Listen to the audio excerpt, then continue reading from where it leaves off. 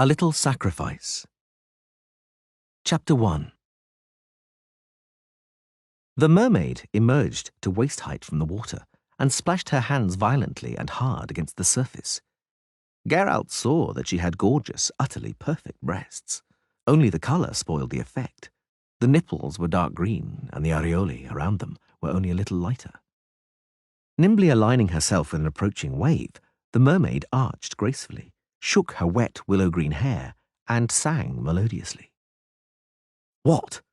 The Duke leaned over the side of the cog. "What is she saying?" "She's declining," Geralt said. "She says she doesn't want to." "Have you explained that I love her? That I can't imagine life without her? That I want to wed her? Only her, no other." "Yes, I have." "And?" "And nothing. Say it again."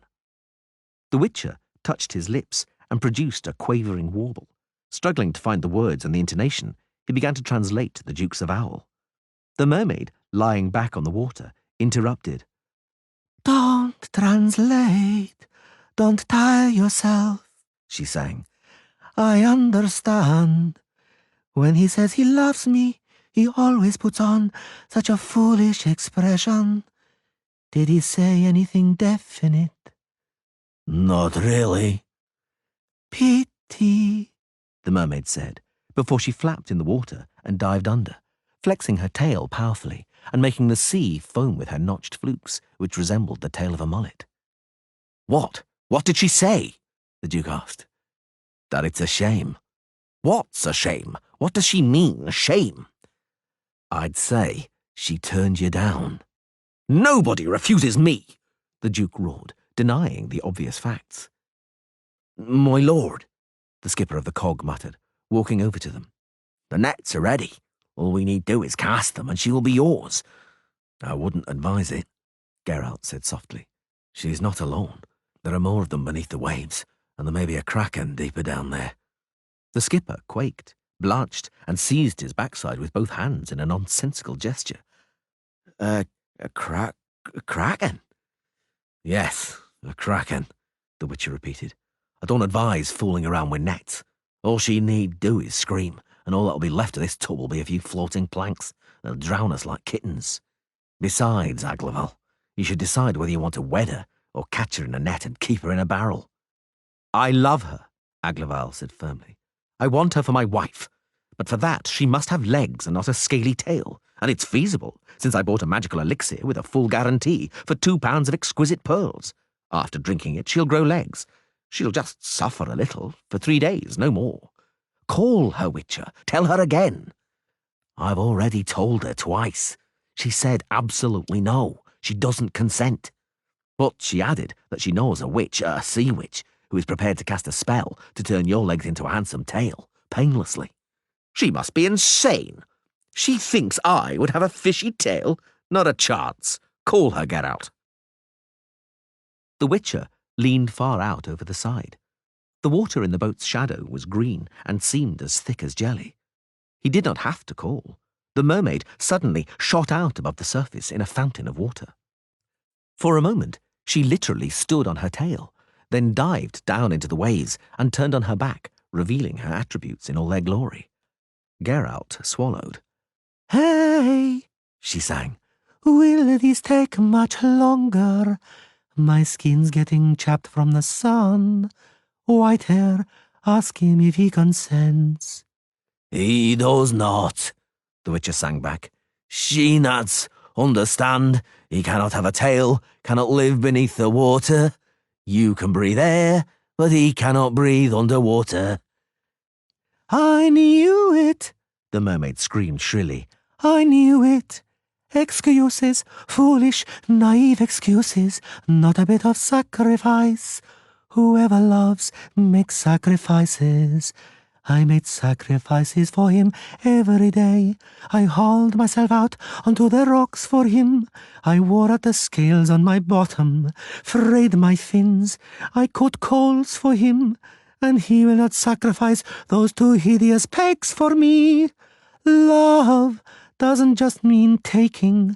One also has to be able to give up things to make sacrifices. Tell him that. She and that, Geralt called. Don't you understand? He cannot survive in the water. I don't accept stupid excuses. I like him too, and want to have his fry. But how can I, if he doesn't want to be a spawner? Where should I deposit my eggs, huh? In his cap? What is she saying? The Duke yelled. Geralt, I didn't bring you here to chat with her. She's digging her heels in. She's angry. Cast those nets, Aglaval roared. I'll keep her in a pool for a month, and then she'll... Shove it, the skipper yelled back, demonstrating what he was to shove with his middle finger. There might be a kraken beneath us. Ever seen a kraken, my lord? Hop into the water, if that is your will, and catch her with your hands. I'm not getting involved. I make my living by fishing from this cog. You make your living by my good will, you scoundrel. Cast your net, or I'll order you strung up. Kiss a dog's arse. I'm in charge on this cog. Be quiet, both of you, Geralt shouted irately. She's saying something. It's a difficult dialect. I need to concentrate. I've had enough, Shinats yelled melodiously. I'm hungry. Well, Whitehair, he must decide at once. Tell him just one thing. I will not be made a laughingstock of any longer, or associate with him if he is going to look like a four-armed starfish. Tell him I have girlfriends who are much better at those frolics he was suggesting on the rocks, but I consider them immature games fit for children before they shed their scales. I'm a normal, healthy mermaid. Sheanats, don't interrupt. I haven't finished yet. I'm healthy, normal, and ripe for spawning, and if he really desires me, he must have a tail, fins, and everything a normal merman has. Otherwise, I don't want to know him. Geralt translated quickly, trying not to be vulgar. He was not very successful. The Duke flushed and swore foully. The brazen hussy, he yelled. The frigid mackerel. Let her find herself a cod. What did he say? Shinats asked curiously, swimming over. That he doesn't want a tail. Then tell him to dry up. What did she say? She told you, the Witcher translated, to go drown yourself. Chapter 2. Ah, well, Dandelion said. Pity I couldn't sail with you, but what can I do? Sailing makes me puke like nobody's business. But you know what? I've never spoken to a mermaid. It's a shame, damn it. I know you, Geralt said, fastening his saddlebags. You'll write a ballad anyway. Well, never fear. I already have the first stanzas. In my ballad, the mermaid will sacrifice herself for the Duke. She'll exchange her fishtail for slender legs, but will pay for it by losing her voice. The Duke will betray her, abandon her, and then she'll perish from grief and turn into foam when the first rays of sunshine... Who'd believe such rot? It doesn't matter, Dandelion snorted. Ballads aren't written to be believed. They're written to move their audience. But why am I talking to you about this when you know bugger all about it? You'd better tell me how much Aglaval paid you. He didn't pay me anything. He claimed I'd failed to carry out the task, that he'd expected something else, and he pays for results, not good intentions. Dandelion shook his head, took off his bonnet, and looked at the Witcher with a forlorn grimace on his mouth. You mean we still don't have any money? So it would seem. Dandelion made an even more forlorn face. It's all my fault, he moaned. I'm to blame for it all, Geralt. Are you angry at me? No, the Witcher wasn't angry at Dandelion. Not at all. There was no doubt Dandelion was to blame for what had befallen them. He had insisted they went to the fair at Four Maples. Organising festivities, the poet argued, satisfied people's profound and natural needs. From time to time, the bard maintained, a chap has to meet other people in a place where he can have a laugh and a sing-song, gorge himself on kebabs and pierogies, drink beer, listen to music, and squeeze a girl as he swung her around in the dance. If every chap wanted to satisfy those needs, Dandelion argued, individually, Periodically and randomly, an indescribable mess would arise. For that reason, holidays and festivities were invented, and since holidays and festivities exist, a chap ought to frequent them. Geralt did not challenge this, although taking part in festivities occupied a very low position on the list of his own profound and natural needs.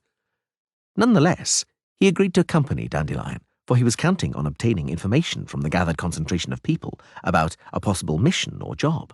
He'd had no work for a long time, and his cash reserves had shrunk alarmingly. The Witcher did not bear Dandelion a grudge for provoking the rangers of the forest. He was not innocent either, for he could have intervened and held the bard back. He did not, however, for he could not stand the infamous guardians of the forest, known as the Rangers, a volunteer force whose mission was to eradicate non-humans. It had annoyed him to hear their boasts about elves, spriggans, and eerie wives bristling with arrows, butchered or hanged. Dandelion, though, who after travelling for some time with the Witcher had become convinced of his impunity from retaliation, had surpassed himself. Initially, the Rangers had not reacted to his mockery, taunts, or filthy suggestions, which aroused the thunderous laughter of the watching villagers. When, however, Dandelion sang a hastily composed obscene and abusive couplet, ending with the words, "If you want to be a nothing, be a ranger," an argument and then a fierce mass punch-up broke out.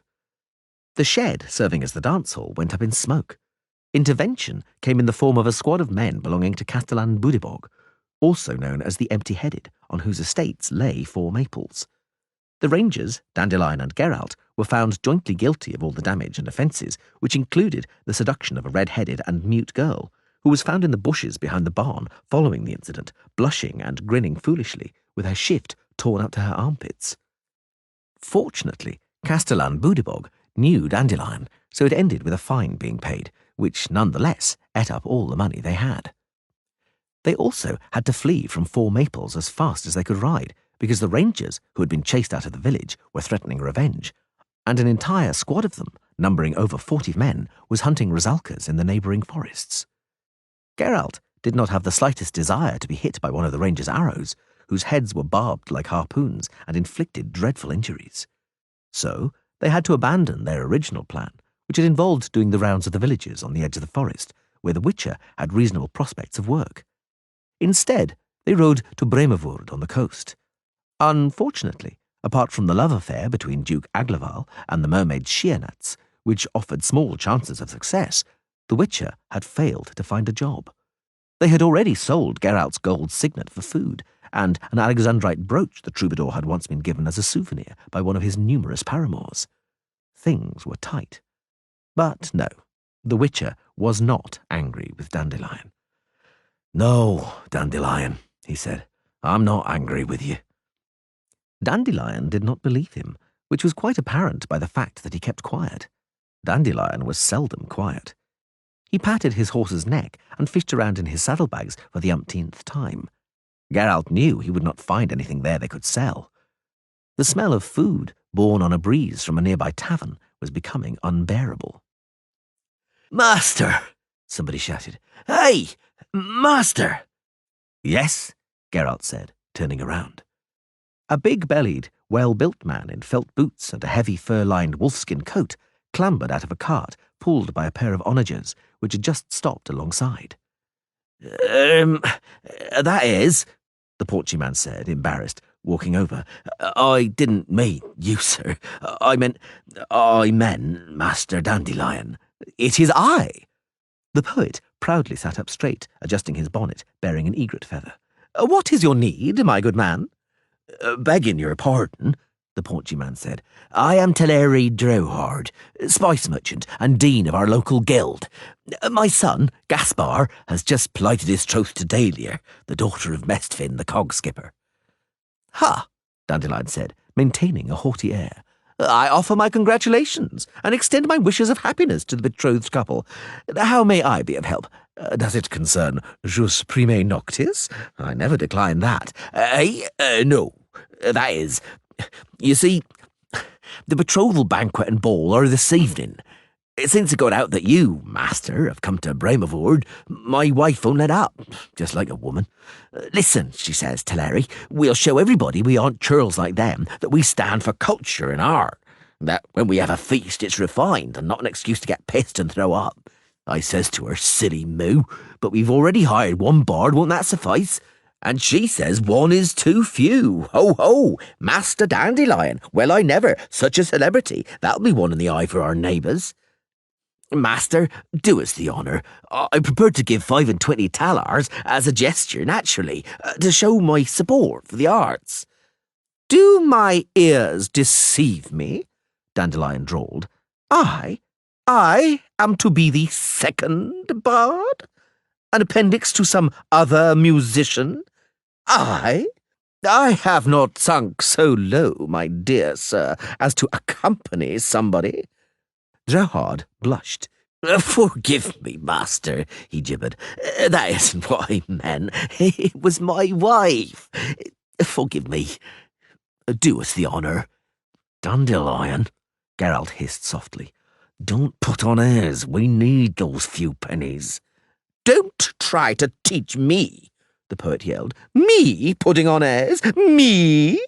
Look at him. What should I say about you, who rejects a lucrative proposition every other day? You won't kill hirkas because they're an endangered species, or mecopterans because they're harmless, or night spirits because they're sweet, or dragons because your code forbids it. I, just imagine it, also have my self-respect. I also have a code. Dandelion, please, do it for me.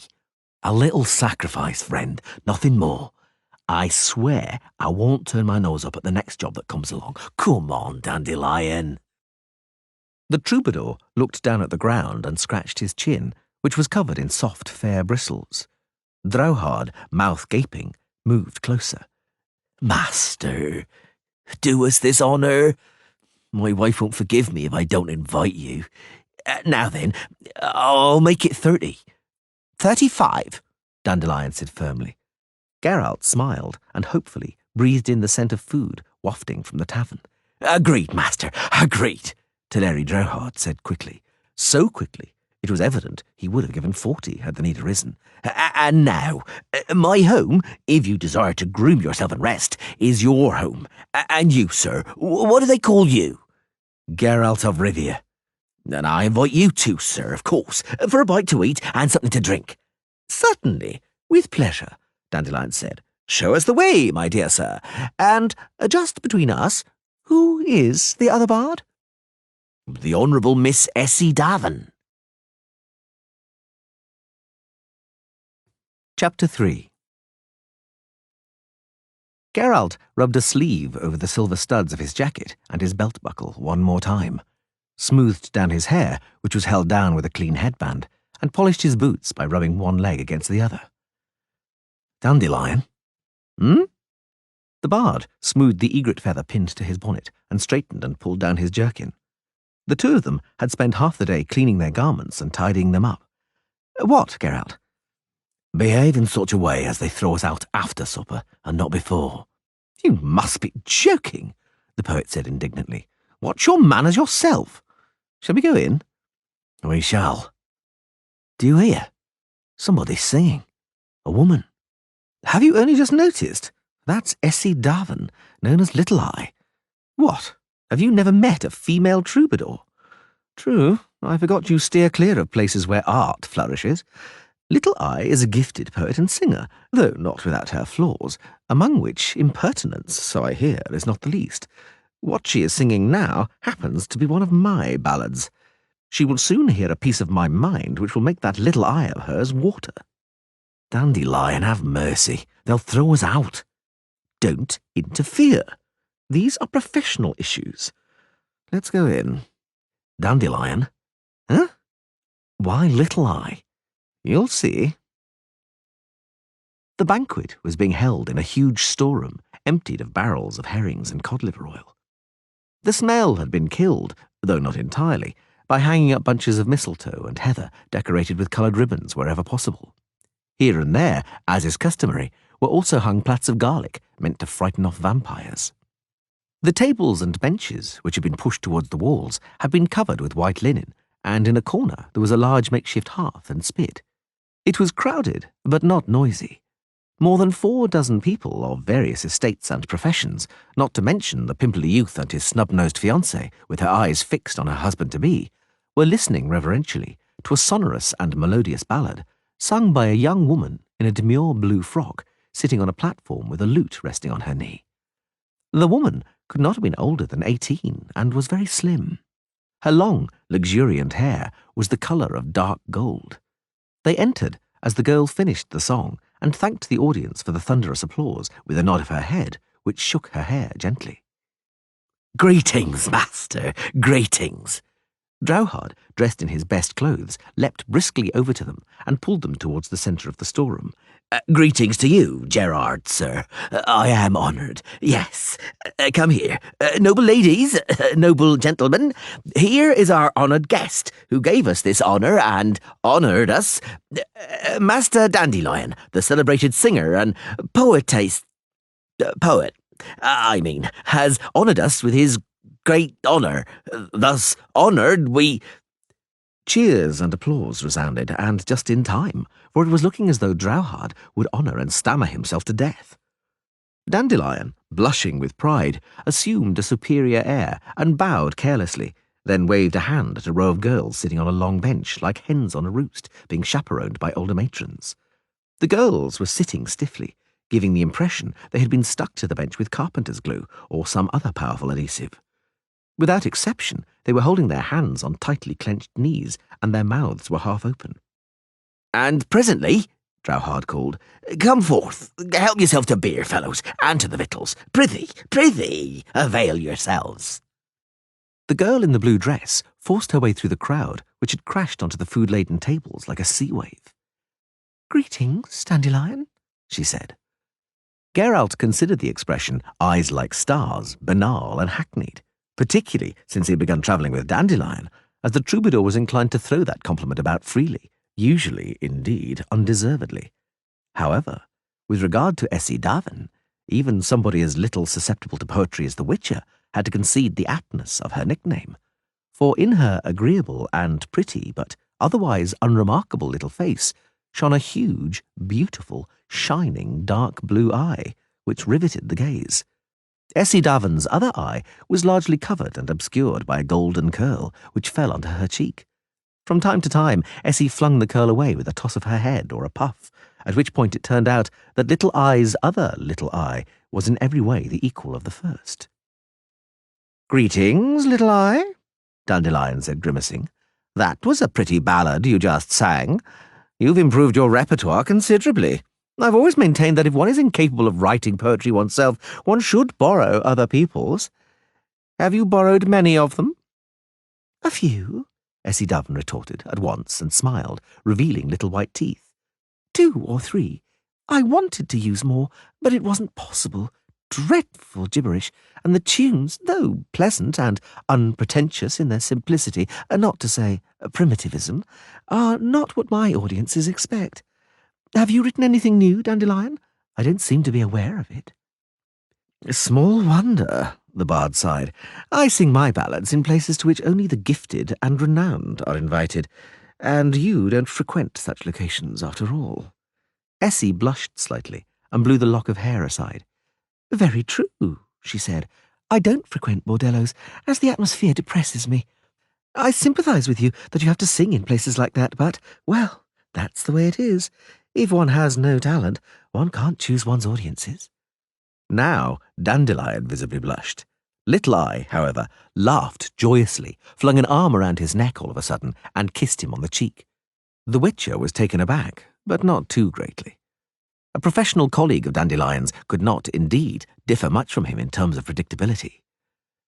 "Dandelion, you old bugger," Essie said, still hugging the bard's neck. "I'm glad to see you again, in good health and in full possession of your mental faculties." "Pshaw, Poppet." Dandelion seized the girl around the waist, picked her up, and spun her around so that her dress billowed around her.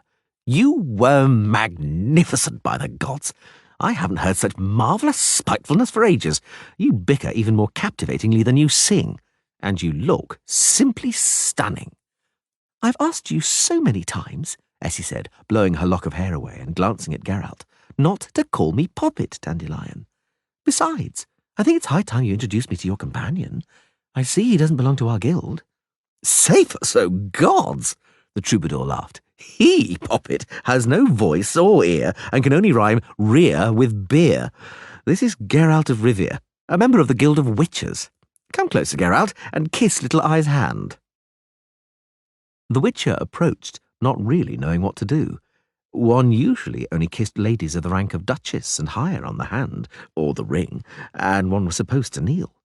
Regarding women of lower standing, that gesture, here in the South, was considered erotically unambiguous, and as such tended to be reserved only for close couples. Little Eye dispelled his doubts, however, by willingly holding her hand out high with the fingers facing downwards. He grasped it clumsily and feigned a kiss. Essie, her beautiful eye still popping out of her head, blushed. "Geralt of Rivia," she said. "What company you keep, Dandelion?" "It is an honour for me," the Witcher muttered, aware he was rivaling Drowhard in eloquence. "Madam." "Damn it!" Dandelion snorted. "Don't abash Little Eye with all that stammering and titling. She's Essie, he's Geralt. End of introductions. Let's get to the point, Poppet." "If you call me Poppet once more, you'll get a slap." "What point do we have to get to?" "We have to agree on how we're going to sing. I suggest one after the other, a few ballads each, for the effect. Of course, singing our own ballads." "Suits me." "How much is Drowhard paying you?" "None of your business. Who goes first?" "You." "Agreed." "Hey, look who's joined us. The most noble Duke of Aglaval. He's just coming in, look." "Well, well," Dandelion said gleefully. "The audience is going up market. Although, on the other hand, we oughtn't to count on him. He's a skinflint. Geralt can confirm it. The local duke bloody hates paying. He hires, admittedly, but he's not so good at paying." "I've heard a few things about him." Essie, looking at Geralt, tossed the lock of hair back from her cheek. "They were talking about it in the harbour and by the jetty. The famous Shienats, right?" Aglaval responded to the deep bows of the 2 rows by the door with a brief nod, and then almost immediately went over to Drowhard and drew him away into a corner, giving a sign that he was not expecting deference or ceremony in the centre of the storehouse. Geralt watched them out of the corner of his eye. They spoke softly, but it was apparent that they were both agitated. Drowhard kept wiping his forehead with a sleeve, shaking his head and scratching his neck. He was asking questions which the Duke, surly and dour, was responding to by shrugging. "His Grace," Essie said quietly, moving closer to Geralt, "looks preoccupied. Affairs of the heart again? The misunderstanding from earlier today with his famous mermaid? Hey, Witcher?" "Perhaps," Geralt answered, looking askance at the poet, astonished and strangely annoyed by her question. "Well, everybody has some personal problems. However, not everybody likes them to be sung about from the rooftops." Little Eye blanched slightly, blew away her lock of hair, and looked at him defiantly. "By saying that, did you mean to offend or only tease me?" "Neither one nor the other. I merely wanted to forestall further questions about the problems between Aglaval and the mermaid, questions I do not feel entitled to answer." "I understand." Essie Darwin's gorgeous eye narrowed slightly. "I won't burden you with a similar dilemma. I shall not ask you any of the questions I meant to ask, and which, if I'm to be frank, I treated only as a prelude and invitation to a pleasant conversation." "Very well. That conversation will not come to pass, then, and you need fear not that the content will be sung from some rooftop. It has been my pleasure." She turned on her heel and walked off towards the tables, where she was immediately greeted with respect. Dandelion shifted his weight from foot to foot and coughed tellingly. "I wouldn't say that was exquisitely courteous of you, Geralt." "It came out wrongly," the Witcher agreed. "I hurt her, quite unintentionally. Perhaps I should follow her and apologise." "Drop it," the bard said, and added aphoristically, "There is never a second opportunity to make a first impression. Come on, let's have a beer instead." They did not make it to the beer. Drowhard pushed his way through a garrulous group of merchants. "Gerard, sir," he said, "please step this way. His Grace would like to talk to you." "Very well." "Geralt," Dandelion seized him by the sleeve, "don't forget." "Forget what?"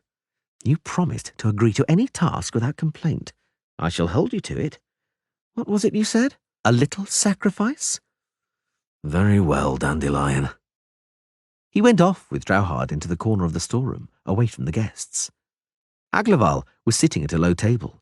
He was accompanied by a colourfully dressed, weather-beaten man with a short, black beard, whom Geralt had not noticed earlier. We meet again, Witcher, the Duke said, although this morning I swore I didn't want to see you again. But I do not have another Witcher to hand, so you will have to do. Meet Zelest, my bailiff and pearl-diving steward. Speak, Zelest. This morning, said the weather-beaten individual in a low voice, we planned to go diving outside the usual grounds. One boat went further westwards, beyond the headland, towards the Dragon's Fangs. The Dragon's Fangs, Aglaval cut in, are two volcanic reefs at the end of the headland. They can be seen from our coast. Aye, Zelest confirmed. People don't usually sail there, for there are whirlpools and rocks. It's dangerous to dive there. But there's fewer and fewer pearls by the coast. Aye, one boat went there. A crew of 7 souls, 2 sailors and 5 divers, including one woman. When they hadn't returned by the eventide, we began to fret, although the sea was calm, as if oil had been poured on it. I sent a few swift skiffs there, and we soon found the boat drifting on the sea. There was no one in it, not a living soul, vanished into thin air. We know not what happened, but there must have been fighting there, a veritable massacre. There were signs. What signs? The Witcher squinted. Well, the whole deck was spattered in blood. Drauhard hissed and looked around anxiously. Zelest lowered his voice. It was as I said, he repeated, clenching his jaw. The boat was spattered in gore, length and breadth. No question but a veritable massacre took place on board. Something killed those people. They say it was a sea monster. No doubt a sea monster. Not pirates? Asked Geralt softly. Or pearl-diving competition? Do you rule out a normal knife fight? We do, said the Duke. There are no pirates here, no competition, and knife fights don't result in everybody, to the last man, disappearing. No, Geralt. Zelest is right. It was a sea monster and nothing else. Listen, now no one dares to go to sea, not even to the nearby and familiar fishing grounds.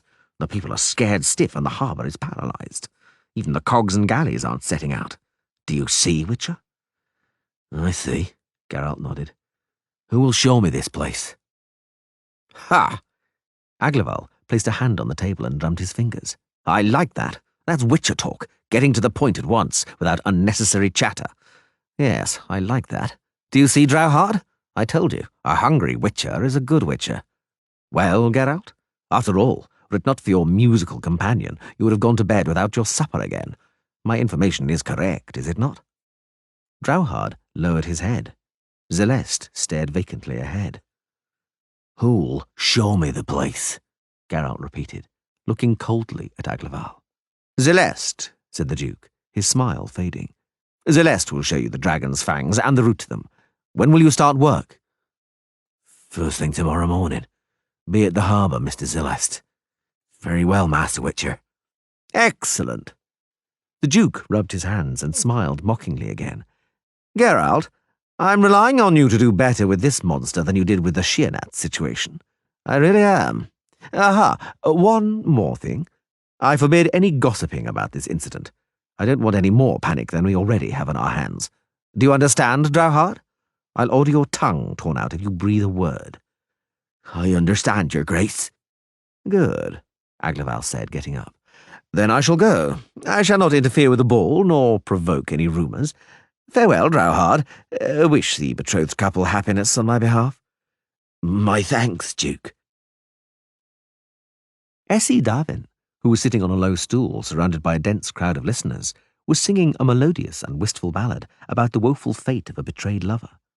Dandelion, leaning against a post, was muttering something under his breath and counting bars and syllables on his fingers. Well, he asked, do you have a job, Geralt? Yes, the Witcher answered, not going into details, which in any case did not concern the bard. I told you I smelt a rat. And money. Good, very good. I'll make some money. You will too. We'll be able to afford to revel. We'll go to Sidaris in time for the Grape Harvest Festival. And now, if you'll excuse me, I've spotted something interesting on the bench over there." Geralt followed the poet's gaze, but aside from about a dozen girls with half-open mouths, he saw nothing interesting. Dandelion pulled down his jerkin, set his bonnet over his right ear, and approached the bench in long, swinging strides. Having passed the matrons guarding the maidens with a deft flanking manoeuvre, he began his customary ritual of flashing a broad smile. Essie Darwin finished her ballad and was rewarded with applause, a small purse, and a large bouquet of pretty, though somewhat withered, chrysanthemums. The Witcher circulated among the guests, looking for an opportunity to finally occupy a seat at the table, which was laden with victuals. He gazed longingly at the rapidly vanishing pickled herrings, stuffed cabbage leaves, boiled cod heads and mutton chops, at the rings of sausage and capons being torn into pieces, and the smoked salmon and hams being chopped up with knives. The problem was that there were no vacant seats at the table. The maidens and matrons, somewhat livened up, surrounded Dandelion, calling squeakily for a performance. Dandelion smiled falsely and made excuses, ineffectually feigning modesty. Geralt, overcoming his embarrassment, virtually forced his way to the table. An elderly gentleman, smelling strongly of vinegar, moved aside, surprisingly courteously and willingly, almost knocking off several guests sitting alongside him. Geralt got down to eating without delay and, in a flash, had cleared the only dish he could reach. The gentleman, smelling of vinegar, passed him another. In gratitude, the Witcher listened attentively to the elderly gentleman's long tirade concerning the present times and the youth of today. The elderly gentleman stubbornly described sexual freedom as laxity, so Geralt had some difficulty keeping a straight face. Essie stood by the wall beneath bunches of mistletoe, alone, tuning her lute. The Witcher saw a young man in a brocaded waisted caftan approaching and saying something to the poet, smiling wanly the while. Essie looked at the young man, her pretty mouth sneering slightly, and said several quick words. The young man cowered and walked hurriedly away, and his ears, as red as beetroots, glowed in the semi-darkness for a long time afterwards. "Abomination, shame, and disgrace," the elderly gentleman, smelling of vinegar, continued. "One enormous laxity, sir." "Indeed." Geralt nodded tentatively, wiping his plate with a hunk of bread. "May I request silence, noble ladies, noble lords," Drowhard called, walking into the middle of the room. "The celebrated Master Dandelion, in spite of being a little bodily indisposed and weary, shall now sing for us his celebrated ballad about Queen Marianne and the Black Raven. He shall do it at the urgent plea of Miss Veverka, the miller's daughter, whom, he said, he may not refuse." Miss Veverka, one of the less comely girls on the bench, became beautified in the blink of an eye. Uproar and applause erupted, drowning out further laxity from the elderly gentleman smelling of vinegar. Dandelion waited for total silence, played a striking prelude on his lute, after which he began to sing without taking his eyes off Miss Veverka, who was growing more beautiful with each verse. Indeed, Geralt thought, that Whoreson is more effective than all the magical oils and creams Yennefer sells in her little shop in Vengerberg. He saw Essie steal behind the crowded semicircle of Dandelion's audience and cautiously vanish through the door to the terrace. Driven by a strange impulse, he slipped nimbly out from behind the table and followed her. She stood, leaning forward, resting her elbows on the railing of the jetty, head drawn into her delicate, upraised shoulders. She was gazing at the rippling sea, glistening from the light of the moon and the fires burning in the harbour. A board creaked beneath Geralt's foot. Essie straightened up. "I'm sorry. I didn't mean to disturb you," he said stiffly, searching for that sudden grimace on her lips to which she had treated the young man in brocade a moment earlier. "You aren't disturbing me," she replied, smiling and tossing back her lock of hair. "I'm not seeking solitude here, but fresh air.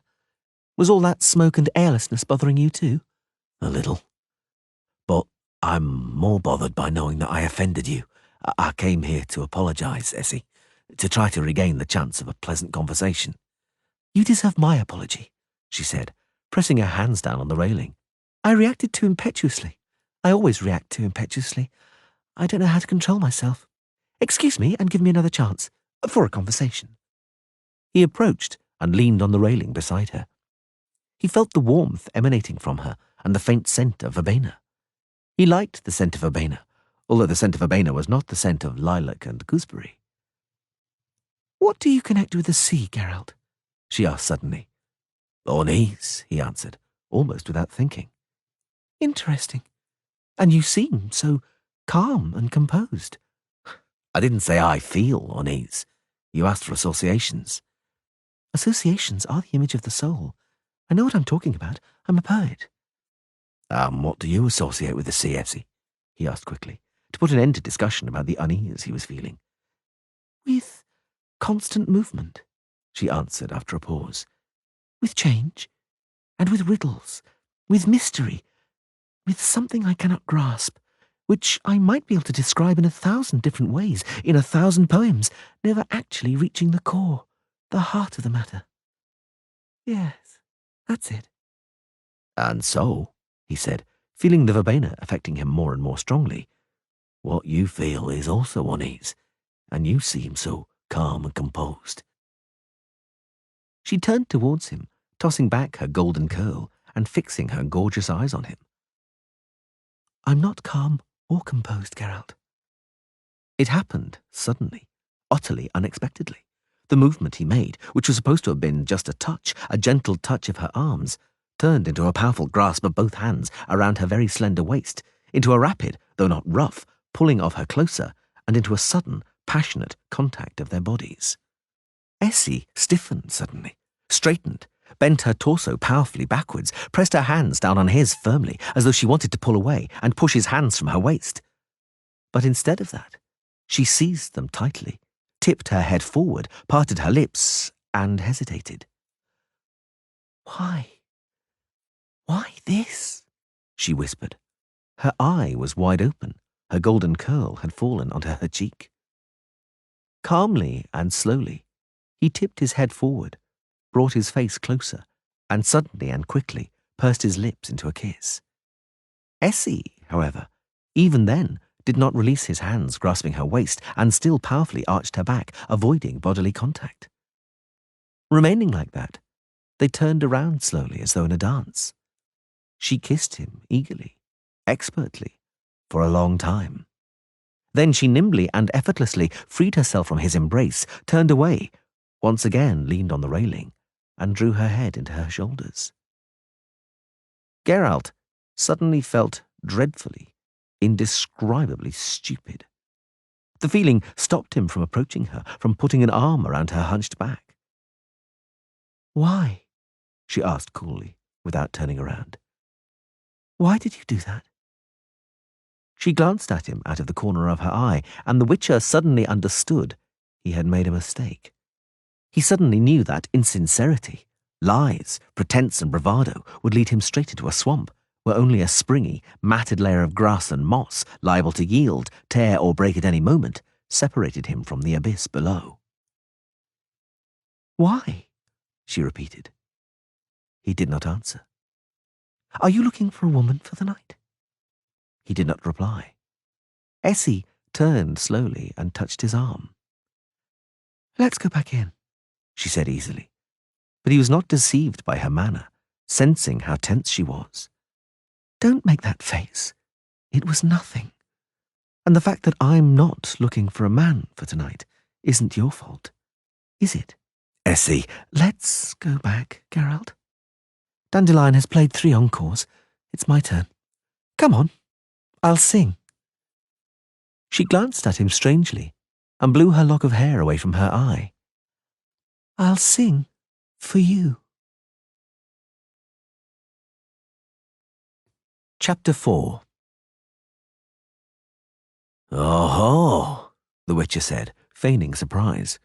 "So you're here. I thought you wouldn't be back tonight." Dandelion locked the door with the hasp, hung up his lute and his bonnet with the egret's feather on a peg, took off his jerkin, brushed it down, and laid it on some sacks lying in the corner of the small room. Apart from the sacks, a wooden pail, and a huge palliasse stuffed with dried beanstalks, there was no furniture in the attic room. Even the candle stood on the floor in a hardened pool of wax. Drauhard admired Dandelion, but clearly not enough to give him the run of a chamber or even a box room. "And why," asked Dandelion, removing his boots, "did you think I wouldn't be back tonight?" "I thought." The Witcher lifted himself up on an elbow, crunching bean straw. "You'd go and sing serenades beneath the window of Miss Ververke, at whom your tongue has been hanging out the whole evening, like a pointer at the sight of a bitch." "Ha ha!" the bard laughed. "But you're so oafishly stupid. You didn't understand anything. Ververke? I don't care about Ververke. I simply wanted to stab Miss Acaretta with jealousy, as I shall make a pass at her tomorrow. Move over." Dandelion collapsed on the palliasse and pulled the blanket off Geralt. Geralt, feeling a strange anger, turned his head towards the tiny window, through which, had it not been for some industrious spiders, he would have seen the starry sky. "Why so huffy?" the poet asked. "Does it bother you that I make advances to girls? Since when? Perhaps you've become a druid and taken a vow of chastity. Or perhaps—" "Don't go on. I'm tired. Have you not noticed that for the first time in 2 weeks we have a palliasse and a roof over our heads? Doesn't it gladden you that the rain won't be dripping on us in the wee small hours?" "For me," Dandelion fantasized, "a palliasse without a girl isn't a palliasse. It's incomplete happiness. And what is incomplete happiness?" Geralt groaned softly, as usual when Dandelion was assailed by nocturnal talkativeness. "Incomplete happiness," the bard continued, engrossed in his own voice, "is like a kiss interrupted. Why are you grinding your teeth, if I may ask?" "You're incredibly boring, Dandelion. Nothing but palliasses, girls, bums, tits, incomplete happiness, and kisses interrupted by dog set on you by your lover's parents. Why, you clearly can't behave any differently. Clearly only easy lewdness, not to say uncritical promiscuity, allows you musicians to compose ballads, write poems, and sing. That is clearly, write it down, the dark side of your talent." He had said too much and had not cooled his voice sufficiently, and Dandelion saw through him effortlessly and unerringly. "Aha," he said calmly. "Essie Darwin, also known as Little Eye. The alluring little eye of Little Eye fixed its gaze on the Witcher and caused confusion in the Witcher.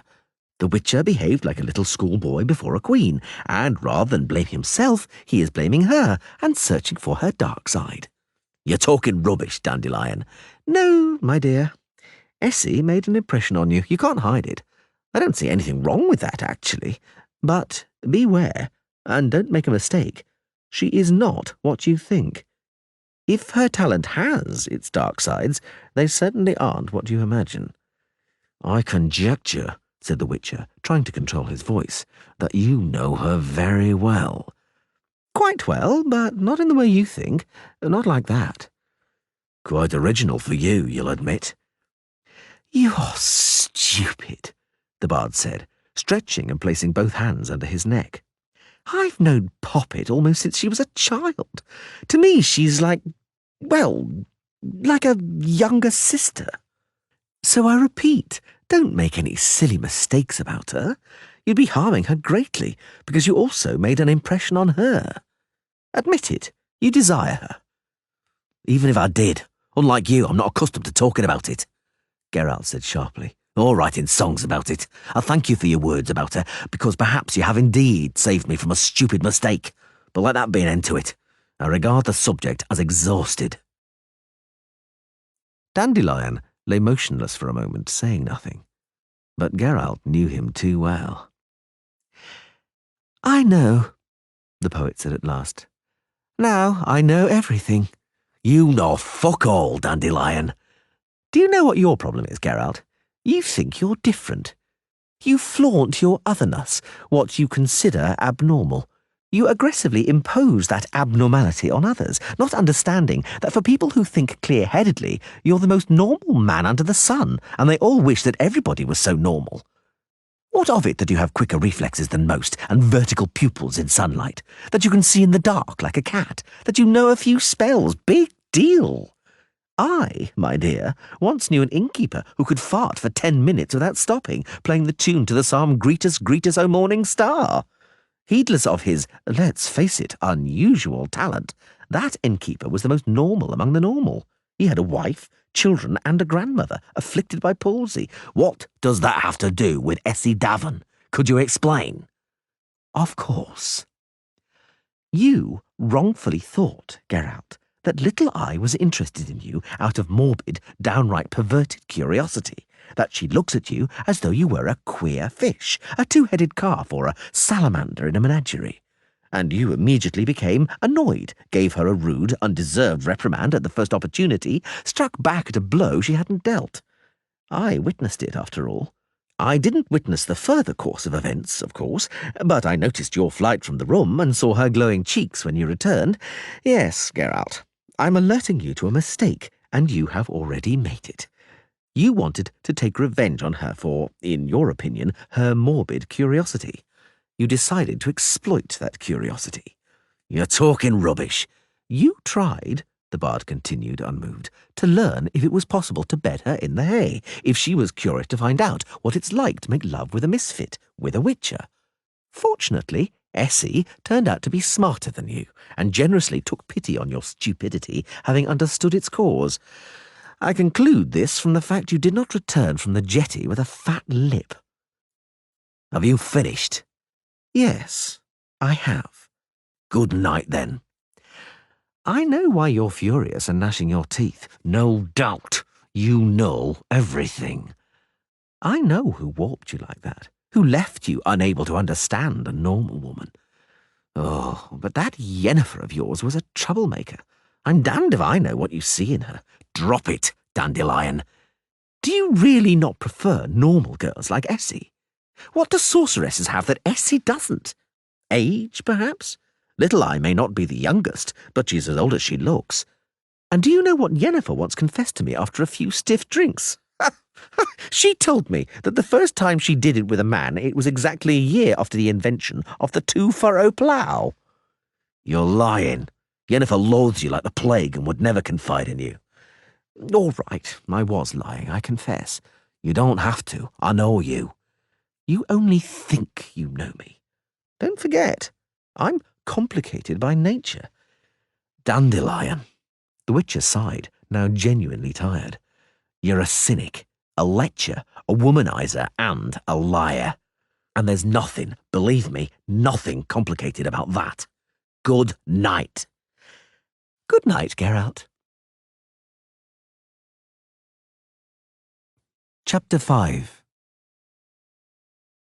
You rise early, Essie.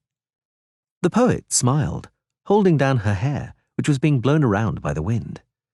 She stepped gingerly onto the jetty, avoiding the holes and rotten planks. I couldn't miss the chance of watching the Witcher at work. Will you think me nosy again, Geralt? Why? I don't deny it. I really am nosy. How goes it? How goes what? Oh, Geralt, she said, you underestimate my curiosity and my talent for gathering and interpreting information. I know everything about the case of the pearl divers. I know the details of your agreement with Aglaval. I know you're looking for a sailor willing to sail there, towards the Dragon's Fangs. Did you find one? He looked at her searchingly for a moment, and then suddenly decided. No, he replied. I didn't. Not one. Are they afraid?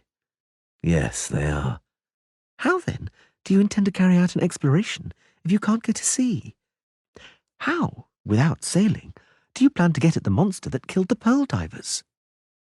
He took her by the hand and led her from the jetty. They walked slowly along the edge of the sea, across the pebbly beach, beside the launches pulled up on the shore, among the rows of nets hung up on stilts among the curtains of split, drying fish being blown by the wind.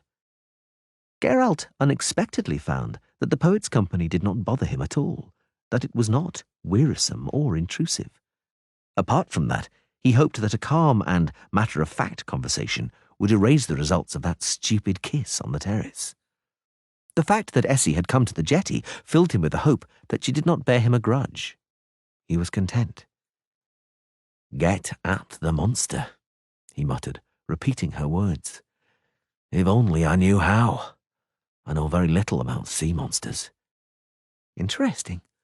From what I know, there are many more monsters in the sea than there are on land, both in terms of number and variety of species. It would seem, thus, that the sea ought to be a great opportunity for witches to show what they can do. Well, it isn't. Why?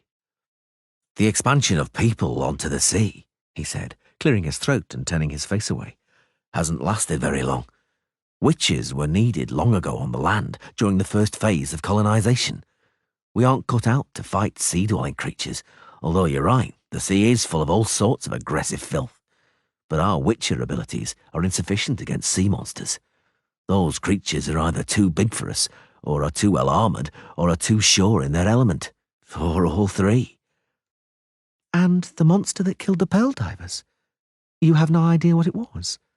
A kraken, perhaps. No, a kraken would have wrecked the boat, but it was intact, and as they said, totally full of blood. Little Eye swallowed and visibly paled. Don't think I'm being a know-all. I grew up by the sea and I've seen a few things. In that case, what could it have been? A giant squid? It might have dragged those people from the deck. There wouldn't have been any blood. It wasn't a squid, Geralt, or a killer whale, or a draco turtle, because whatever it was didn't destroy or capsize the boat. Whatever it was went on board and carried out the slaughter there. Perhaps you're making a mistake looking for it in the sea. The Witcher pondered. I'm beginning to admire you, Essie, he said. The poet blushed. You're right. It may have attacked from the air. It may have been an ornithodragon, a griffin, a wyvern, a flying drake or a forktail, possibly even a rock. Excuse me, Essie said. Look who's coming. Aglaval was approaching along the shore alone, his clothes sopping wet. He was visibly angry and flushed with rage on seeing them. Essie curtsied slightly. Geralt bent his head, pressing his fist to his chest. Aglaval spat. I sat on the rocks for 3 hours almost from daybreak, he snarled. She didn't even make an appearance. 3 hours, like an ass on rocks swept by the waves. Sorry, the Witcher muttered. You're sorry, the Duke exploded. Sorry? It's your fault. You fouled everything up. You spoiled everything. What did I spoil? I was only working as an interpreter. To hell with work like that. Aglaval interrupted angrily, showing off his profile. His profile was indeed kingly, worthy of being struck on coinage. Verily, it would have been better not to hire you.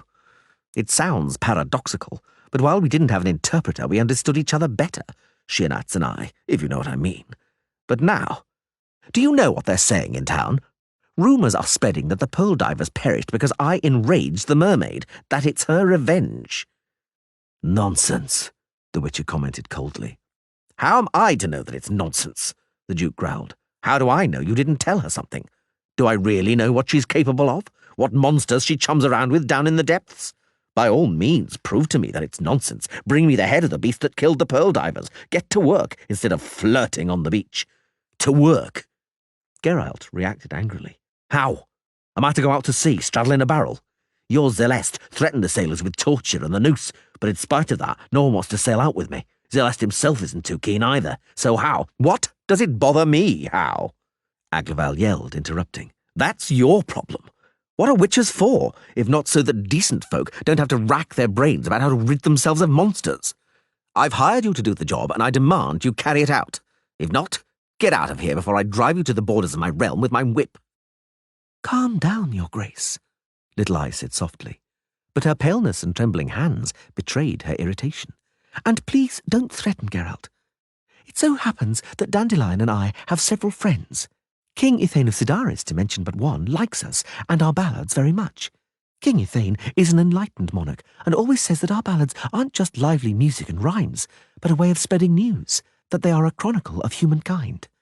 Do you wish, Your Grace, to be written into the chronicle of humankind? I can have it arranged. Aglaval looked at her for a while with a cold, contemptuous gaze. The pearl divers who died had wives and children, he finally said, much more quietly and calmly. When hunger afflicts the remaining ones, they will put to sea again. Pearl, sponge and oyster divers, lobster fishers, fishermen, all of them. And now they are afraid, but hunger will overcome their fear. They will go to sea. But will they return? What do you say to that, Geralt, Miss Darvin? I'd be interested to hear the ballad which will sing of that.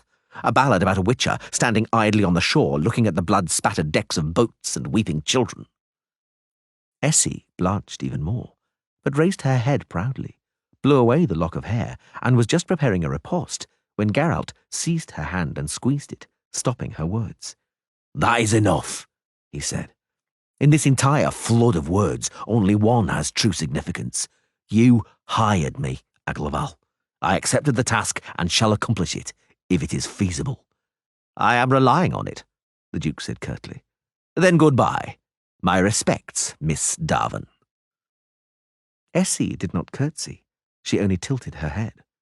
Aglaval hauled up his wet trousers and headed off towards the harbour, walking unsteadily over the pebbles. Only then did Geralt notice he was still holding the poet's hand, but she was not trying to free herself at all. He released her hand.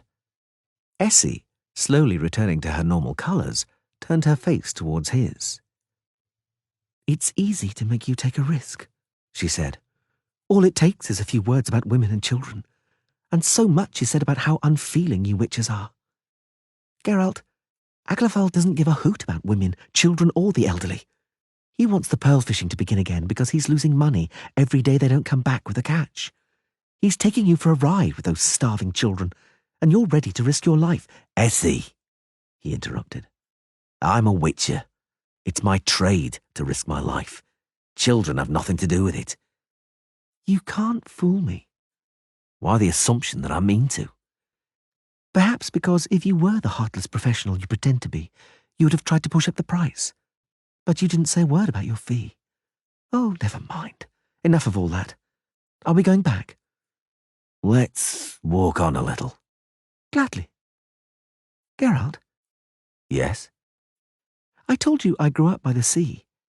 I know how to steer a boat and—" "Put that out of your head." "Why?" "Put that out of your head," he repeated sharply. "You might," she said, "have phrased that more politely." "I might have, but you would have taken it as the devil only knows what. And I am an unfeeling witcher and heartless professional. I risk my life, not other people's." Essie fell silent. He saw her purse her lips and toss her head.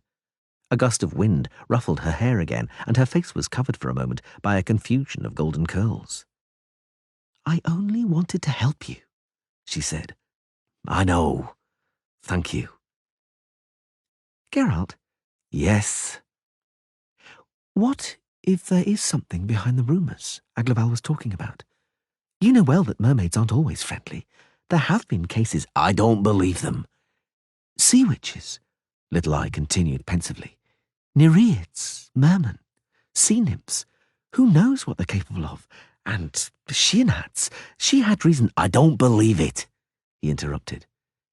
"You don't believe, or you don't want to believe?" He did not reply. "And you want to appear the cold professional?" she asked with a strange smile. "Someone who thinks with his sword hilt? If you want, I'll tell you what you really are." "I know what I really am." "You're sensitive," she said softly. "Deep in your angst-filled soul, your stony face and cold voice don't deceive me. You are sensitive, and your sensitivity makes you fear that whatever you are going to face with sword in hand may have its own arguments, may have the moral advantage over you." "No, Essie," he said slowly. "Don't try to make me the subject of a moving ballad, a ballad about a witcher with inner conflicts. Perhaps I'd like it to be the case, but it isn't. My moral dilemmas are resolved for me by my code and education, by my training." "Don't talk like that," she said in annoyance. "I don't understand why you try to—" "Essie," he interrupted her again. "I don't want you to pick up false notions about me. I'm not a knight-errant." "You aren't a cold and unthinking killer either." "No," he agreed calmly. "I'm not, although there are some who think differently. For it isn't my sensitivity and personal qualities that place me higher, but the vain and arrogant pride of a professional convinced of his value. A specialist in whom it was instilled that the code of his profession and cold routine is more legitimate than emotion, that they protect him against making a mistake which could be made should he become entangled in the dilemmas of good and evil, of order and chaos. No, Essie. It's not I that am sensitive, but you. After all, your profession demands that, doesn't it? It's you who became alarmed by the thought that an apparently pleasant mermaid attacked the pearl divers in an act of desperate revenge after being insulted. You immediately look for an excuse for the mermaid, extenuating circumstances. You balk at the thought that a witcher, hired by the Duke, will murder an exquisite mermaid just because she dared to yield to emotion. But the witcher, Essie, is free of such dilemmas, and of emotion. Even if it turns out that it was the mermaid, the witcher won't kill the mermaid, because the code forbids him. The code solves the dilemma for the witcher. Little Eye looked at him, abruptly lifting up her head. All dilemmas? She asked quickly. She knows about Yennefer, he thought. She knows. Dandelion, you bloody gossip. They looked at one another. What is concealed in your deep blue eyes, Essie? Curiosity? Fascination with otherness? What are the dark sides of your talent, Little Eye? I apologise, she said. The question was foolish and naive. It hinted that I believed what you were saying. Let's go back. That wind chills to the marrow. Look how rough the sea is. It is. Do you know what's fascinating, Essie? What? I was certain the rock where Aglaval met his mermaid was nearer the shore and bigger. And now it's not visible. It's the tide, Essie said shortly. The water will soon reach all the way to the cliff. All that way? Yes. The water rises and falls here considerably, well over 10 cubits, because here in the strait and the mouth of the river there are so-called tidal echoes, as the sailors call them. Geralt looked towards the headland, at the dragon's fangs biting into a roaring, foaming breaker. Essie, he asked, and when the tide starts going out? What? How far back does the sea go? But what? Ah, I get it. Yes, you're right. It goes back to the line of the shelf. The line of the what? Well, it's like a shelf. Flat shallows, forming the seabed, which ends with a lip at the edge of the deep waters. And the dragon's fangs? Are right on that lip. And they're reachable by wading. How long would I have? I don't know. Little Eye frowned. You'd have to ask the locals, but I don't think it would be a good idea. Look, there are rocks between the land and the fangs. The entire shore is scored with bays and fjords. When the tide starts going out, gorges and basins full of water are formed there. I don't know if... From the direction of the sea and the barely visible rocks came a splash and a loud melodic cry. White hair, the mermaid called, gracefully leaping over the crest of a wave, threshing the water with short, elegant strokes of her tail. She a nuts, he called back, waving a hand. The mermaid swam over to the rocks, stood erect in the foaming green water, and used both hands to fling back her hair, at the same time revealing her torso with all its charms.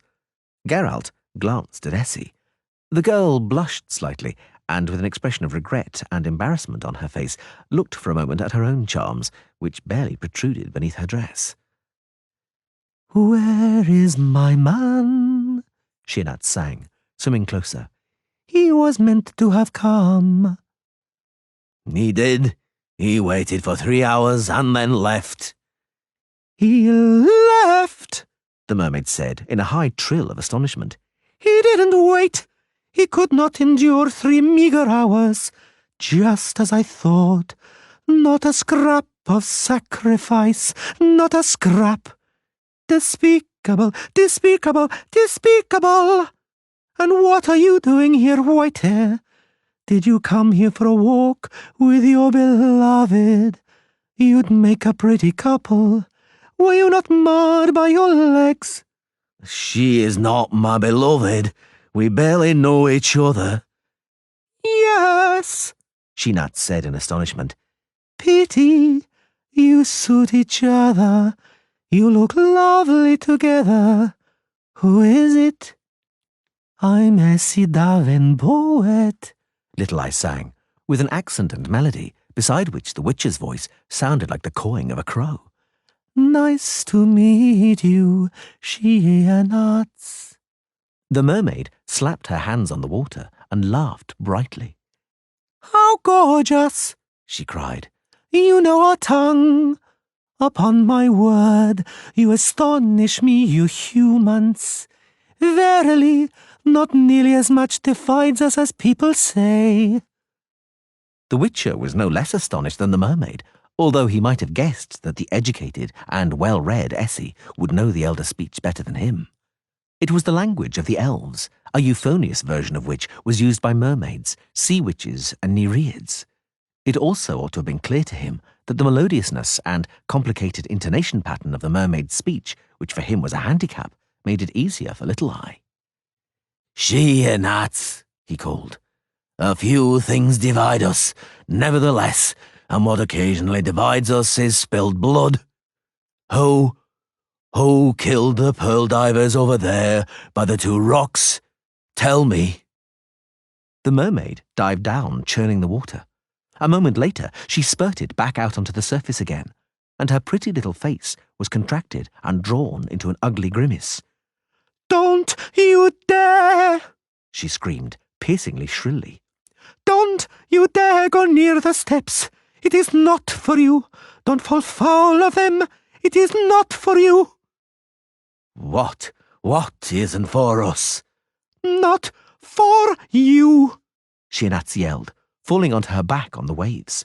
Splashes of water shot high up. For just a moment longer, they saw her forked, finned tail flapping over the waves. Then she vanished under the water.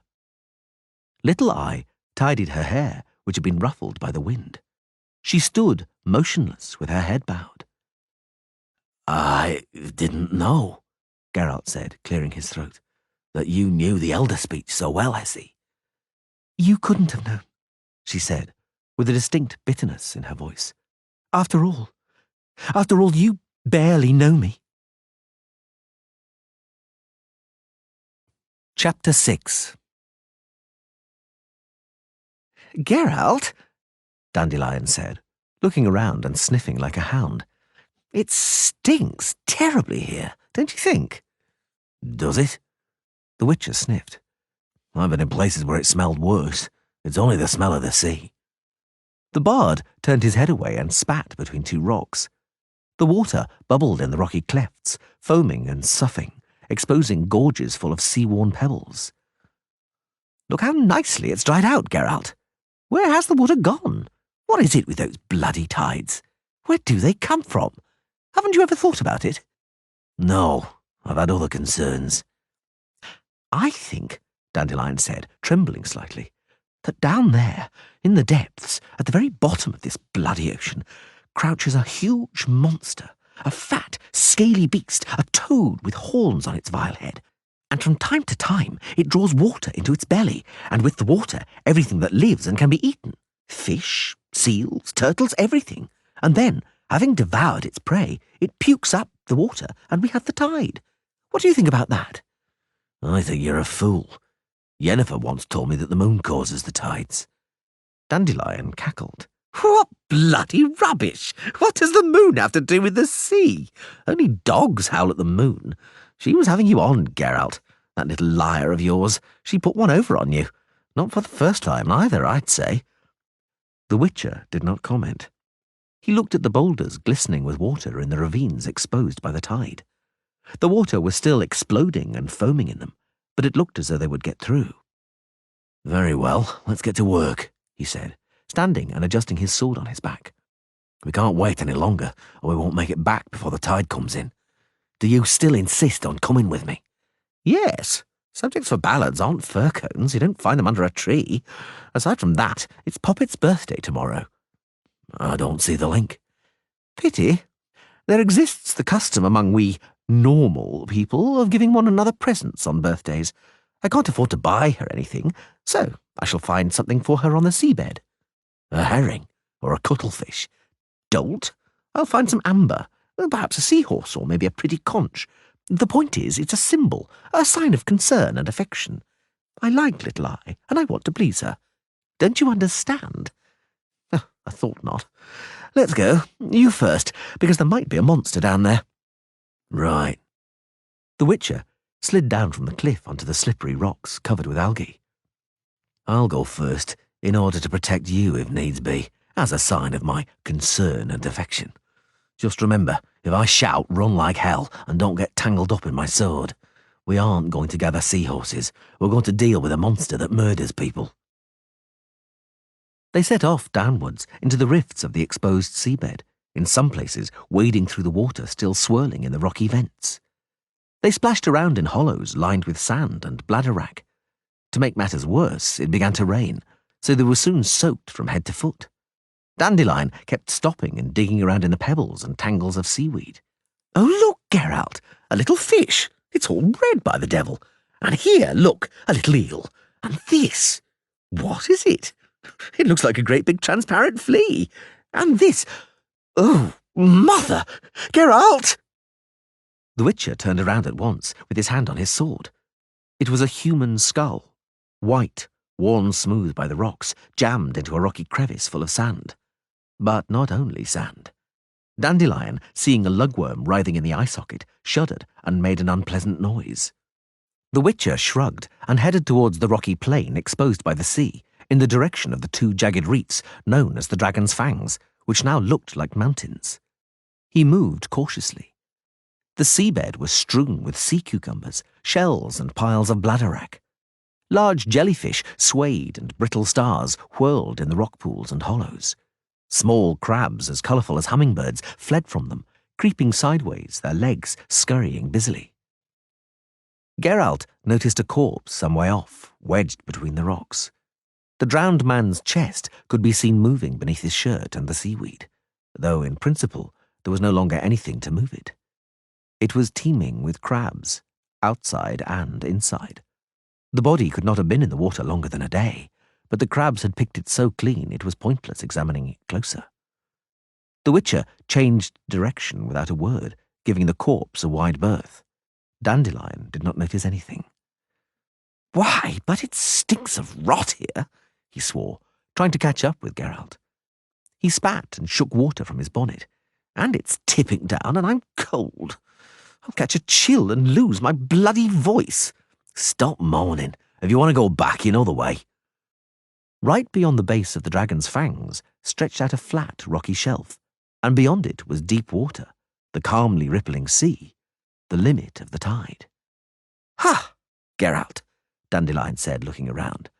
"I think that monster of yours had enough sense to withdraw to the high sea with the tide, and I guess you thought it'd be lazing about here somewhere, waiting for you to hack it to pieces? Be quiet."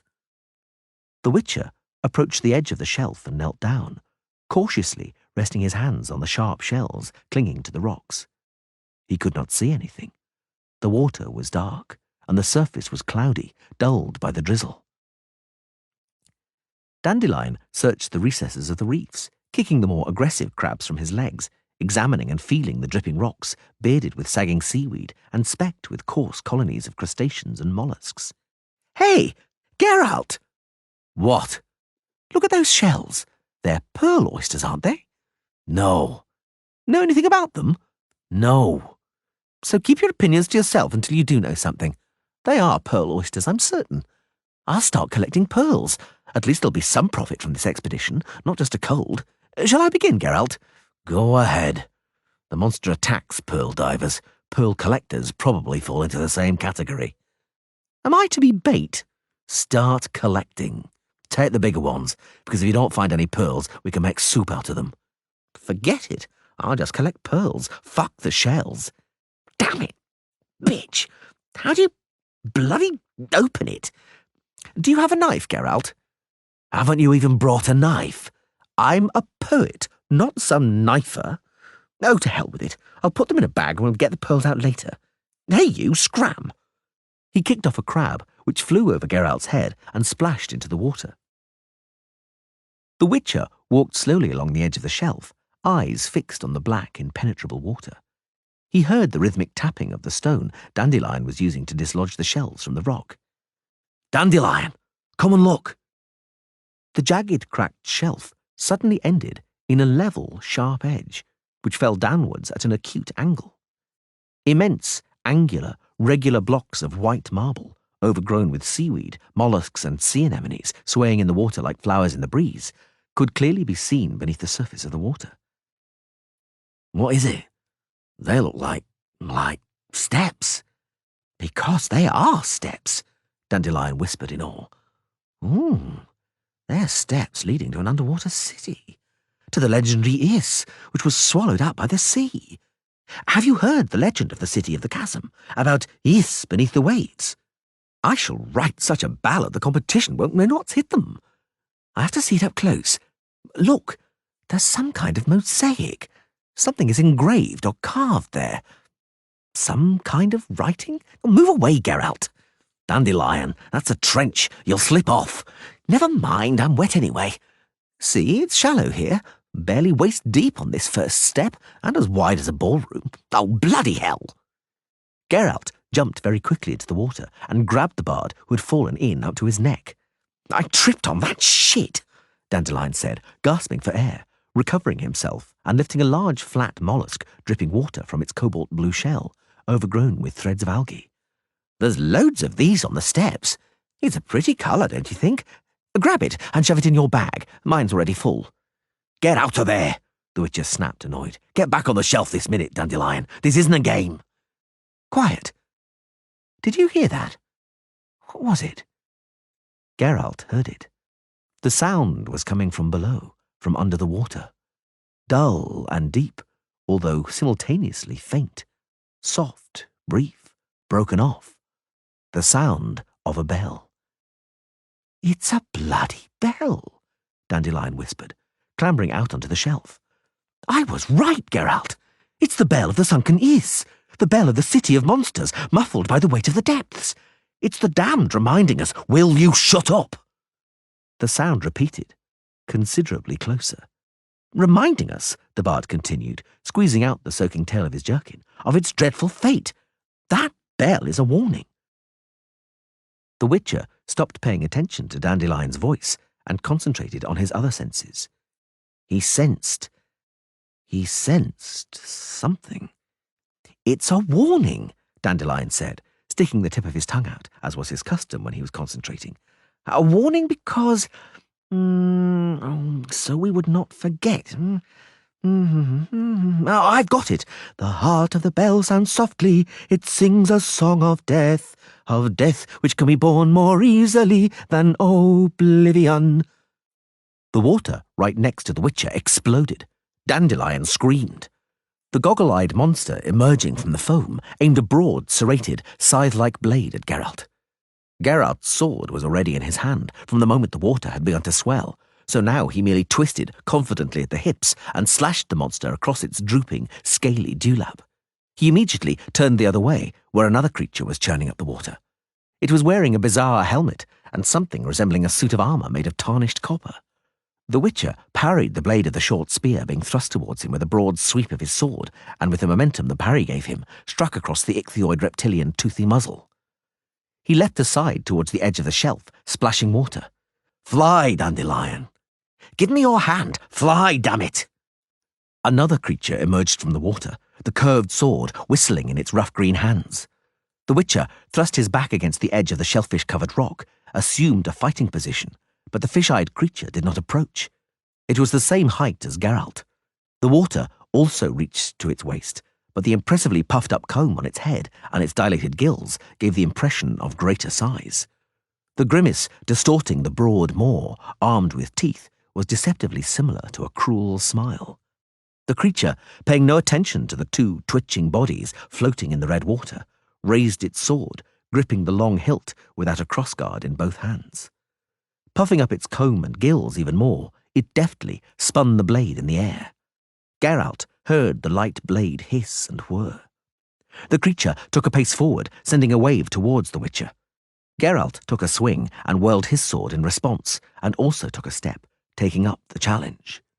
The fish-eyed creature deftly twisted its long-clawed fingers on the hilt and slowly lowered its arms, which were protected by tortoiseshell and copper, and plunged them up to its elbows, concealing the weapon beneath the water.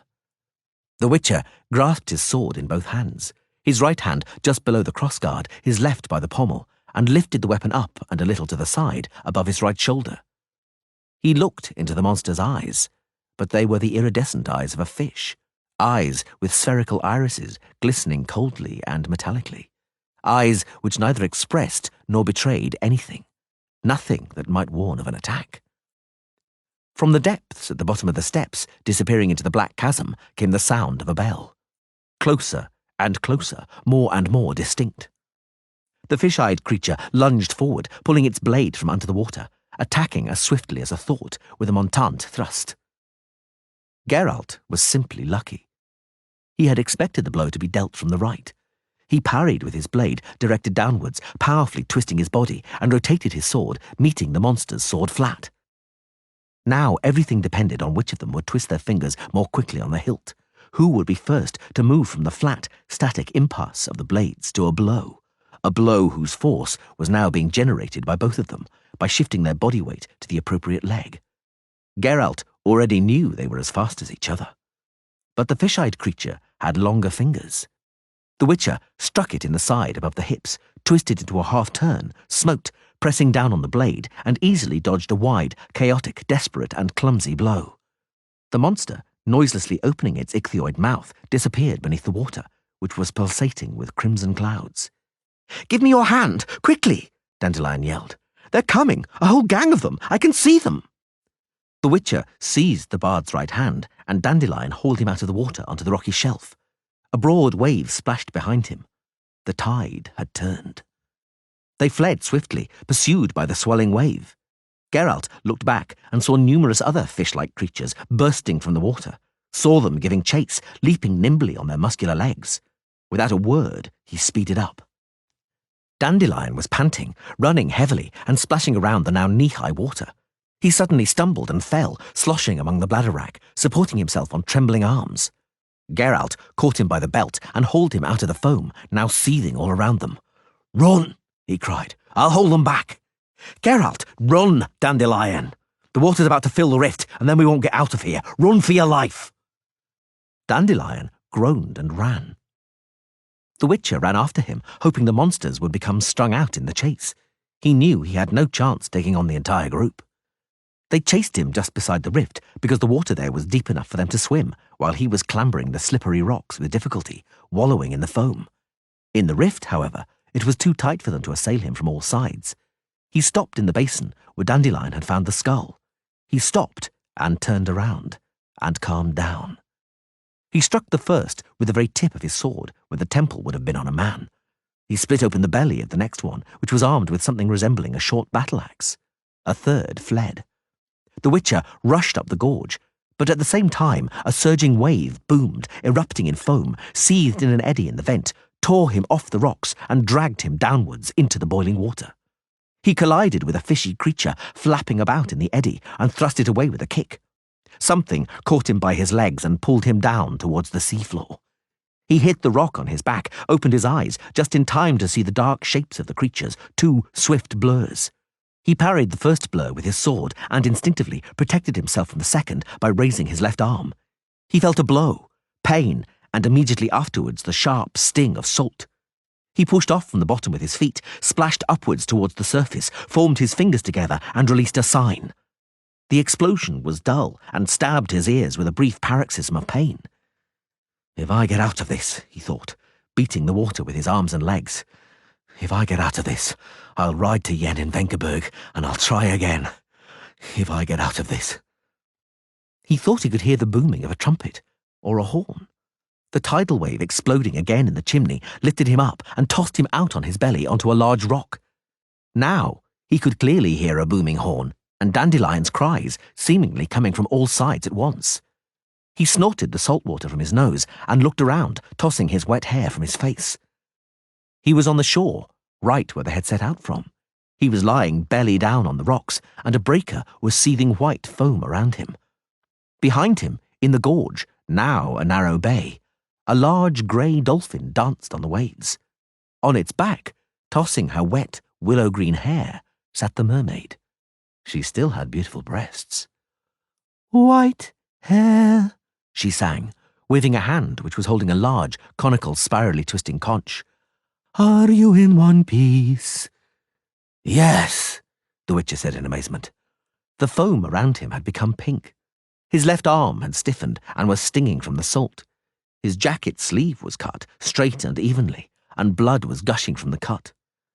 I got out of it, he thought. I pulled it off again. But no, I'm not going anywhere. He saw Dandelion, who was running towards him, stumbling over the wet pebbles.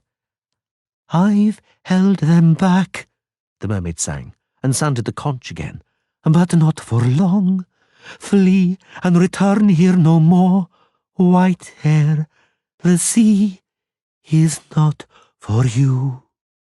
I know, he shouted back. I know. Thank you, Sheanats. Chapter 7.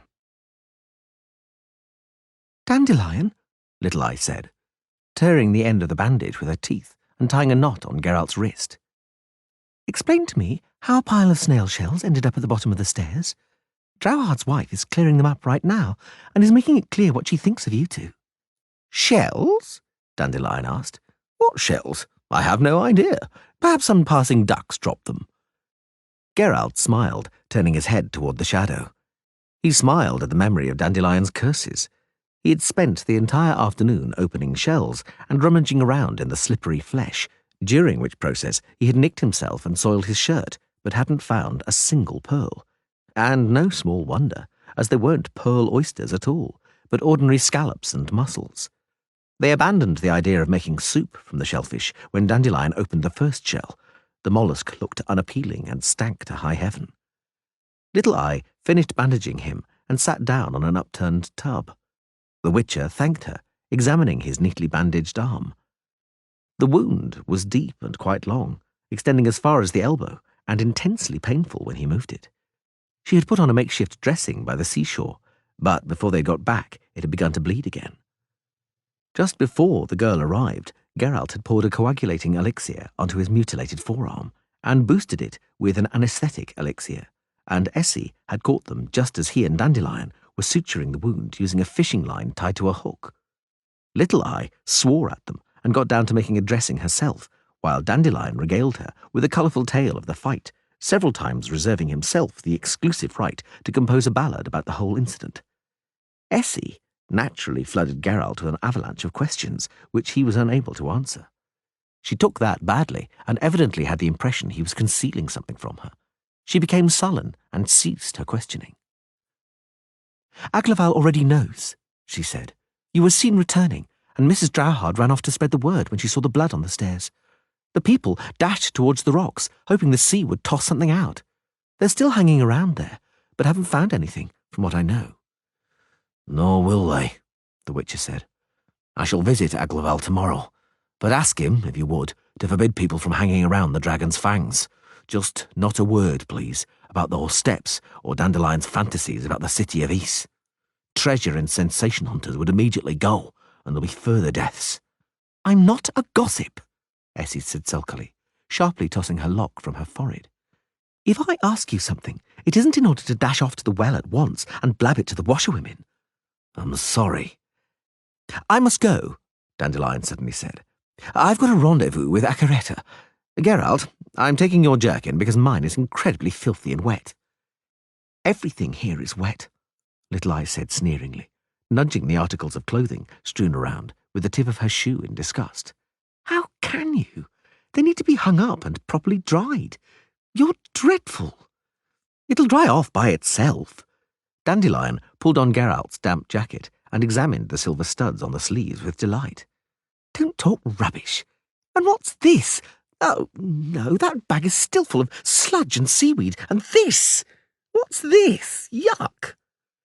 Geralt and Dandelion silently observed the cobalt blue shell Essie was holding between two fingers. They had forgotten. The mollusk was slightly open and clearly reeked. It's a present, the troubadour said, moving back towards the door. It's your birthday tomorrow, isn't it, Poppet? Well, that's a present for you. This? Pretty, isn't it? Dandelion sniffed it and added quickly, It's from Geralt. He chose it for you. Oh, is that the time? Farewell. Little Eye was quiet for a moment after he had gone. The Witcher looked at the stinking shellfish and felt ashamed. of Dandelion and of himself. Did you remember my birthday? Essie asked slowly, holding the shell at arm's length. Really? Give it to me, he said sharply. He got up from the palliasse, protecting his bandaged arm. I apologize for that, idiot. No, she protested, removing a small knife from a sheath at her belt. It really is a pretty shell. I'll keep it as a memento. It only needs cleaning. After I've got rid of the contents, I'll throw them out of the window. The cats can eat them. Something clattered on the floor and rolled away. Geralt widened his pupils and saw what it was long before Essie. It was a pearl, an exquisitely iridescent and shimmering pearl of faintly blue colour, as big as a swollen pea. By the gods! Little Eye had also caught sight of it. Geralt! A pearl! A pearl! He laughed. And so you did get a present, Essie. I'm glad. Geralt, I can't accept it. That pearl is worth— It's yours, he interrupted. Dandelion, though he plays the fool, really did remember your birthday. He really wanted to please you. He talked about it, talked aloud about it. Well, fate heard him and did what had to be done. And you, Geralt? Me? Did you also want to please me? That pearl is so beautiful. It must be hugely valuable. Don't you regret it? I'm pleased you like it. And if I regret anything, it's that there was only one and that— Yes? That I haven't known you as long as Dandelion. Long enough to be able to know and remember your birthday. To be able to give you presents and please you. To be able to call you Poppet. She moved closer and suddenly threw her arms around his neck. He nimbly and swiftly anticipated her movement, dodged her lips, and kissed her coldly on the cheek, embracing her with his uninjured arm, clumsily, with reserve, gently. He felt the girl stiffen and slowly move back, but only to the length of her arms, which were still resting on his shoulders. He knew what she was waiting for, but did not do it. He did not draw her towards him. Essie let him go and turned towards the open, dirty little window. Of course, she said suddenly. You barely know me. I forgot that you barely know me. Essie, he said after a moment's silence. I barely know you either, she blurted, interrupting him. What of it? I love you. I can't help it. Not at all. Essie. Yes, I love you, Geralt. I don't care what you think. I've loved you from the moment I saw you at the engagement party. She broke off, lowering her head. She stood before him, and Geralt regretted it was her and not the fish-eyed creature with a sword who had been hidden beneath the water. He had stood a chance against that creature, but against her he had none. You aren't saying anything, she said. Nothing. Not a word. I'm tired, he thought. I'm bloody weak. I need to sit down. I'm feeling dizzy. I've lost some blood and haven't eaten anything. I have to sit down. Damned little attic, he thought. I hope it gets struck by lightning and burns down during the next storm. And there's no bloody furniture, not even two stupid chairs and a table which divides you, across which you can so easily and safely talk. You can even hold hands. But I have to sit down on the palliasse, have to ask her to sit down beside me. And the palliasse, stuffed with beanstalks, is dangerous. You can't escape from it. Take evasive action. Sit beside me, Essie.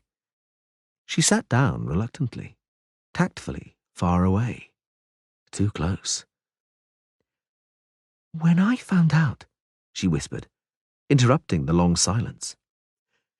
When I heard that Dandelion had dragged you onto the beach, bleeding, I ran out of the house like a mad thing, rushed blindly, paying no attention to anything. And then, do you know what I thought? That it was magic, that you had cast a spell on me, that you had secretly, treacherously bewitched me, spellbound me with your wolfish medallion with the evil eye. That's what I thought. But I didn't stop, kept running, because I understood that I desire to fall under your spell. And the reality turned out to be more awful. You didn't cast any spell on me. You didn't use any charms. Why, Geralt? Why didn't you bewitch me? He was silent. If it had been magic, she said, it would all be so simple and easy. I would have succumbed to your power, and I'd be happy, but this... I don't know what's happening to me. Damn it, he thought. If Yennefer feels like I do now when she's with me, I feel sorry for her, and I shall never be astonished again. I will never hate her again. Never again. Because perhaps Yennefer feels what I'm feeling now. Feels a profound certainty that I ought to fulfill what it is impossible to fulfill. Even more impossible to fulfill than the relationship between Aglaval and Sheernats.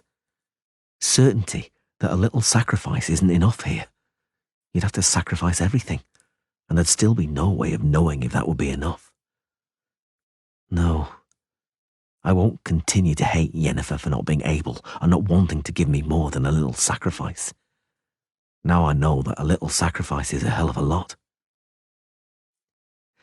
Geralt, Little Eye moaned, drawing her head into her shoulders. I'm so ashamed. I'm ashamed of what I'm feeling. It's like an accursed infirmity, like malaria, like being unable to breathe. He was silent. I always thought it was a beautiful and noble state of mind. Noble and dignified, even if it makes one unhappy. After all, I've composed so many ballads about it. And it is organic, Geralt. Meanly and heartbreakingly organic. Someone who is ill or who has drunk poison might feel like this. Because, like someone who has drunk poison, one is prepared to do anything in exchange for an antidote. Anything. Even be humiliated. Essie, please. Yes, I feel humiliated. Humiliated by having confessed everything to you, disregarding the dignity that demands one suffers in silence. By the fact that my confession caused you embarrassment, I feel humiliated by the fact that you're embarrassed. But I couldn't have behaved any differently. I'm powerless, at your mercy, like someone who's bedridden. I've always been afraid of illness, of being weak, helpless, hopeless and alone. I've always been afraid of sickness, always believing it the worst thing that could befall me. He was silent. I know, she groaned again. I know I ought to be grateful to you for not taking advantage of the situation. But I'm not grateful to you, and I'm ashamed of it. For I hate your silence, your terrified eyes. I hate you for staying silent, for not lying, for not... And I hate her, that sorceress of yours. I'd happily stab her for... I hate her. Make me go, Geralt. Order me to leave here. For of my own free will I cannot, but I want to get out of here, go to the city, to a tavern. I want to have my revenge on you for my shame, for the humiliation. I'll go to the first man I find. Damn it, he thought, hearing her voice dropping like a rag ball rolling down the stairs. She'll burst into tears, he thought. There's no doubt she'll burst into tears. What to do? What to bloody do? Essie's hunched-up shoulders were trembling hard. The girl turned her head away and began to weep, crying softly, dreadfully calmly and unrelentingly. I don't feel anything, he noticed with horror. Nothing. Not the smallest emotion. That fact that I will embrace her is a deliberate, measured response, not a spontaneous one. I'll hug her, for I feel as though I ought to, not because I want to. I feel nothing. When he embraced her, she stopped crying immediately, wiped away her tears, shaking her head forcefully and turning away so that he could not see her face. And then she pressed herself to him firmly, burying her head in his chest. A little sacrifice, he thought. Just a little sacrifice. For this will calm her. A hug, a kiss, calm caresses. She doesn't want anything more. And even if she did, what of it? For a little sacrifice, a very little sacrifice, is beautiful and were she to want more, it would calm her. A quiet, calm, gentle act of love. And why, it doesn't matter, because Essie smells of verbena, not lilac and gooseberry, doesn't have cool, electrifying skin. Essie's hair is not a black tornado of gleaming curls. Essie's eyes are gorgeous, soft, warm, and cornflower blue. They don't blaze with a cold, unemotional, deep violet. Essie will fall asleep afterwards, turn her head away, open her mouth slightly. Essie will not smile in triumph. For Essie is not Yennefer. And that is why I cannot find that little sacrifice inside myself. Please, Essie, don't cry. I won't, she said, moving very slowly away from him. I won't. I understand. It cannot be any other way. They said nothing, sitting beside each other on the palliasse stuffed with beanstalks. Evening was approaching. Geralt, she suddenly said, and her voice trembled. But perhaps it would be like it was with that shell, with that curious gift. Perhaps we could find a pearl. Later, when some time has passed. I can see that pearl, he said with effort, set in silver, in a little silver flower with intricate petals. I see it around your neck on a delicate silver chain worn like I wear my medallion. That will be your talisman, Essie. A talisman which will protect you from all evil. My talisman, she repeated, lowering her head. My pearl, which I shall set in silver, and from which I shall never part. My jewel, which I was given instead of... Can a talisman like that bring me luck? Yes, Essie, be sure of it. Can I stay here a little longer, with you? You may. Twilight was approaching, and dusk falling, and they were sitting on a palliasse stuffed with beanstalks in the garret, where there was no furniture, where there was only a wooden tub and an unlit candle on the floor in a puddle of hardened wax. They sat in utter silence for a very long time, and then Dandelion came. They heard him approaching, strumming his lute and humming to himself. Dandelion entered, saw them, and did not say anything. Not a word.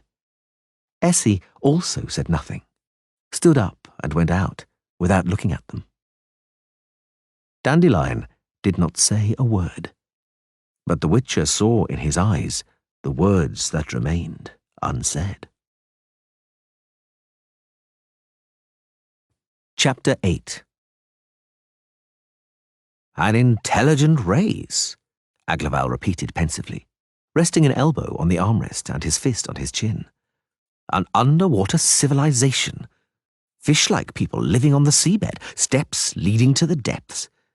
Geralt, you take me for a bloody gullible duke.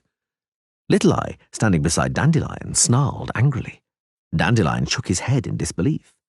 Geralt was not in the least bothered. It makes no difference to me, he said quietly, if you believe me or not. It is, however, my duty to warn you. Any boat that sails towards the Dragon's Fangs, or people who appear there when the tide is out, are in danger. Mortal danger. If you want to find out if it's true, if you want to risk it, that's your business. I'm simply warning you. Ha! The steward Zelest, who was sitting in a window seat behind Aglaval, suddenly said, If they are monsters, the like of elves or other goblins, we don't need to worry. We feared it was something worse, or, God save us, something magical. From what the Witcher says, there are some kind of sea drowners or other sea monsters.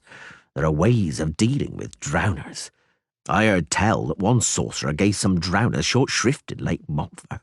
He poured a small barrel of magical filter into the water and did for the fuckers. Didn't leave a trace. That's true, Drowhard said, who up to then had been silent. There wasn't a trace. Nor a trace of bream, pike, crayfish, or mussels. Even the waterweed on the lake floor rotted away and the alders on the bank withered. Capital, Aglaval said derisively. Thank you for that excellent suggestion, Zelest. Do you have any more? Aye, fair enough, the steward said, blushing. The wizard overdid it a mite with his wand, waved it about a jot too much. But we ought to manage without wizards too, your grace. The Witcher says that one can fight those monsters and also kill 'em. That's war, sire, like the old days. Nothing new there, eh? Were lynxes lived in the mountains, and where are they now? Wild elves and eerie wives still roam the forests, but there'll soon be an end to that. We'll secure what is ours, as our granddaddies, and only my grandchildren will see the pearls. The Duke grimaced. It is too long to wait, Zelest. Well, it won't be that bad. Seems to me it's like this. 2 boats of archers to each boat of divers. We'll soon learn those monsters some sense, learn them some fear. Am I right, Witcher, sir? Geralt looked coldly at him, but did not respond. Aglaval turned his head away, showing his noble profile, and bit his lip. Then he looked at the Witcher, narrowing his eyes and frowning. You didn't complete your task, Geralt, he said. You fouled things up again. You had good intentions, I can't deny that. But I don't pay for good intentions, I pay for results, for the effect. And the effect, excuse the expression, is shitty, so you earn shit. Marvellous, your grace, Dandelion jibed. Pity you weren't with us at the Dragon's Fangs. The Witcher and I might have given you the opportunity for an encounter with one of those from the sea, sword in hand. Perhaps then you would understand what this is about and stop bickering about payment. Like a fishwife, Little Eye interjected. I am not accustomed to bickering, bargaining, or discussing, Aglaval said calmly. I said I shall not pay you a penny, Geralt. The agreement ran, remove the danger, remove the threat, enable the fishing of pearls without any risk to people. But you come and tell me about an intelligent race from the seabed. You advise me to stay away from the place which brings me profit. What did you do? You reputedly killed how many? It matters not how many, Geralt said, blanching slightly. At least, not to you, Aglaval. Precisely, particularly since there is no proof. If you had at least brought the right hands of those fish-toads, who knows? Perhaps I would have splashed out on the normal fee my forester takes for a pair of wolf's ears. Well, the Witcher said coldly, I'm left with no choice but to say farewell. You are mistaken, the Duke said. Something does remain. Permanent work for quite decent coin and lodgings. The position and ticket of skipper of my armed guard, which from now on will accompany the divers. It does not have to be forever, but only until your reputed intelligent race gains enough good sense to keep well away from my boats, to avoid them like the plague. What do you say? No, thank you. I decline, the Witcher grimaced. A job like that doesn't suit me. I consider waging war against other races idiocy. Perhaps it's excellent sport for bored and jaded dukes, but not for me. Oh, how proud, Aglaval smiled. How haughty. You reject offers in a way some kings wouldn't be ashamed of. You give up decent money with the air of a wealthy man after a lavish dinner. Geralt, did you have lunch today? No? And tomorrow and the day after? I see little chance, Witcher, very little. It's difficult for you to find work normally, and now, with your arm in a sling. How dare you? Little Eye cried shrilly. How dare you speak like that to him, Aglaval? The arm he now carries in a sling was cut, carrying out your mission. How can you be so base? Stop it, Geralt said. Stop, Essie. There's no point. Not true, she said angrily. There is a point. Someone has to tell it straight to this self-appointed duke who took advantage of the fact that no one was challenging him for the title deed to rule this scrap of rocky coastline, and who now thinks he has the right to insult other people.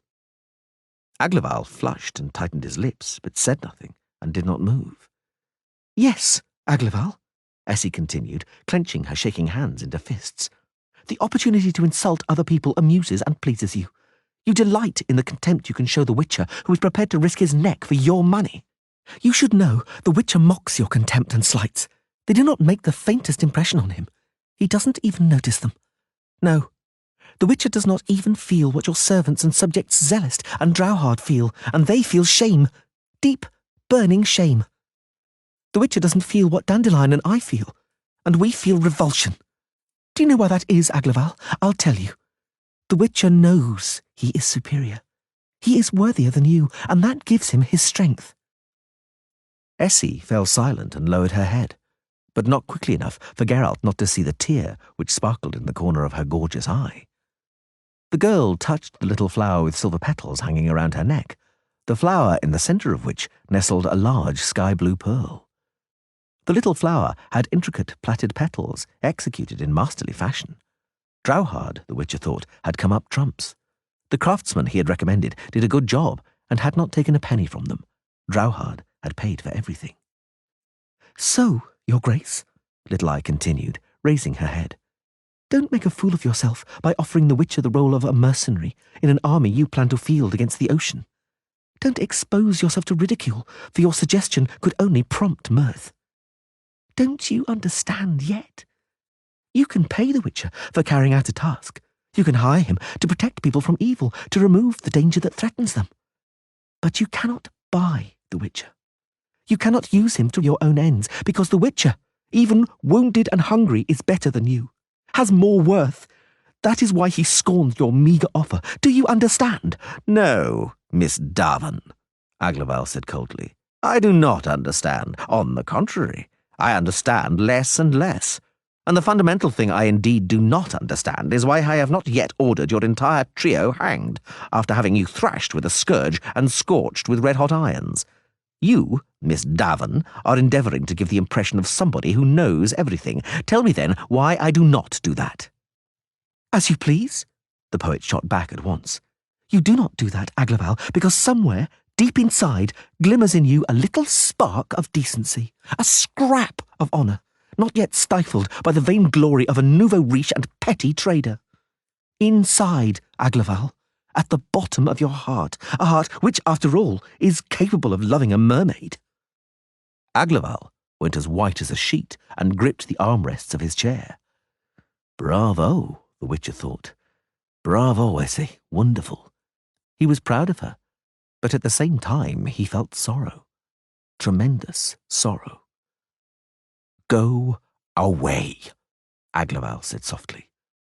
"Go away, wherever you wish. Leave me in peace."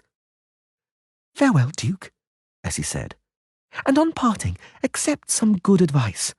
Advice which the Witcher ought to be giving you, but I don't want him to stoop to giving you advice, so I'll do it for him." "Very well." "The ocean is immense, Aglaval. No one has explored what lies beyond the horizon, if anything is there at all. The ocean is bigger than any wilderness, deep into which you have driven the elves. It is less accessible than any mountains or ravines where you have massacred were-lynxes. And on the floor of the ocean dwells a race which uses weapons and knows the arcana of metalworking. Beware, Aglaval. If archers begin to sail with the pearl divers, you will begin a war with something you don't understand. What you mean to disturb may turn out to be a hornet's nest. I advise you, leave them the sea, for the sea is not for you. You don't know, and will never know, whither lead those steps which go down to the bottom of the dragon's fangs." "You are mistaken, Miss Darwin," Aglaval said calmly. "We shall learn whither lead those steps. Further, we shall descend those steps. We shall find out what is on that side of the ocean, if there is anything there at all. And we shall draw from the ocean everything we can. And if not we, then our grandsons will do it, or our grandsons' grandsons. It is just a matter of time. Yes, we shall do it, though the ocean will run red with blood.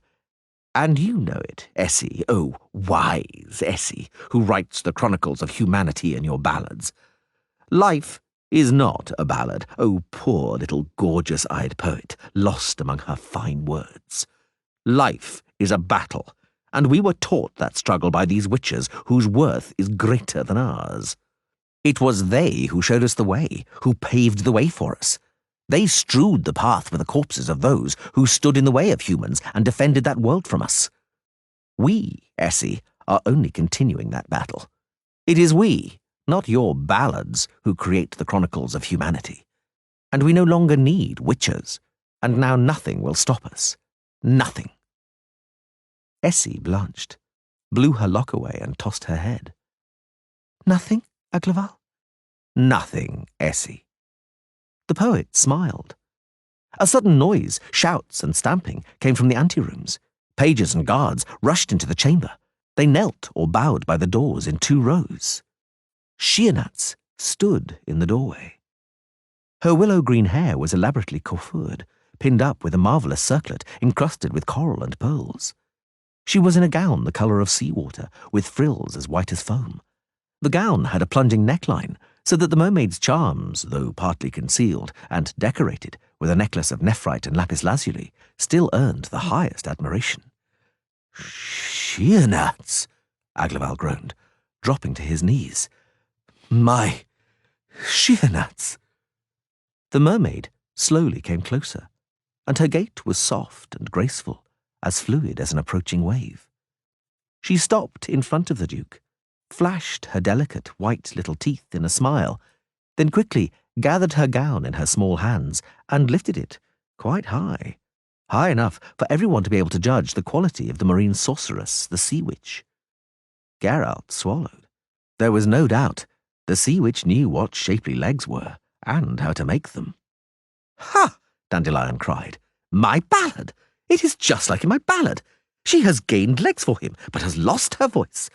"I have lost nothing," Sheernat said, melodiously in the purest common speech. "For the moment, I am as good as new after the operation." "You speak our tongue?" "What, mayn't I? How are you, Whitehair? Oh, and your beloved one, Essidavin, if I recall, is here. Do you know her better, or still barely?" "Sheernats," Aglaval groaned heartrendingly, moving towards her on his knees. "My love, my beloved, my only, and so... At last, Sheernats." With a graceful movement, the mermaid proffered her hand to be kissed. "Indeed, because I love you too, you loon. And what kind of love would it be if the one who loves were not capable of a little sacrifice?" Chapter 9. They left Bremervoord early on a cool morning, among fog which dulled the intensity of the red sun rolling out from below the horizon. They rode as a threesome, as they had agreed. They did not talk about it. They were making no plans. They simply wanted to be together, for some time. They left the rocky headland, bade farewell to the precipitous, jagged cliffs above the beaches, the fantastic limestone formations carved out by the sea and gales. But as they rode into the green flower-strewn valley of Dol Adalate, they still had the scent of the sea in their nostrils, and in their ears the roar of breakers and the piercing, urgent cries of seagulls. Dandelion talked ceaselessly, hopping from one subject to another and virtually not finishing any. He talked about the land of Barca, where a stupid custom required girls to guard their chastity until marriage, about the iron birds of the island of Inisporoit, about living water and dead water, about the taste and curious properties of the sapphire wine called Sil, and about the royal quadruplets of Ebbing, dreadful, exasperating brats called Putzi, Gritzi, Mitzi, and Juan Pablo Vasamila. He talked about new trends in poetry promoted by his rivals, which were, in Dandelion's opinion, phantoms simulating the movements of the living. Geralt remained silent. Essie also said nothing, or replied in monosyllables. The Witcher felt her gaze on him. He avoided her eyes. They crossed the river Adalate on the ferry, having to pull the ropes themselves, since the ferryman happened to be in a pathetic, drunken state of deathly white, rigid trembling, gazing into the abyss pallor, unable to let go of the pillar in his porch, which he was clinging to with both hands, and answering every question they asked him with a single word, which sounded like "Vog." The Witcher had taken a liking to the country on the far side of the Adalate. The riverside villages were mainly surrounded by palisades, which portended a certain likelihood of finding work. Little Eye walked over to him while they were watering the horses in the early afternoon, taking advantage of the fact that Dandelion had wandered off. The Witcher was not quick enough. She surprised him. "Geralt," she said softly, I can't bear this. I don't have the strength." He tried to avoid the necessity of looking her in the eye, but she would not let him. She stood in front of him, toying with the sky-blue pearl set in a small silver flower hanging around her neck. She stood like that, and he wished again that it was the fish-eyed creature with its sword hidden beneath the water in front of him. Geralt, we have to do something about this, don't we? She waited for his answer, for some words, for a little sacrifice. But the Witcher had nothing he could sacrifice, and he knew it. He did not want to lie, and he truly did not have it in him, because he could not find the courage to cause her pain. The situation was saved by the sudden appearance of Dandelion, dependable Dandelion. Dandelion with his dependable tact. "Of course!" he yelled, and heaved into the water the stick he had been using to part the rushes and the huge riverside nettles. "And of course you have to do something about it. It's high time. I have no wish to watch what is going on between you any longer. What do you expect from him, Poppet? The impossible? And you, Geralt, what are you hoping for? That Little Eye will read your thoughts like the other one? And she will settle for that, and you will conveniently stay quiet, not having to explain, declare, or deny anything, and not have to reveal yourself? How much time, how many facts do you both need to understand? And when you'll want to recall it in a few years in your memories? I mean, we have to part tomorrow, damn it! I've had enough, by the gods. I'm up to here with you, up to here. Very well, listen. I'm going to break myself off a hazel rod and go fishing, and you will have some time to yourselves. You'll be able to tell each other everything. Tell each other everything, try to understand each other. It is not as difficult as you think. And after that, by the gods, do it. Do it with him, Poppet. Do it with her, Geralt, and be good to her. And then you'll either bloody get over it or... Dandelion turned around rapidly and walked away, breaking reeds and cursing. He made a rod from a hazel branch and horsehair and fished until dusk fell. After he had walked off, Geralt and Essie stood for a long time, leaning against a misshapen willow tree bent over the water. They stood, holding hands. Then the Witcher spoke softly for a long time, and Little Eye's little eye was full of tears. And then, by the gods, they did it, she and he, and everything was all right. Chapter 10. The next day, they organised something of a ceremonial supper. Essie and Geralt bought a dressed lamb in a village they passed through. While they were haggling, Dandelion surreptitiously stole some garlic, onions and carrots from the vegetable patch behind the cottage. As they were riding away, they also swiped a pot from the fence behind the smithy. The pot was a little leaky, but the Witcher soldered it using the Igni sign. The supper took place in a clearing deep in the forest. The fire crackled merrily and the pot bubbled. Geralt carefully stirred the stew with a star-shaped stirrer made from the top of a spruce tree stripped of bark. Dandelion peeled the onions and carrots. Little Eye, who had no idea about cooking, made the time more pleasant by playing the lute and singing racy couplets. It was a ceremonial supper, for they were going to part in the morning. In the morning, each of them was going to go their own way, in search of something they already had. But they did not know they had it. They could not even imagine it. They could not imagine where the roads they were meant to set off on the next morning would lead, each of them travelling separately. After they had eaten and drunk the beer Drauhard had given them, they gossiped and laughed, and Dandelion and Essie held a singing contest. Geralt lay on a makeshift bed of spruce branches with his hands under his head and thought he had never heard such beautiful voices or such beautiful ballads. He thought about Yennefer. He thought about Essie, too. He had a presentiment that, at the end, Little Eye and Dandelion sang the celebrated duet of Cynthia and Vertvern, a wonderful song of love, beginning with the words, "Many tears have I shed." It seemed to Geralt that even the trees bent down to listen to the two of them. Then Little Eye, smelling of verbena, lay down beside him, squeezed in under his arm, wiggled her head onto his chest, sighed maybe once or twice, and fell peacefully asleep. The Witcher fell asleep much, much later. Dandelion, staring into the dying embers, sat much longer alone, quietly strumming his lute. It began with a few bars, from which an elegant, soothing melody emerged. The lyric suited the melody and came into being simultaneously with it, the words blending into the music, becoming set in it like insects in translucent golden lumps of amber. The ballad told of a certain witcher and a certain poet, about how the witcher and the poet met on the seashore among the crying of seagulls, and how they fell in love at first sight, about how beautiful and powerful was their love, about how nothing, not even death, was able to destroy that love and part them. Dandelion knew that few would believe the story told by the ballad, but he was not concerned. He knew ballads were not written to be believed, but to move their audience. Several years later, Dandelion could have changed the contents of the ballad and written about what had really occurred. He did not, for the true story would not have moved anyone. Who would have wanted to hear that the Witcher and Little Eye parted and never ever saw each other again? About how 4 years later, Little Eye died of the smallpox during an epidemic raging in Vitsima.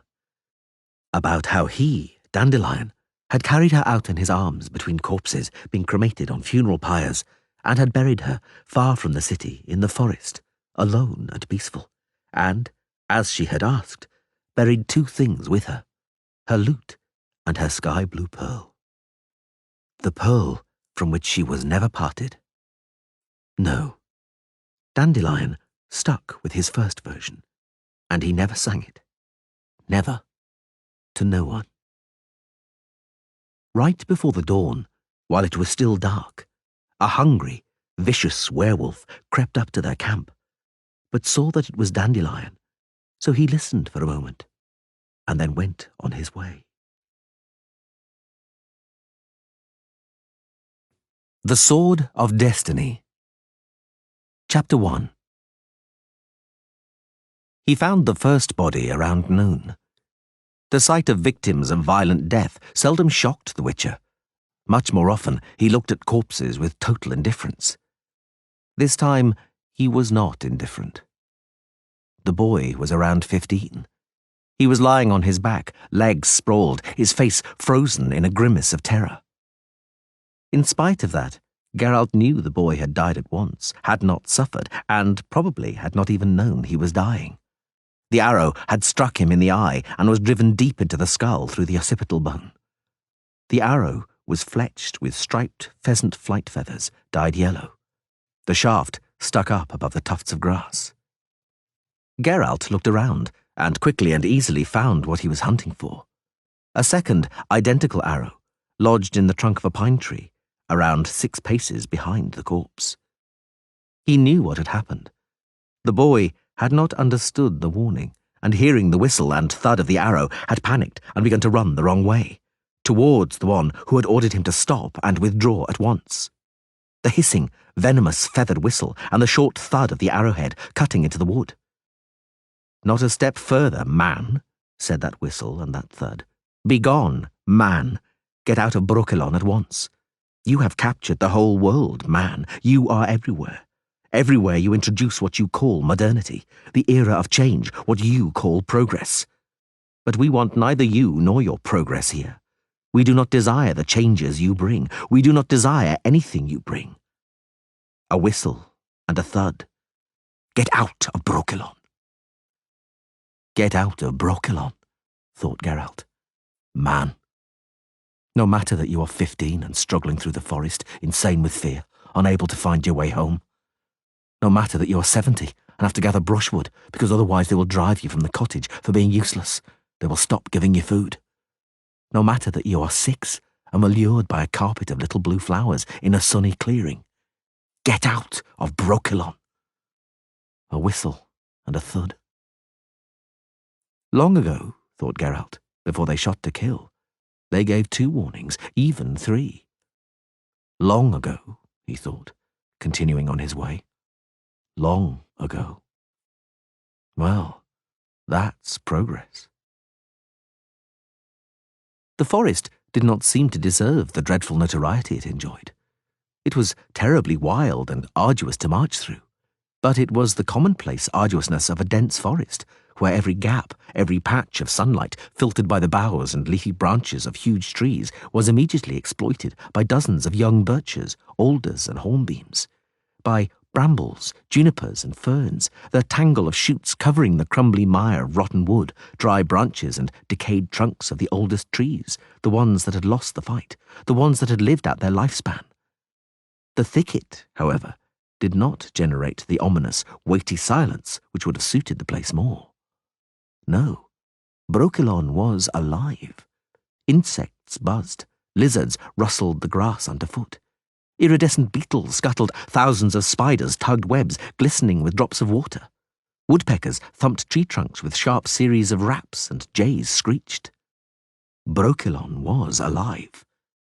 But the Witcher did not let himself be deceived. He knew where he was. He remembered the boy with the arrow in his eye. He had occasionally seen white bones with red ants crawling over them among the moss and pine needles. He walked on, cautiously but swiftly.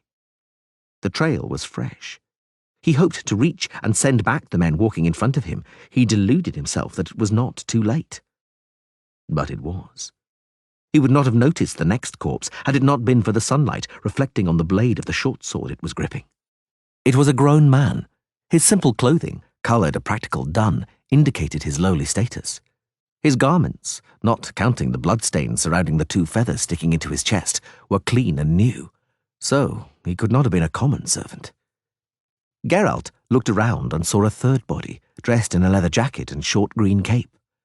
The ground around the dead man's legs was churned up, the moss and pine needles were furrowed right down to the sand. There was no doubt this man had taken a long time to die. He heard a groan. He quickly parted the juniper bushes and saw the deep tree throw they were concealing. A powerfully built man, with black curly hair and beard contrasting with the dreadful, downright deathly pallor of his face, was lying in the hollow on the exposed roots of the pine. His pale, deerskin caftan was red with blood. The Witcher jumped into the hollow. The wounded man opened his eyes. "Geralt," he groaned. "Oh, ye gods, I must be dreaming." "Frexenet?" the Witcher asked in astonishment. "You here?" "Yes, me. Oh. "Don't move," Geralt said, kneeling beside him. "Where were you hit? I can't see the arrow." "It passed right through. I broke off the arrowhead and pulled it out. Listen, Geralt." "Be quiet, Frexenet, or you'll choke on your blood. You have a punctured lung. A pox on it. I have to get you out of here. What the bloody hell were you doing in Brokilon? It's Dryad territory, their sanctuary. No one gets out of here alive. I can't believe you didn't know that." "Later." Frexenet groaned and spat blood. "I'll tell you later. Now get me out. Oh, pox on it. Have a care. Oh." "I can't do it," Geralt said, straightening up and looking around. "You're too heavy." "Leave me," the wounded man grunted. "Leave me. Too bad. But save her. Oh, by the gods, save her." "Who?" "The princess. Oh, find her, Geralt." "Lie still, damn it. I'll knock something up and haul you out." Frexenet coughed hard and spat again. A viscous, stretching thread of blood hung from his chin. The Witcher cursed, vaulted out of the hollow and looked around. He needed 2 young saplings. He moved quickly towards the edge of the clearing where he had seen a clump of alders. A whistle and thud. Geralt froze to the spot.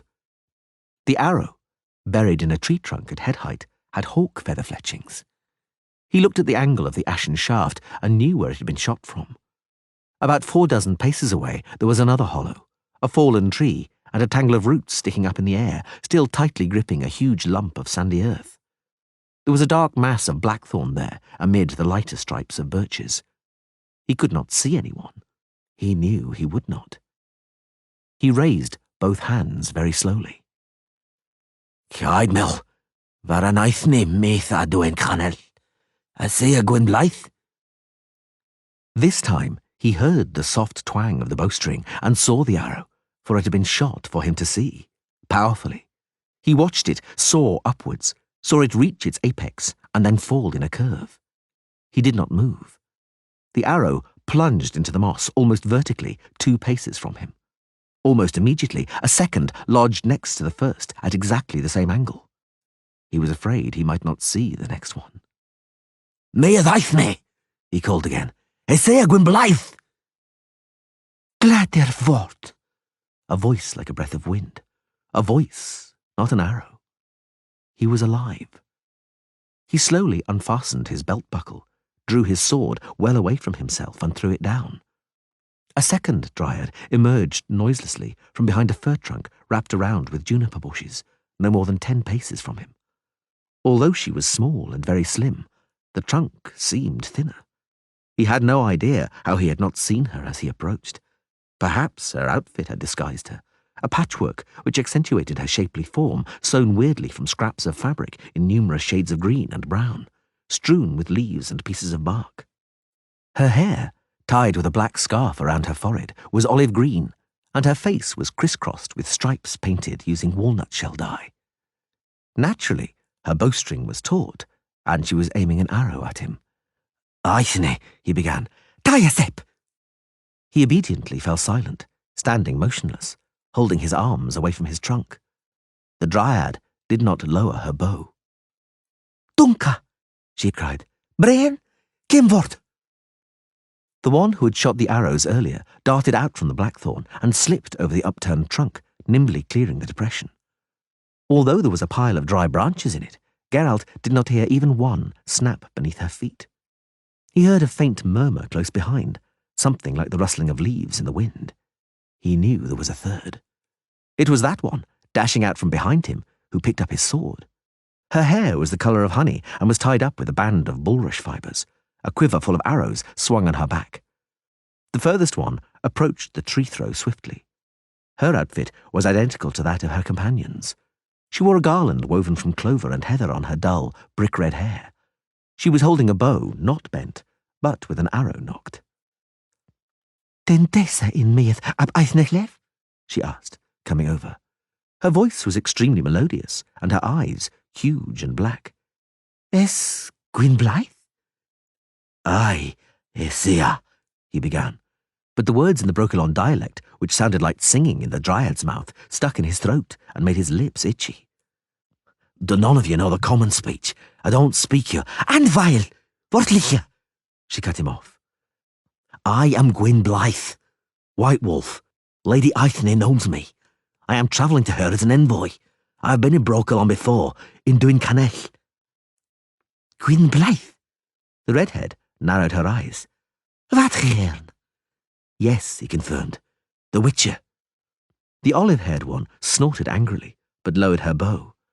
The red-haired one looked at him with eyes wide open, but her face, smeared with green stripes, was quite motionless, expressionless, like that of a statue. The immobility meant her face could not be categorized as pretty or ugly. Instead of such classification, a thought came to him about indifference and heartlessness, not to say cruelty. Geralt reproached himself for that judgment, catching himself mistakenly humanizing the dryad. He ought to have known, after all, that she was older than the other two. In spite of appearances, she was much, much older than them. They stood in indecisive silence. Geralt heard Frexinet moaning, groaning and coughing. The red-haired one must also have heard, but her face did not even twitch.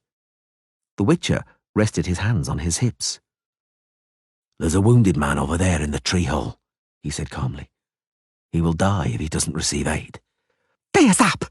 the olive-haired one snapped, bending her bow and aiming the arrowhead straight at his face. "Will you let him die like a dog?" he said, not raising his voice. "Will you leave him to drown slowly in his own blood? In that case, better to put him out of his misery." "Be silent!" the dryad barked, switching to the common speech. But she lowered her bow and released the tension on the bowstring. She looked at the other questioningly. The red-haired one nodded, indicating the tree hollow. The olive-haired one ran over quickly and silently. "I want to see Lady Aithne," Geralt repeated. "I'm on a diplomatic mission. She," the red-haired one pointed to the honey-haired one, "will lead you to Duin Canell. Go." "Frex, and the wounded man?" The dryad looked at him, squinting. She was still fiddling with the nocked arrow. "Do not worry," she said. "Go. She will lead you there." "But they thought—" She cut him off, her lips tightening. He shrugged and turned towards the one with the hair the colour of honey. She seemed the youngest of the three, but he might have been mistaken. He noticed she had blue eyes. "Then let us go." "Yes," the honey-coloured haired one said softly. After a short moment of hesitation, she handed him his sword. "Let us go." "What is your name?" he asked. "Be silent." She moved very swiftly through the dense forest, not looking back. Geralt had to exert himself to keep up with her. He knew the dryad was doing it deliberately, knew that she wanted the man following her to get stuck, groaning in the undergrowth, or to fall to the ground exhausted, incapable of going on. She did not know, of course, that she was dealing with a witcher, not a man. She was too young to know what a witcher was. The young woman, Geralt now knew she was not a pure-blood dryad, suddenly stopped and turned around. He saw her chest heaving powerfully beneath her short, dappled jacket, saw that she was having difficulty stopping herself from breathing through her mouth. "Shall we slow down?" he suggested with a smile. "Yeah." She looked at him with hostility. "Ayin, Isaiah she?" "No, I'm not an elf. What is your name?" "Brian." she answered, marching on, but now at a slower pace, not trying to outdistance him. They walked alongside each other, close. He smelled the scent of her sweat, the ordinary sweat of a young woman. The sweat of dryads carried the scent of delicate willow leaves crushed in the hands. "And what were you called before?" She glanced at him and suddenly grimaced. He thought she would become annoyed or order him to be silent. She did not. "I don't remember," she said reluctantly. He did not think it was true. She did not look older than 16, and she could not have been in Brokilon for more than 6 or 7 years. Had she come earlier, as a very young child, or simply a baby, he would not now be able to see the human in her. Blue eyes and naturally fair hair did occur among dryads. Dryad children, conceived in ritual mating with elves or humans, inherited organic traits exclusively from their mothers and were always girls. Extremely infrequently, as a rule, in a subsequent generation, a child would nonetheless occasionally be born with the eyes or hair of its anonymous male progenitor. But Geralt was certain that Brienne did not have a single drop of dryad blood. And anyway, it was not especially important. Blood or not, she was now a dryad. "And what?" She looked askance at him. "Do they call you?" "Gwyn Blythe." She nodded. "Then we shall go." "Gwyn Blythe." They walked more slowly than before, but still briskly. Brienne, of course, knew Brokilon. Had he been alone, Geralt would have been unable to maintain the pace or the right direction. Brienne stole through the barricade of dense forest, using winding, concealed paths, clearing gorges, running nimbly across fallen trees as though they were bridges, confidently splashing through glistening stretches of swamp, green from duckweed, which the witcher would not have dared to tread on. He would have lost hours, if not days, skirting around. Brienne's presence did not only protect him from the savagery of the forest. There were places where the dryad slowed down, walking extremely cautiously, feeling the path with her foot and holding him by the hand. He knew the reason. Brokilon's traps were legendary. People talked about pits full of sharpened stakes, about booby-trapped bows, about falling trees, about the terrible urchin, a spiked ball on a rope, which falling suddenly swept the path clear. There were also places where Brienne would stop and whistle melodiously, and answering whistles would come from the undergrowth. There were other places where she would stop with her hand on the arrows in her quiver, signalling for him to be silent and wait, tense, until whatever was rustling in the thicket moved away. In spite of their fast pace, they had to stop for the night. Brienne chose an excellent spot, a hill onto which thermal updrafts carried gusts of warm air. They slept on dried bracken, very close to one another, in dryad custom. In the middle of the night, Brienne hugged him close, and nothing more. He hugged her back, and nothing more. She was a dryad. The point was to keep warm. They set off again at daybreak, while it was still almost dark. Chapter 2. They passed through a belt of sparsely forested hills, creeping cautiously across small valleys full of mist, moving through broad, grassy glades and across clearings of wind-felled trees. Brienne stopped once again and looked around. She had apparently lost her way, but Geralt knew that was impossible. Taking advantage of a break in the march, however, he sat down on a fallen tree. And then he heard a scream, shrill, high-pitched, desperate. Brienne knelt down in a flash, at once drawing 2 arrows from her quiver. She seized one in her teeth and knocked the other, bent her bow, taking aim blindly through the bushes towards the sound of the voice. "Don't shoot!" he cried. He leapt over the tree trunk and forced his way through the brush. A small creature in a short grey jacket was standing in a small clearing at the foot of a rocky cliff, with its back pressed against the trunk of a withered hornbeam. Something was moving slowly about 5 paces in front of it, parting the grass. That thing was about 12 feet long and was dark brown. At first, Geralt thought it was a snake, but then he noticed the wriggling yellow hooked limbs and flat segments of the long thorax and realized it was not a snake. It was something much more sinister. The creature hugging the tree cried out shrilly. The immense myriapod raised above the grass long, twitching feelers with which it sensed odours and warmth. "Don't move!" the Witcher yelled, and stamped to attract the scolopendromorph's attention. But the myriapod did not react, for its feelers had already caught the scent of the nearer victim. The monster wriggled its limbs, coiled itself up like an S, and moved forward. Its bright yellow limbs rippled through grass evenly, like the oars of a galley. "Ye gern!" Brienne yelled.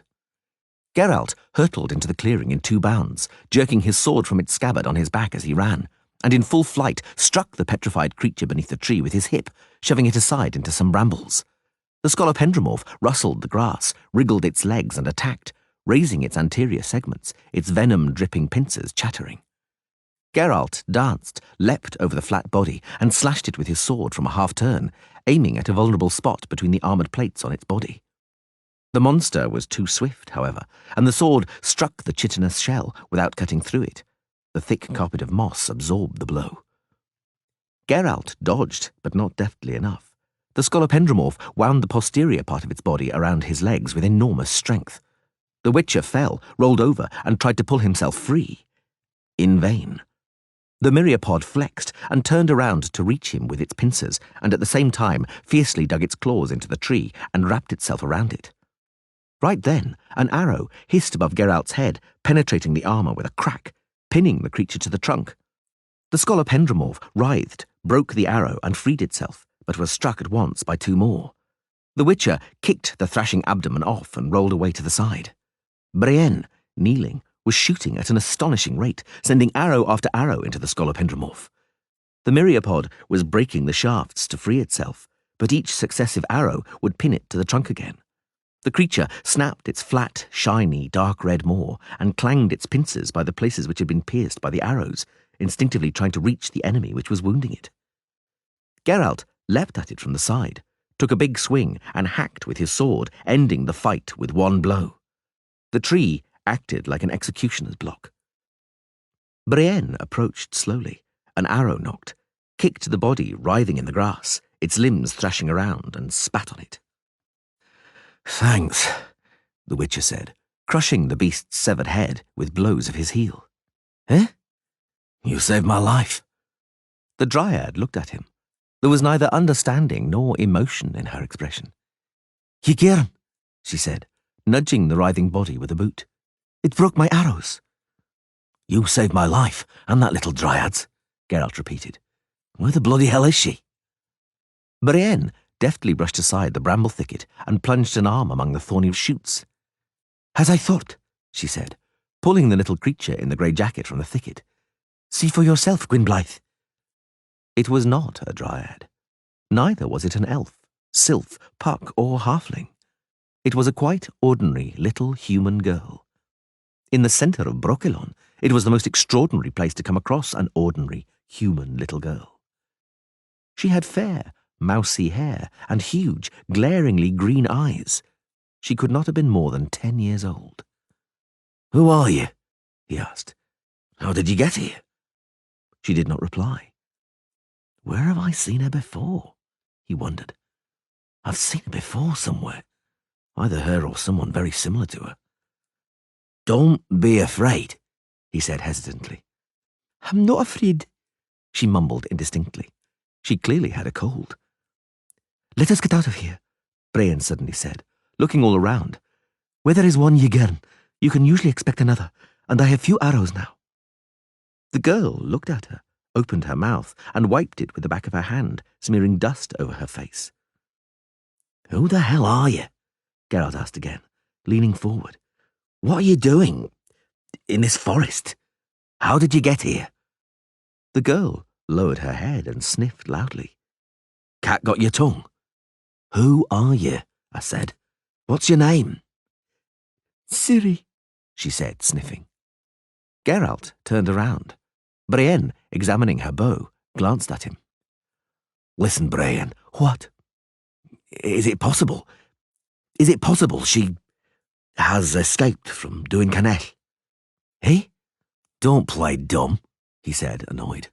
I know you're ducked little girls. And you? What? Did you fall from the sky into Brokilon?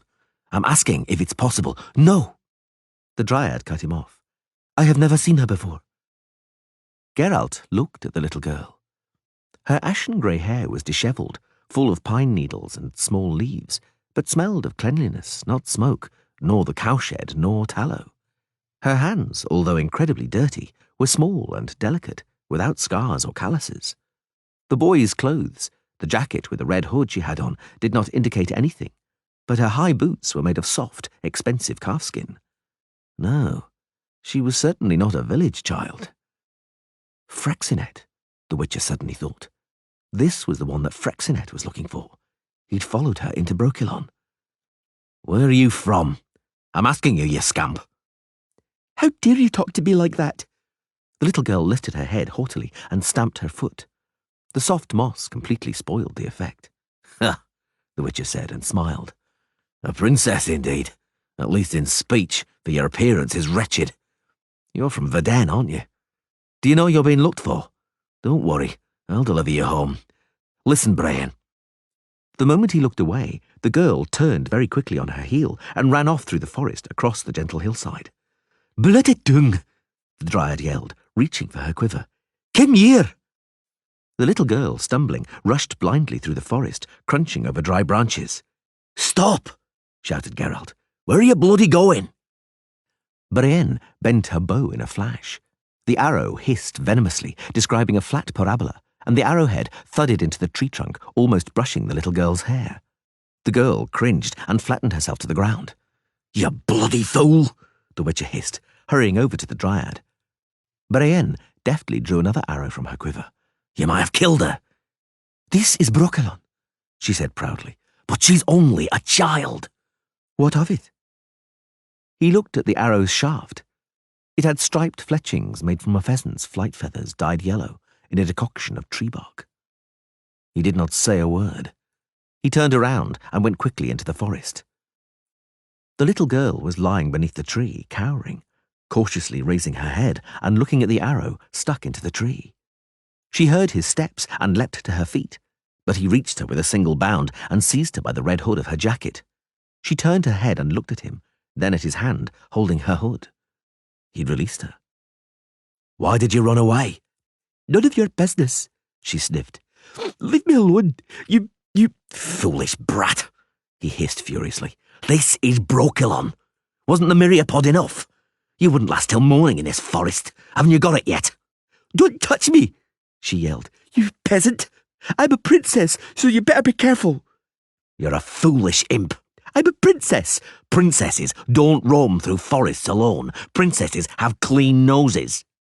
I'll have you beheaded, and her too. The girl wiped her nose with her hand and glared at the approaching Dryad. Brienne snorted with laughter. All right, enough of this. The Witcher cut her off.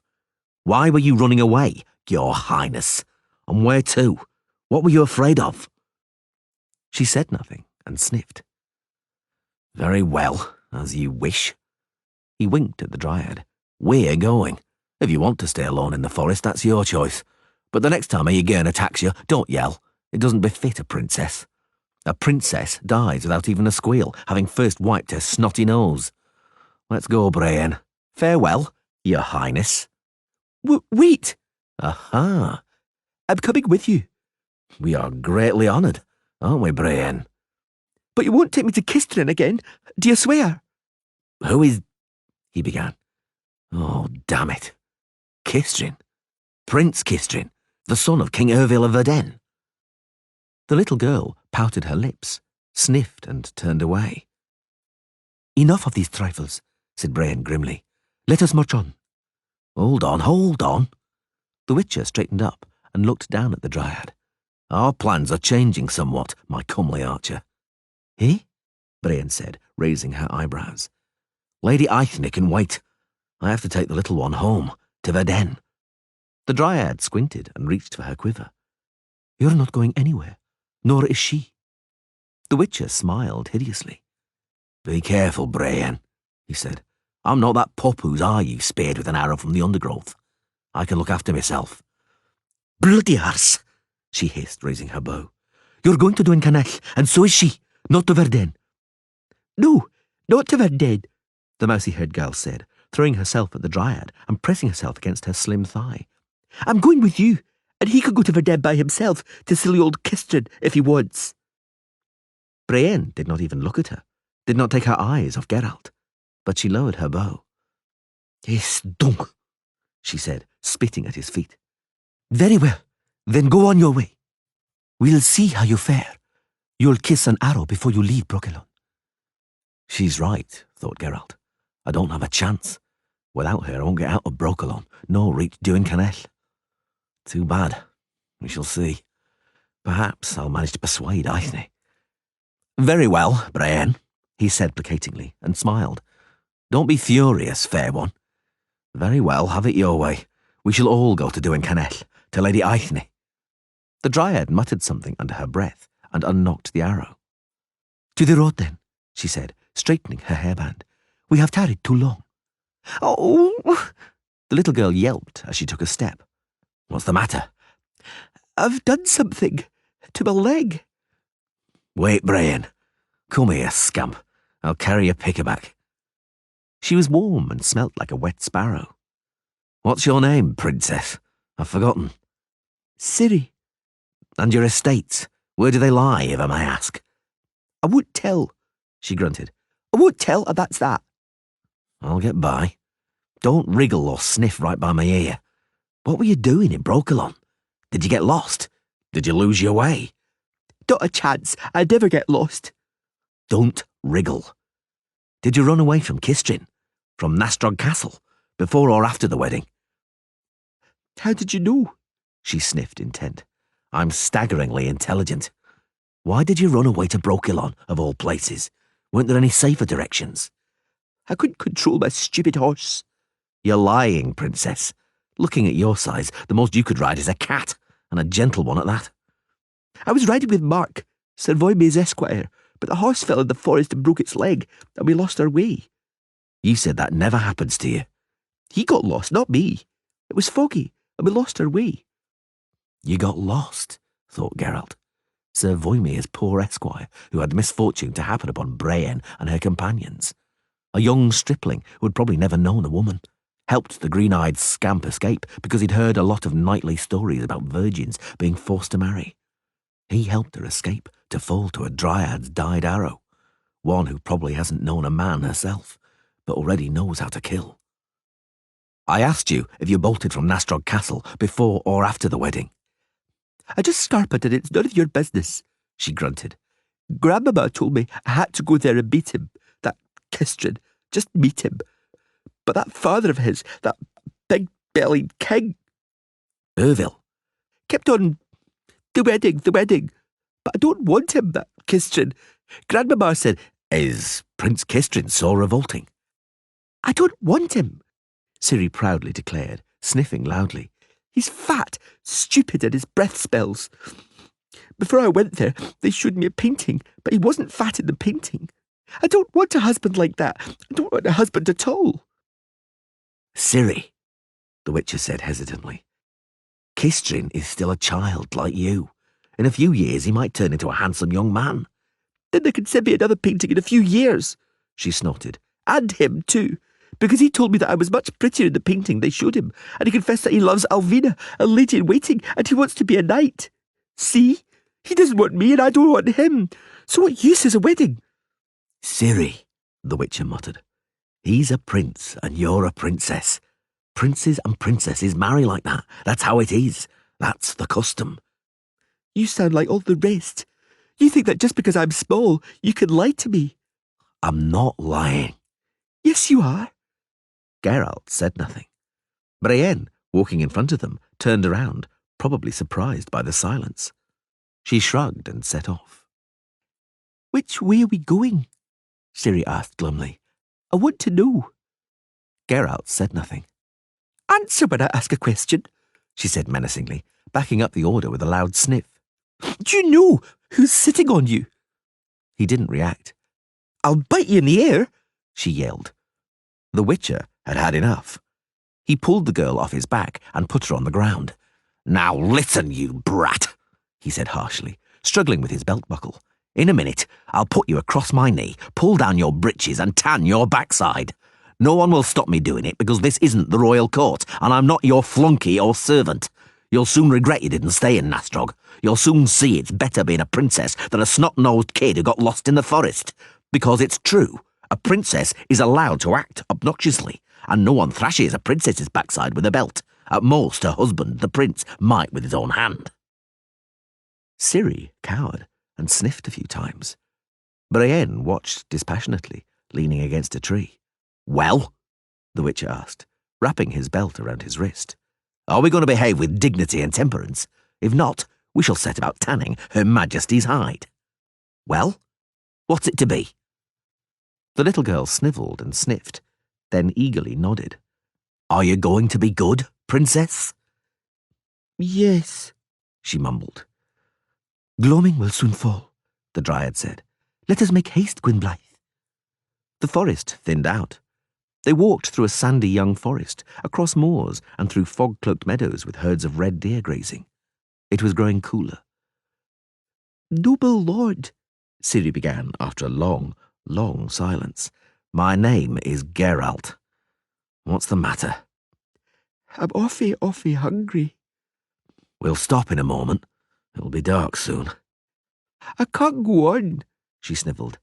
I haven't eaten since. Stop whining. He reached into a saddlebag and took out a piece of fatback, a small round of white cheese and 2 apples.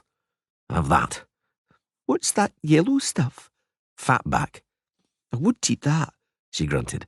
That's fine, he said indistinctly, stuffing the fatback into his mouth. Eat the cheese and an apple. Just one.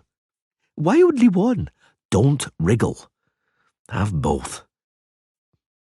Geralt? Hmm? Thank you. Don't mention it. Food'll do you good. I didn't...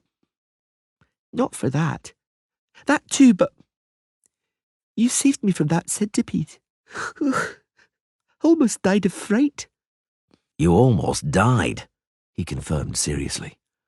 You almost died in an extremely painful and hideous way, he thought. But you ought to thank Brienne. What is she? A dryad. An Eyrie wife? Yes. So she's... They kidnapped children. She's kidnapped us. Hey, but you aren't small. But why does she speak so strangely? That's just her way. It's not important. What's important is how she shoots. Don't forget to thank her when we stop. I won't forget, she sniffed. Don't wriggle, future princess of Erden, ma'am. I'm not going to be a princess, she muttered. Very well, very well. You won't be a princess. You'll become a hamster and live in a burrow. No, I won't. You don't know anything. Don't squeak in my ear. And don't forget about the strap. I'm not going to be a princess. I'm going to be... Yes? What? It's a secret. Oh, yes. A secret. Splendid. He raised his head. What is it, Brienne? The Dryad had stopped. She shrugged and looked at the sky. I cannot go on, she said softly. Neither can you, I warrant, with her on your back, Gwynblythe. We shall stop here. It will darken soon. Chapter 3. Ciri. Hmm? The little girl sniffed and rustled the branches she was lying on. Aren't you cold? No, she sighed. It's warm today. Yesterday I froze offy. Oh my, how I did. It is a marvel, Brian said, loosing the straps of her long, soft boots. A tiny little moppet, but she has covered a long stride of forest, and she got past the lookouts, through the bog and the thicket. She is robust, healthy and stout. Truly, she would come in useful to us. Geralt glanced quickly at the dryad, at her eyes shining in the semi-darkness. Brienne leaned back against a tree, removed her hairband, and let her hair down with a shake of her head. She entered Broccolon, she muttered, forestalling his comment. She is ours, Gwynblythe. We are marching to Dwyncanell. Lady Aithne will decide, he responded tartly, but he knew Brienne was right. Pity, he thought, looking at the little girl wriggling on the green bed. She's such a determined rascal. Where have I seen her before? Oh, never mind. But it's a pity.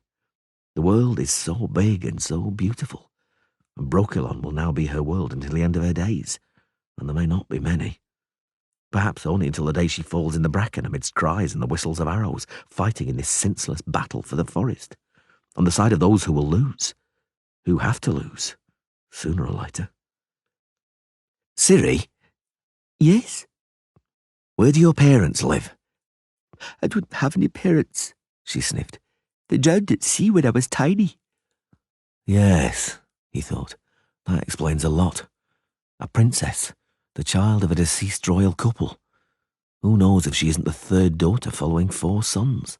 A title which in practice means less than that of chamberlain or equerry.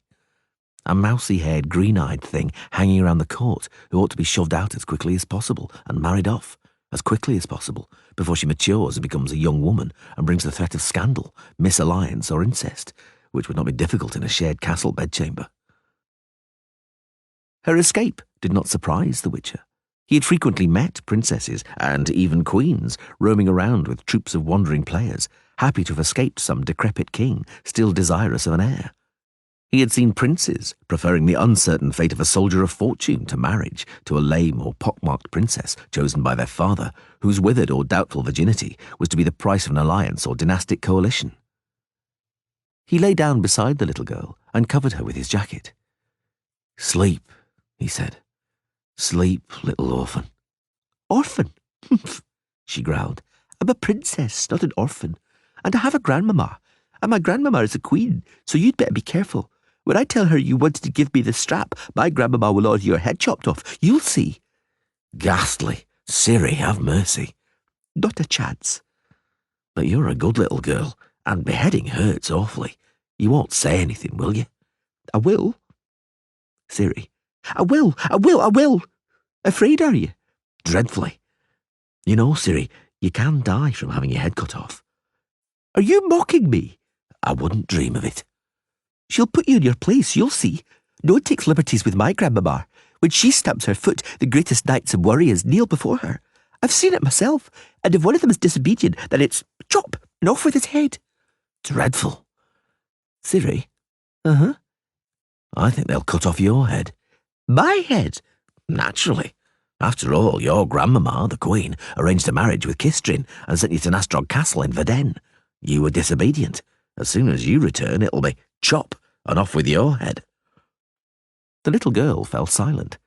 She even stopped fidgeting. He heard her smacking her lips, biting her lower lip and sniffing. You're wrong, she said. Grandmama won't let anyone chop off my head because she's my grandmama, isn't she? Oh, at most I'll get... Aha! Geralt laughed. There's no taking liberties with grandmama, is there? The switch has come out, hasn't it? Ciri snorted angrily. Do you know what? He said. We'll tell your grandmama that I've already whipped you, and you can't be punished twice for the same crime. Is it a deal? You must be silly. Ciri raised herself on her elbows, making the branches rustle. When grandmama hears that you thrashed me, they'll chop your head off just like that. So you are worried for my head, then? The little girl fell silent and sniffed again.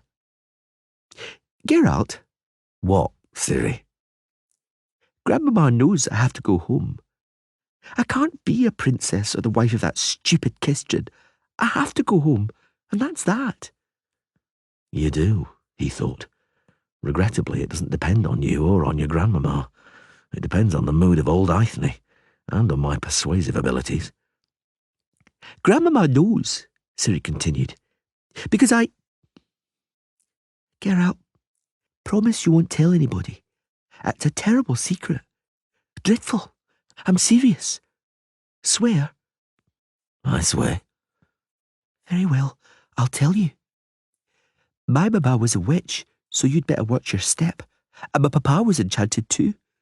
It was all told to me by one of my nannies, and when Grandmama found out about it, there was a dreadful to-do, because I'm destined, you know? To do what? I don't know, Ciri said intently, but I'm destined. That's what my nanny said, and Grandmama said she won't let anyone, that the whole bloody castle will collapse first. Do you understand? And Nanny said that nothing at all can help with destiny. Ha! And then Nanny wept and Grandmama yelled. Do you see? I'm destined. I won't be the wife of that silly Christian. Geralt? Go to sleep, he yawned, so that his jaw creaked. Go to sleep, Ciri. Tell me a story. What? Tell me a story, she snorted. How am I supposed to sleep without a story? I mean, really? I don't know any damn stories. Go to sleep. You're lying. You do. What? No one told you stories when you were little? What are you laughing about? Nothing. I just recalled something. You see? Go on. What? Tell me a story. He laughed again, put his hands under his head, and looked up at the stars, twinkling beyond the branches above their heads. There was once a cat, he began, an ordinary tabby mouser, and one day that cat went off all by itself on a long journey to a terrible dark forest. He walked, and he walked, and he walked. Don't think, Ciri mumbled, cuddling up to him, that I'll fall asleep before he gets there. Keep quiet, rascal. So, he walked until he came across a fox, a red fox. Brienne sighed and lay down beside the Witcher on the other side, and also snuggled up a little. Very well, Ciri sniffed. See what happened next. The fox looked at the cat. Who are you? He asked. I'm a cat, said the cat. Ah, said the fox, but aren't you afraid, cat, to be roaming the forest alone? What will you do if the king comes a-hunting, with hounds and mounted hunters and beaters? I tell you, cat, said the fox, the chase is a dreadful hardship to creatures like you and I. You have a pelt, I have a pelt, and hunters never spare creatures like us, because hunters have sweethearts and lovers, and their little hands and necks get cold, so they make muffs and collars for those strumpets to wear. What are muffs? Ciri asked. Don't interrupt. And the fox went on. I, cat, know how to outwit them.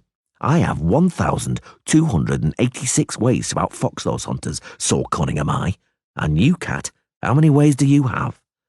Oh, what a fine tale, Ciri said, cuddling more tightly to the Witcher. What did the cat say? Aye, whispered Brienne from the other side.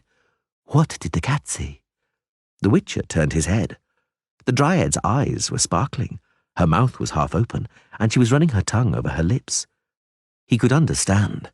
Little Dryads were hungry for tales, just like little witches, because both of them were seldom told bedtime stories. Little Dryads fell asleep listening raptly to the wind blowing in the trees.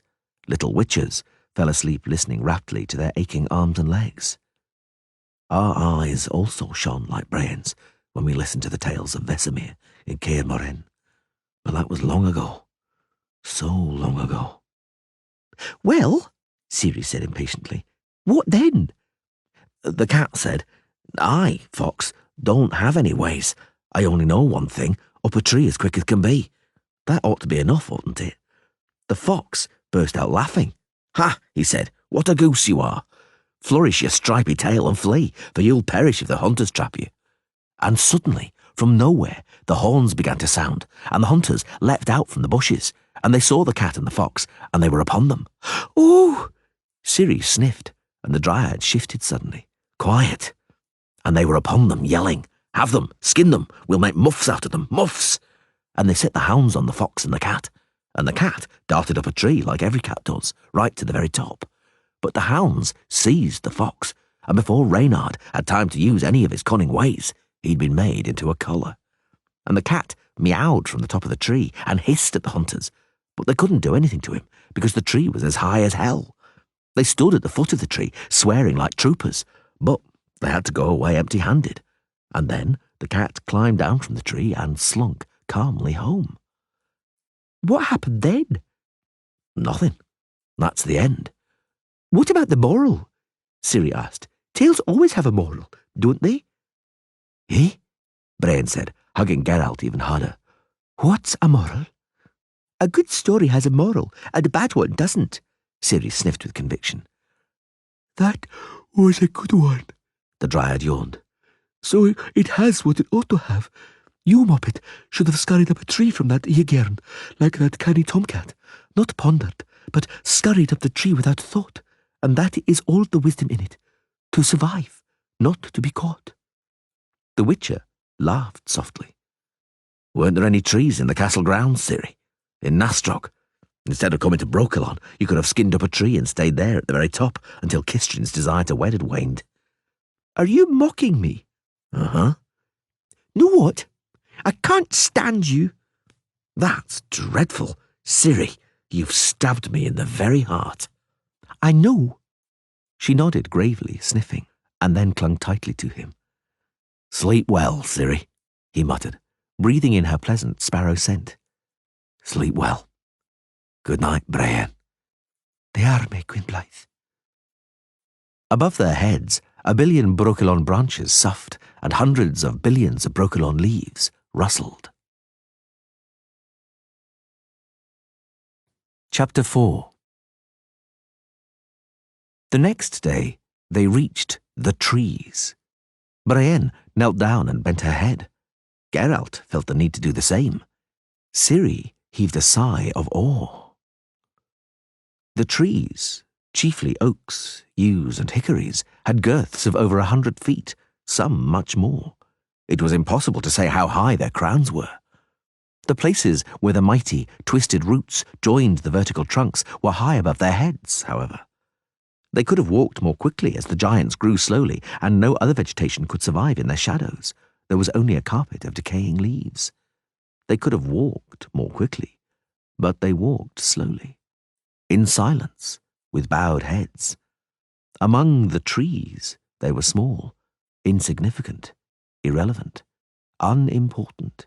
Even Ciri kept quiet. She did not speak for almost half an hour. And after an hour's walk, they passed the belt of trees, and once again plunged deep into ravines and wet beechwood forests. Ciri's cold was troubling her more and more. Geralt did not have a handkerchief, and having had enough of her incessant sniffing, taught her to clear her nose directly onto the ground. The little girl was delighted by it. Looking at her smirk and shining eyes, the Witcher was deeply convinced that she was savouring the thought of showing off her new trick at court during a ceremonial banquet or an audience with a foreign ambassador. Brienne suddenly stopped and turned around. Gwynblythe, she said, unwinding a green scarf wrapped around her elbow. Come here. I will blindfold you. I must. I know. I will lead you. Give me your hand. No, protested Ciri. I'll lead him. May I, Brienne? Very well, Moppet. Geralt? Uh-huh. What does Gwynblythe mean? White wolf. The dryads call me that. Beware, there's a root. Don't trip. Do they call you that because you have white hair? Yes, blast! I said there was a root. They walked on, slowly. It was slippery under their feet from fallen leaves. He felt warmth on his face, the sunlight shining through the blindfold. Oh, Geralt! He heard Ciri's voice. How delightful it is here. Pity you can't see. There are so many flowers and birds. Can you hear them singing? Oh, there's so many of them. Heaps. Oh, and squirrels. Careful. We're going to cross a stream over a stone bridge. Don't fall in. Oh, so many little fishes. Hundreds. They're swimming in the water, you know. So many little animals. Oh my, there can't be so many anywhere else. There can't, he muttered. Nowhere else. This is Brokilon. What? Brokilon. The last place. I don't understand. No one understands.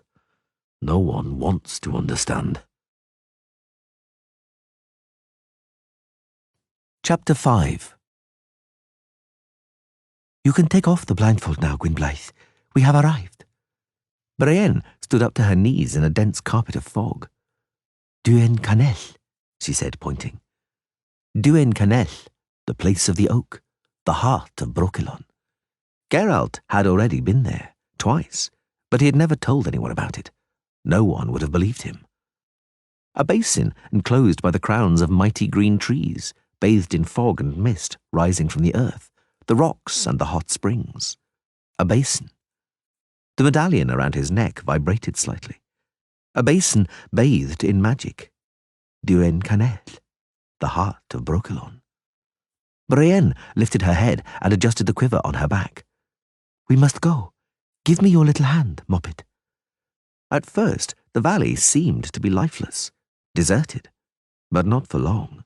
A loud, modulated whistling rang out, and a slender, dark-haired dryad, dressed like all of them in dappled, camouflaged attire, slid nimbly down barely perceptible steps of bracket mushrooms, winding around the nearest trunk. Head Brienne. Head Circe. Van wordt meath eithnia? Ní edfa, the dark-haired dryad answered, sweeping her gaze up and down the Witcher. Is she? She smiled, flashing white teeth. She was incredibly comely, even according to human standards. Geralt felt uncertain and foolish, aware that the dryad was inspecting him uninhibitedly. Neen, Brienne shook her head. Is vatgen, Gwynblythe, avin meath eithna vas.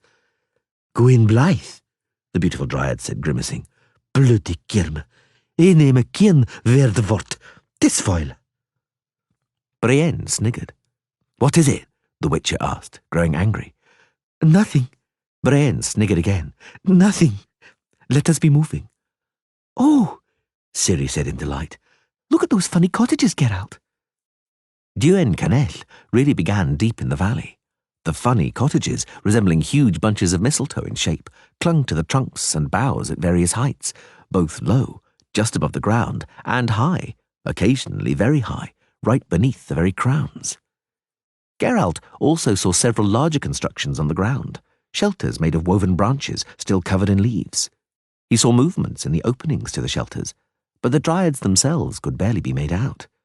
There were far fewer than there had been the last time he was there. Geralt, Ciri whispered, those cottages are living. They've got little leaves. They're made of living wood, the Witcher nodded. That's how dryads live. That's how they build their houses. No dryad will ever harm a tree by chopping or sawing it. They love trees. However, they can make the branches grow to form those dwellings. How sweet. I'd like to have a little house like that on our estate. Brienne stopped in front of one of the larger shelters. Enter, Gwynblythe, she said. You'll wait here for Lady Aithne. Vafail, Moppet. What? That was farewell, Ciri. She said goodbye. Oh, goodbye, Brienne. They went inside. The interior of the cottage twinkled like a kaleidoscope from the patches of sunlight filtered and diffused through the roof structure. Geralt! Frexinet! You're alive, by the devil, the wounded man said, flashing his teeth, raising himself up on a makeshift bed of spruce. He saw Ciri clinging to the Witcher's thigh, and his eyes widened, a flush rushing to his face. You little beast, he yelled. I almost lost my life thanks to you. Oh, you're fortunate I cannot stand, for I tan your hide. Ciri pouted. You're the second person, she said, wrinkling her nose comically, to want to thrash me. I'm a little girl, and little girls can't be beaten. I'd soon show you what's allowed and what isn't. Frexinet coughed. You little wretch. Ervil is beside himself. He's sending out word, terrified that your grandmother's army is marching on him. Who will believe that you bolted? Everyone knows what Ervil's like and what his pleasures are. Everyone thinks he did something to you in his cups and then had you drowned in the fish pond. War with Nilfgaard is looming, and because of you, the treaty and the alliance with your grandmother have gone up in smoke. See what you've done? Don't excite yourself, the Witcher warned, for you might open your wounds. How did you get here so swiftly? The devil only knows. I've been lying half dead most of the time. They poured something revolting down my throat, by force. They held my nose and...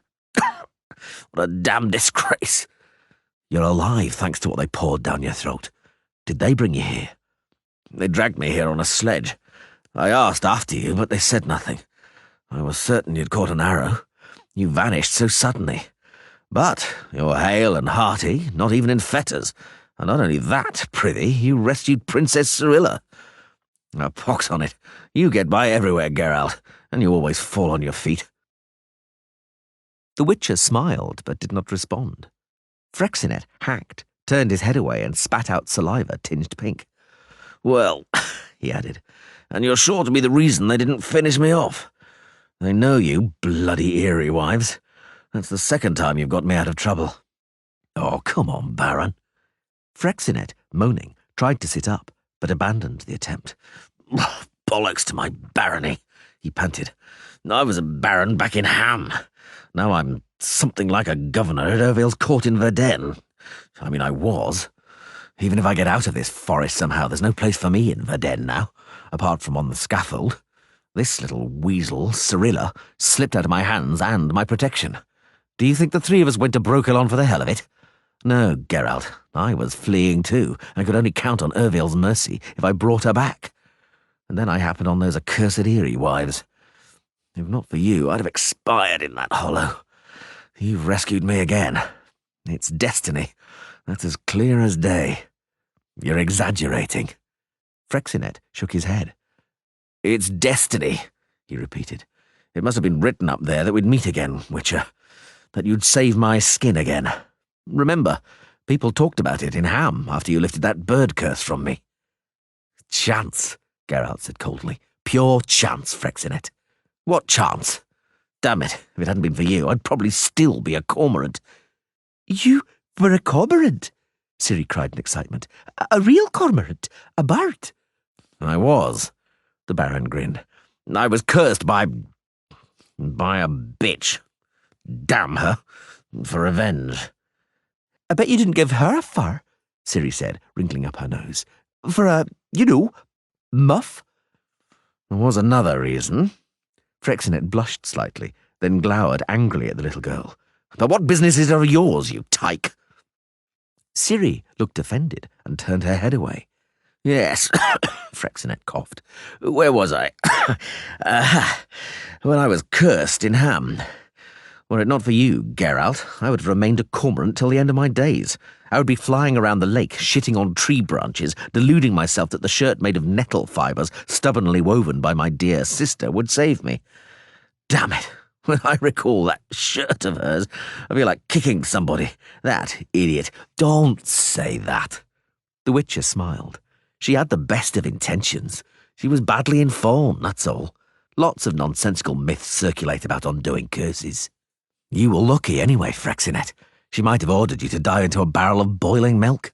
I've heard of a case like that. Donning a nettle shirt, if you think about it, isn't very harmful to the health, even if it doesn't help much. Perhaps you're right. Perhaps I expect too much of her. Eliza was always stupid. From a child, she was stupid and lovely, as a matter of fact. Splendid material for a king's wife. What is lovely material? Ciri asked. And why for a wife? Don't interfere, you tyke, I said. Yes, Geralt, I was lucky you turned up in Ham then, and that my brother-in-law King was ready to spend the few ducats you demanded for lifting the spell. You know, Frexinet, Geralt said, smiling even more broadly, that news of the incident spread far and wide. The true version?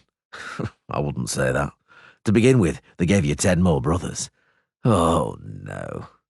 The Baron raised himself on an elbow and coughed. And so, counting Eliza, there were said to be 12 of us? What bloody idiocy. My mamma wasn't a rabbit. That's not all. It was agreed that cormorants aren't romantic enough. Because they aren't. There's nothing romantic about them. The Baron grimaced, feeling his chest wrapped in bast and sheets of birch bark. What was I turned into, according to the tale? A swan. Swans. There were 11 of you, don't forget. And how is a swan more romantic than a cormorant? I don't know. I don't either. But I'll bet that in the story Eliza lifted the curse from me with the help of her gruesome nettle blouse. You win. How is Eliza? She has consumption, poor thing. She won't last long. That's sad. It is, Frexnet agreed dispassionately, looking away. Coming back to the curse, Geralt leaned back against a wall made of woven, springy switches.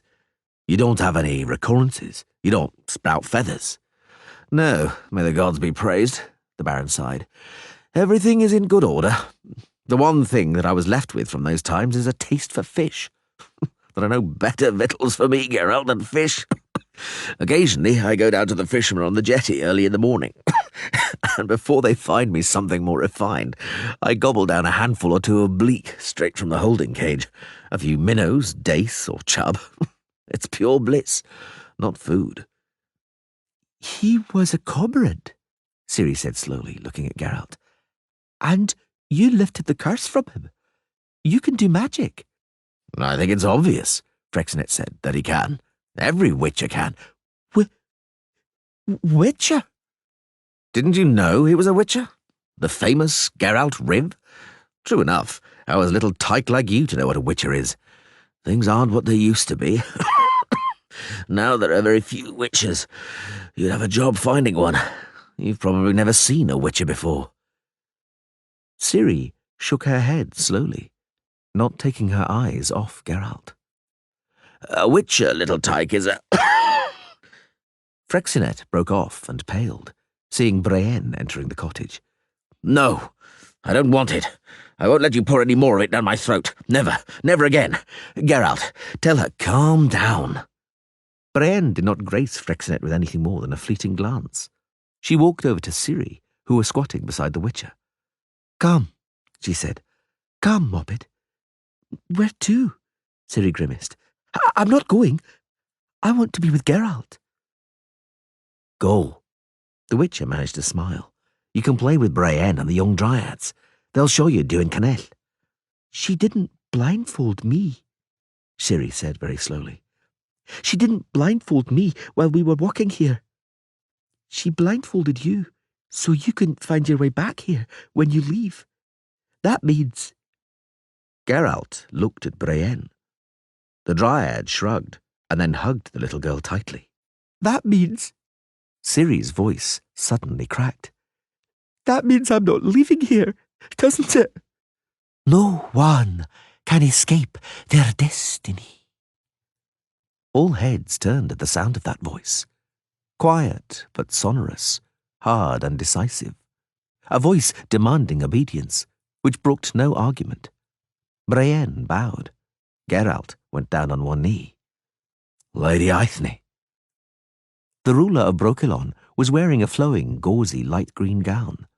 Like most dryads, she was small and slender, but her proudly raised head, grave, sharp-featured face, and resolute mouth made her seem taller and more powerful.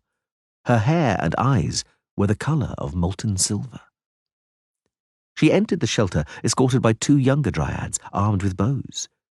Without a word, she nodded towards Brienne, who immediately took Ciri by the hand and pulled her towards the door, bowing her head low. Ciri trod stiffly and clumsily, pale and speechless. When they passed Aithne, the silver-haired dryad seized her swiftly beneath the chin, lifted it, and looked long in the girl's eyes. Geralt could see that Ciri was trembling. Go, Aithne finally said. Go, my child. Fear not. Nothing is capable of changing your destiny. You are in Brokilon. Ciri followed Brienne obediently. In the doorway she turned around. The witcher noticed that her mouth was quivering, and her green eyes were misty with tears. He didn't say a word. He continued to kneel, head bowed. Get up, Gwyn Blythe. Welcome. Greetings, Aithne, Lady of Brokilon. I have the pleasure to host you in my forest once again, although you come here without my knowledge or permission. Entering Brokilon without my knowledge or permission is perilous, White Wolf, even for you. I come on a mission. Ah, The Dryad smiled slightly. that explains your boldness, which I shall not describe using other, more blunt words. Geralt, the inviolability of envoys is a custom observed by humans. I do not recognize it. I recognize nothing human. This is Brokilon. Eithne, Be silent. she interrupted, without raising her voice. I ordered you to be spared. You will leave Brokilon alive, not because you are an envoy, for other reasons. Are you not curious whose envoy I am, where I come from, on whose behalf? Frankly speaking, no. This is Brokilon. You come here from the outside, from a world that concerns me not. Why then would I waste time listening to supplications? What could some kind of proposal, some kind of ultimatum, devised by someone who thinks and feels differently to me, mean to me? What could I care what King Wentzlav thinks? Geralt shook his head in astonishment. How do you know I come from Wentzlav? For it is obvious, The Dryad said with a smile. Eckehard is too stupid. Ervil and Viraxas detest me too much. No other realms border Brokilon. You know a great deal about what happens beyond Brokilon, Eithne. I know much, White Wolf. It is a privilege of my age. Now, though, if you permit, I would like to deal with a confidential matter. That man with the appearance of a bear. The Dryad stopped smiling and looked at Frexinet. Is he your friend? We are acquainted. I once removed a curse from him. The problem is, Eithne said coldly, that I don't know what to do with him. I cannot, after all, order him put to death. I have permitted him to recover his health, but he represents a threat. He does not look like a fanatic. Thus, he must be a scalp hunter. I know that Ervil pays for every Dryad scalp. I do not recall how much. In any case, the price rises as the value of money falls. You are in error. He is not a scalp hunter. Why then did he enter Brokilon? To seek the girl child whose care he was entrusted with. He risked his life to find her. Most foolish, Eithne said coldly. Difficult to call it even a risk. He was heading for certain death. The fact that he lives at all he owes entirely to his iron constitution and endurance. As far as the child is concerned, it also survived by chance. My girls did not shoot, for they thought it was a puck or a leprechaun. She looked once again at Frexinet, and Geralt saw that her mouth had lost its unpleasant hardness. Very well. Let us celebrate this day in some way. She walked over to the bed of branches. The two Dryads accompanying her also approached. Frexinet blanched and cowered, without becoming any smaller. Eithne looked at him for a while, narrowing her eyes a little. Have you children? She finally asked. I am talking to you, blockhead. Eh? I trust I express myself clearly. I'm not... Frexinet hemmed and coughed. I'm not married. Your marital status is of little concern to me. What interests me is whether you are capable of mustering anything from your suety loins. By the great tree, have you ever made a woman with child?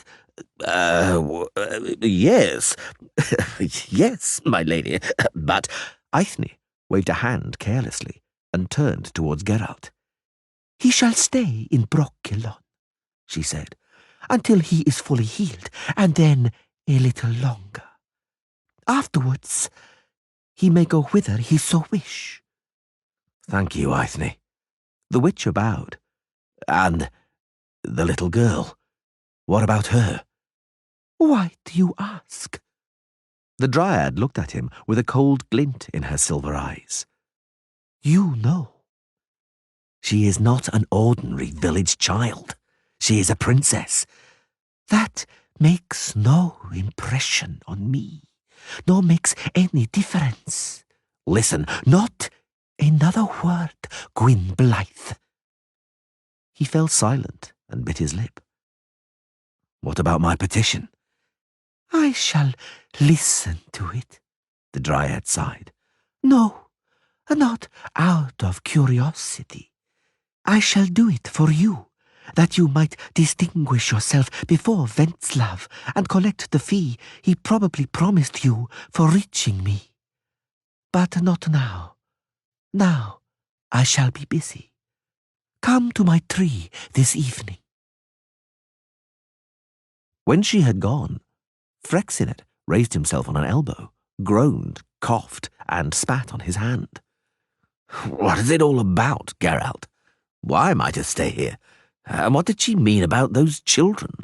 What have you got me mixed up in, eh? The Witcher sat down. You'll save your hide, Frexinet, he said in a weary voice. You'll become one of the few to get out of here alive, at least recently. And you'll become the father of a little Dryad. Several, perhaps. What the... Am I to be a stud? Call it what you will. You have limited choices. I get it. The Baron winked and grinned lewdly. Why, I've seen captives working in mines and digging canals. It could be worse. Just as long as my strength suffices. There's quite a few of them here. Stop smiling foolishly, Geralt grimaced, and daydreaming. Don't imagine adoration, music, wine, fans and swarms of adoring dryads. There'll be one, perhaps two, and there won't be any adoration. They will treat the entire matter very practically, and you even more so. Doesn't it give them pleasure? It can't cause them any harm. Don't be a child. In this respect, they don't differ in any way from women. Physically, at least. What do you mean? It depends on you whether it'll be agreeable or disagreeable. But that doesn't change the fact that the only thing that interests her is the result. You are of minor importance. Don't expect any gratitude. And, under no circumstances, try anything on your own initiative. My own what? Should you meet her in the morning, the Witcher explained patiently, bow, but without any damned smirks or winks. For a Dryad, it is a deadly serious matter. Should she smile or approach you, you can talk to her. About trees, ideally. If you don't know much about trees, then about the weather. But should she pretend not to see you, stay well away from her, and stay well away from the other Dryads, and watch your hands. Those matters do not exist to a Dryad who is not ready. If you touch her, she'll stab you, because she won't understand your intentions. You're familiar, Frexinet smiled, with their mating habits. Has it ever befallen you? The Witcher did not reply. Before his eyes was the beautiful slender Dryad and her impudent smile. That Girm, bloody Girm. A Witcher, damn it. Why did you bring him here, Brian? What use is he to us? No benefit from a Witcher. Geralt? What? And Princess Cirilla? Forget about her. They'll turn her into a Dryad. In 2 or 3 years, she'd shoot an arrow in her own brother's eye, were he to try to enter Brokilon. Damn it, Frexinet swore, scowling. Ervil will be furious. Geralt, couldn't I... No, the Witcher cut him off. Don't even try. You wouldn't get out of Duin Canetl alive. That means the lass is lost. To you, yes. Chapter 6. Eithne's tree was naturally an oak, but it was actually 3 oaks fused together, still green, not betraying any signs of age, although Geralt reckoned they were at least 300 years old. The trees were hollow inside, and the cavity had the dimensions of a large chamber, with a high ceiling narrowing into a cone. The interior was lit by a cresset which did not smoke, and it had been modestly, but not crudely, transformed into comfortable living quarters. Eithne was kneeling inside on something like a fibrous mat. Ciri sat cross-legged before her, erect and motionless, as though petrified. She had been bathed and cured of her cold, and her huge emerald eyes were wide open. The Witcher noticed that her little face, now that the dirt and the grimace of a spiteful little devil had vanished from it, was quite pretty. Eithne was combing the little girl's long hair, slowly and tenderly. "Enter, Gwynblythe. Be seated." He sat down, after first ceremonially going down on one knee. "Are you rested?" the Dryad asked, not looking at him and continuing to comb. "When can you embark on your return journey? What would you say to tomorrow morn?" "When you give the order," he said coldly. "O Lady of Brokilon, one word from you will suffice for me to stop vexing you with my presence in Duin Canel." "Geralt," Eithne slowly turned her head. "do not misunderstand me. I know and respect you. I know you have never harmed a dryad, rusalka, sylph, or nymph. Quite the opposite. You have been known to act in their defense, to save their lives. But that changes nothing. Too much divides us. We belong to different worlds. I neither want nor am able to make exceptions for anybody. I shall not ask if you understand, for I know it is thus. I ask whether you accept it." "What does it change?" "Nothing, but I want to know." "I do," he confirmed. "But what about her? What about Ciri? She also belongs to another world." Ciri glanced at him timidly, and then upwards at the Dryad. Eithne smiled. "But not for long," she said. "Eithne, please, first think it over. "What for?" Give her to me. Let her return with me to the world she belongs to." "No, White Wolf." The Dryad plunged the comb into the little girl's mousy hair again. "I shall not. You, of all people, ought to understand." "Me?" "Yes, you. Certain tidings from the world, even rich Brokilon. Tidings about a certain witcher, who, for services rendered, occasionally demanded curious vows. You will give me what you do not expect to find at home. You will give me what you already have, but about which you do not know. Does that sound familiar? After all, for some time, you witches have been trying in this way to direct fate. You have been seeking boys designated by fate to be your successors, wishing to protect yourself from extinction and oblivion, from nihilism. Why then are you surprised at me? I care for the fate of the Dryads. Surely that is just. A young human girl for each Dryad killed by humans. By keeping her here, you will arouse hostility and the desire for vengeance, Eithne. You will arouse a consuming hatred. Human hatred is nothing new to me. No, Geralt, I shall not give her up, particularly since she is hale. That has been uncommon recently." "Uncommon?" The Dryad fixed her huge silver eyes on him. "They abandon sick little girls with me. Diphtheria, scarlet fever, croup, recently even smallpox. They think we are not immune, that the epidemic will annihilate or at least decimate us. We disappoint them, Geralt. We have something more than immunity. Brokilon cares for its children. She fell silent, leaning over, carefully combing out a lock of Ciri's tangled hair, using her other hand to help. May I, the Witcher cleared his throat, turn to the petition with which King Venslav sent me? Is it not a waste of time? Eithne lifted her head. Why bother? I know perfectly well what King Venslav wants. For that, I do not need prophetic gifts at all. He wants me to give him Brokilon, probably as far as the river Vada, which, I gather, he considers, or would like to consider, the natural border between Brugge and Verden. In exchange, I presume, he is offering me a small and untamed corner of the forest, and probably gives his kingly word and offers kingly protection that small, untamed corner, that scrap of forest, will belong to me forever and ever, and that no one will dare to disturb the dryads there, that the dryads there will be able to live in peace. So what, Geralt? Venslav would like to put an end to the war over Brokilon, which has lasted 2 centuries.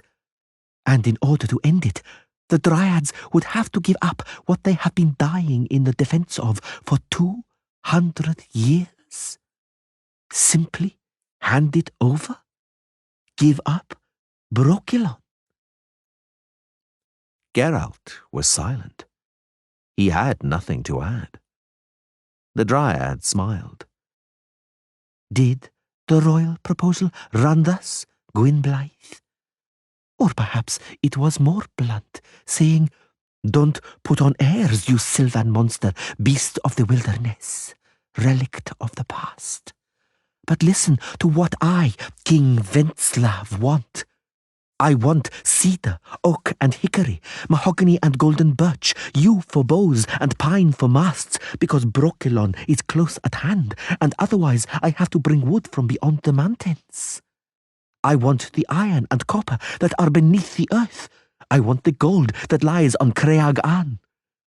I want to fell and saw and dig in the earth without having to listen to the whistling of arrows.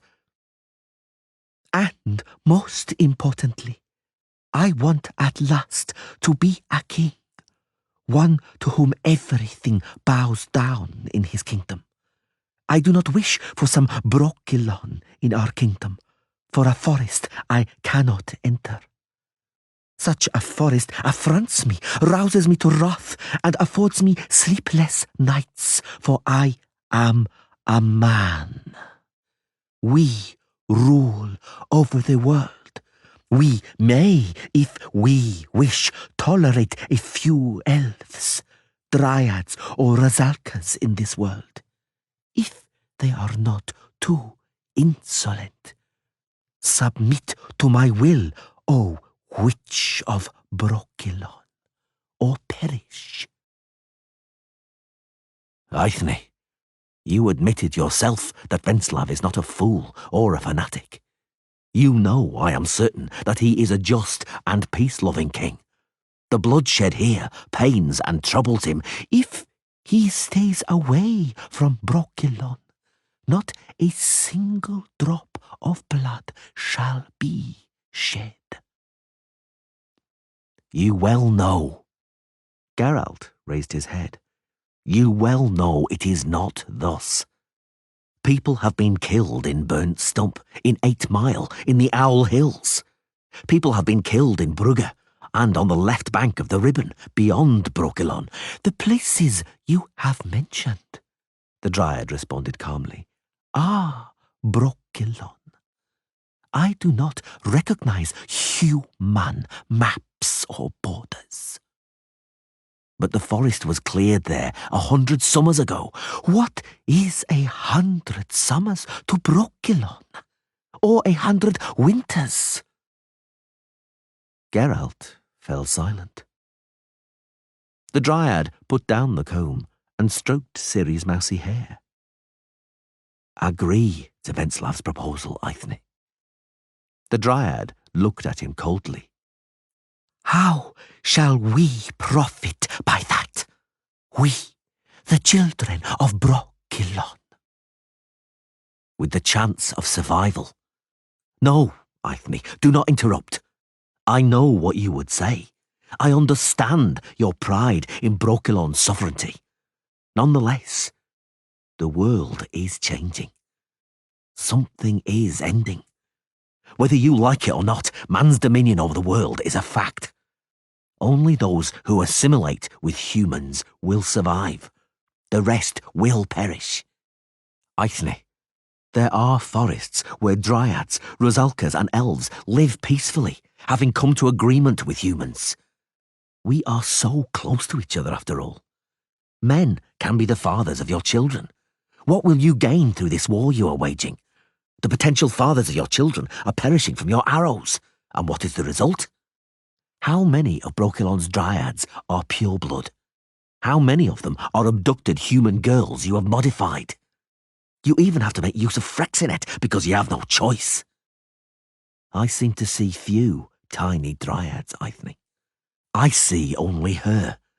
A little human girl, terrified, dulled by narcotics, paralysed by fear. I'm not afraid at all, Ciri suddenly cried, assuming her little devil face for a moment. And I'm not paralysed, so you'd better watch your step. Nothing can happen to me here. Be sure, I'm not afraid. My grandmama says that dryads aren't evil, and my grandmama is the wisest woman in the world. My grandmama says there should be more forests like this one. She fell silent and lowered her head. Eithne laughed. A child of the elder blood, she said. Yes, Geralt, there are still being born children of the elder blood, of whom the prophecies speak, and you tell me that something is ending. You worry whether we shall survive. The scamp was supposed to marry Kistrin of Aden, Geralt interrupted. It's a pity it will not be. Kistrin will one day succeed Ervil, and were he influenced by a wife with such views, perhaps he would cease raids on Brokilon. I don't want that, Kistrin, the little girl screamed shrilly, and something flashed in her green eyes. Kistrin can go and find some gorgeous, stupid material. I'm not material. I won't be a princess. Soft, child of the elder blood, the Dryad said, hugging Ciri. Don't shout. Of course you will not be a princess. Of course, the Witcher interjected caustically. You, Eithne, and I well know what she will be. I see it has already been decided. So it goes. What answer should I take to King Venslav, old lady of Brokilon? None. What do you mean, none? None. He will understand. Long ago, long ago, before Venslav was in the world, heralds rode up to Brokilon's borders. Horns and trumpets blared, armour glinted, and pennants and standards fluttered. Humble yourself, Brokilon, they cried. King Goattooth, king of Bald Hillock and Marshy Meadow, orders you to humble yourself, Brokilon. And Brokilon's answer was always the same. As you are leaving my forest, Gwyn Blythe, turn around and listen. In the rustle of the leaves you will hear Brokilon's answer. Pass it on to Venslav and add that he will never hear another while the oaks still stand in Duencanel. Not whilst a single tree still grows or a single dryad still lives here. Geralt was silent. You say something is ending, Eithne slowly went on. Not true. There are things that never end. You talk of survival? I am fighting to survive. Brokilon endures thanks to my fight, for trees live longer than men, as long as they are protected from your axes. You talk to me of kings and princes. Who are they? Those whom I know are white skeletons lying in the necropolises of Craig Ann, deep in the forest, in marble tombs on piles of yellow metal and shining gems. But Brokilon endures. The trees sough above the ruins of palaces. Their roots break up the marble. Does your Venslav recall those kings? Do you, Gwyn Blythe?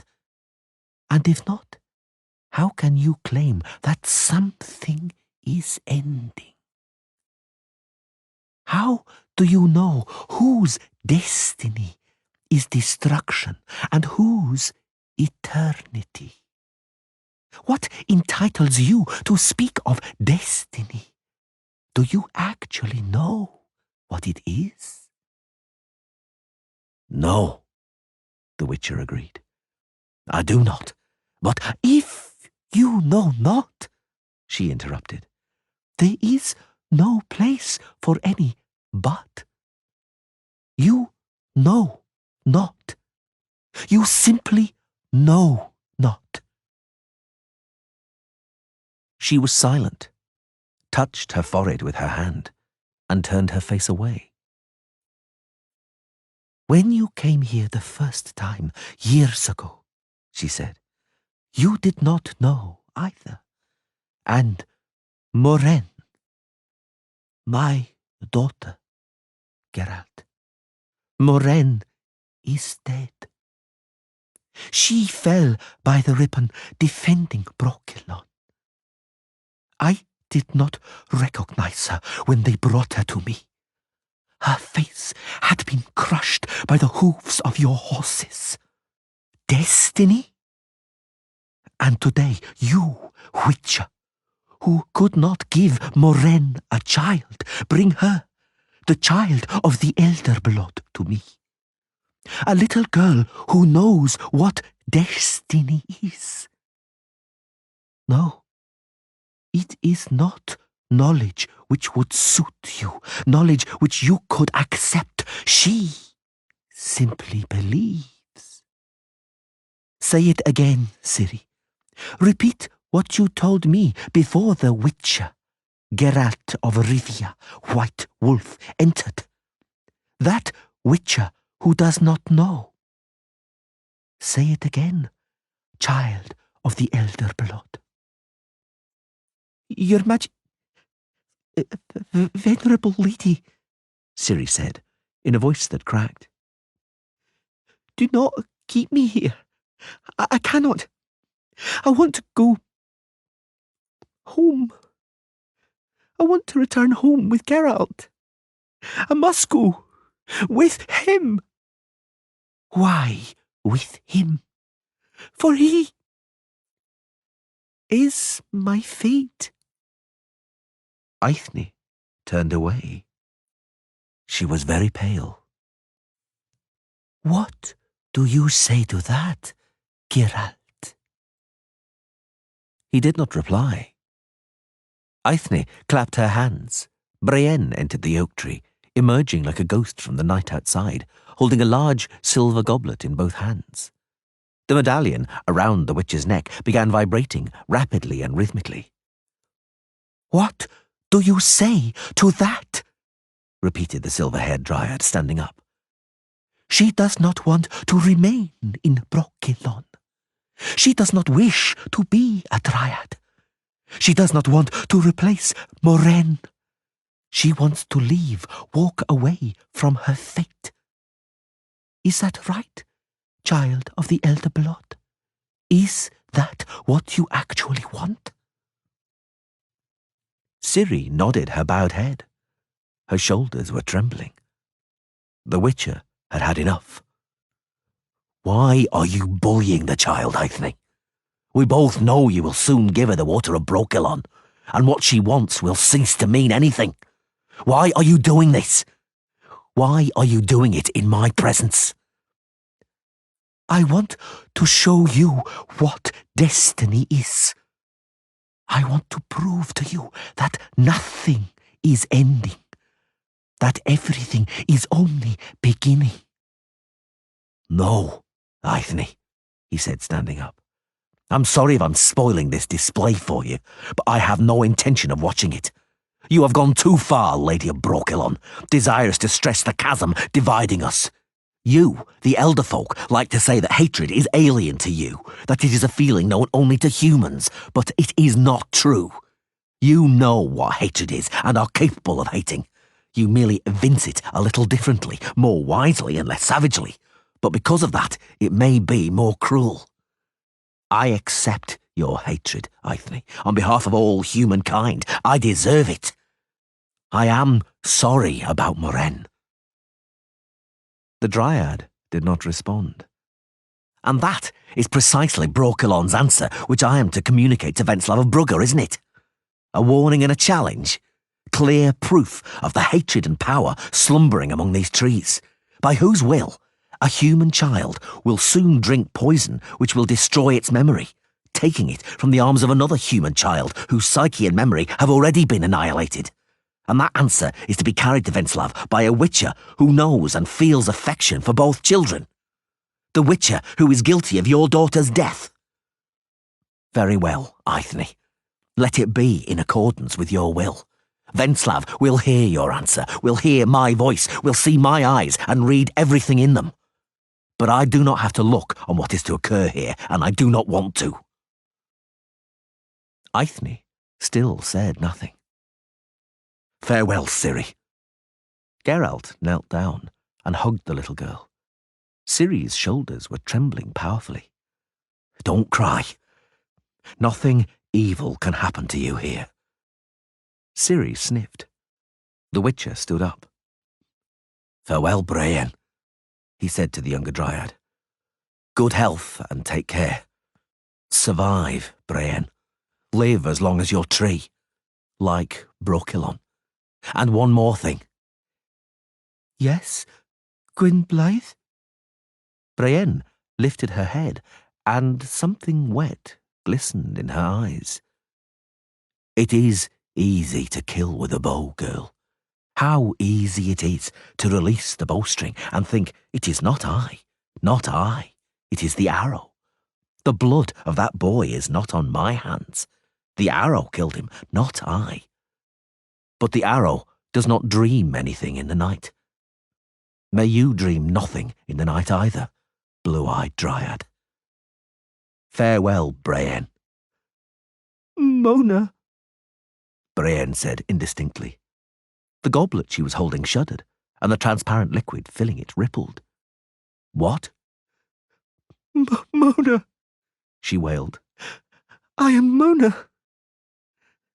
Lady Aithne, Enough of this, Aithne said sharply. Enough. Control yourself, Brienne.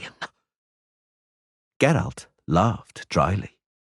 There you have your destiny, Lady of the Forest. I respect your doggedness and your fight, but I know that soon you will be fighting alone. The last Dryad of Brokilon, sending Dryads who nonetheless still remember their real names to their deaths. In spite of everything, I wish you fortune, Aithne. Farewell. Geralt, Ciri whispered, still sitting motionless, with her head lowered. Don't leave me, all by myself. White Wolf, Aithne said, embracing the little girl's hunched back. Did you have to wait until she asked you? Not to abandon her? To remain with her until the end? Why do you wish to abandon her at this moment? To leave her all alone? Where do you wish to flee to, Gwyn Blythe? And from what? Ciri's head slumped further down, but she did not cry. Until the end, the Witcher said, nodding. Very well, Ciri. You will not be alone. I will be with you. Do not fear anything. Eithne took the goblet from Brienne's trembling hands and raised it up. Can you read old runes, White Wolf? Yes, I can. Read what is engraved on the goblet. It is from Crag Ann. It was drunk from by kings whom no one now remembers. Duethenan I've kiran kairme glyadiv inaesith. Do you know what that means? The sword of destiny has two blades. You are one of them. Stand up, child of the elder blood. The Dryad's voice clanged like steel in an order which could not be defied, a will which had to be yielded to. Drink. It is the water of Brokilon. Geralt bit his lips and stared at Eithne's silver eyes. He did not look at Ciri, who was slowly bringing her lips to the edge of the goblet. He had seen it before, once, long ago. The convulsions, the tremors, the incredible, horrifying, slowly dwindling cry, and the emptiness, torpor, and apathy in the slowly opening eyes. He had seen it before. Ciri drank. A tear rolled slowly down Brienne's unmoving face. That will do. Eithne took the goblet away, placed it on the ground, and stroked the little girl's hair, which fell onto her shoulders in mousy waves. "Oh, child of the elder blood," she said, "choose. Do you wish to remain in Brokilon, or do you follow your destiny?" The Witcher shook his head in disbelief. Ciri was flushed and breathing a little more quickly. And nothing else. Nothing. "I wish to follow my destiny," she said brightly, looking the Dryad in the eyes.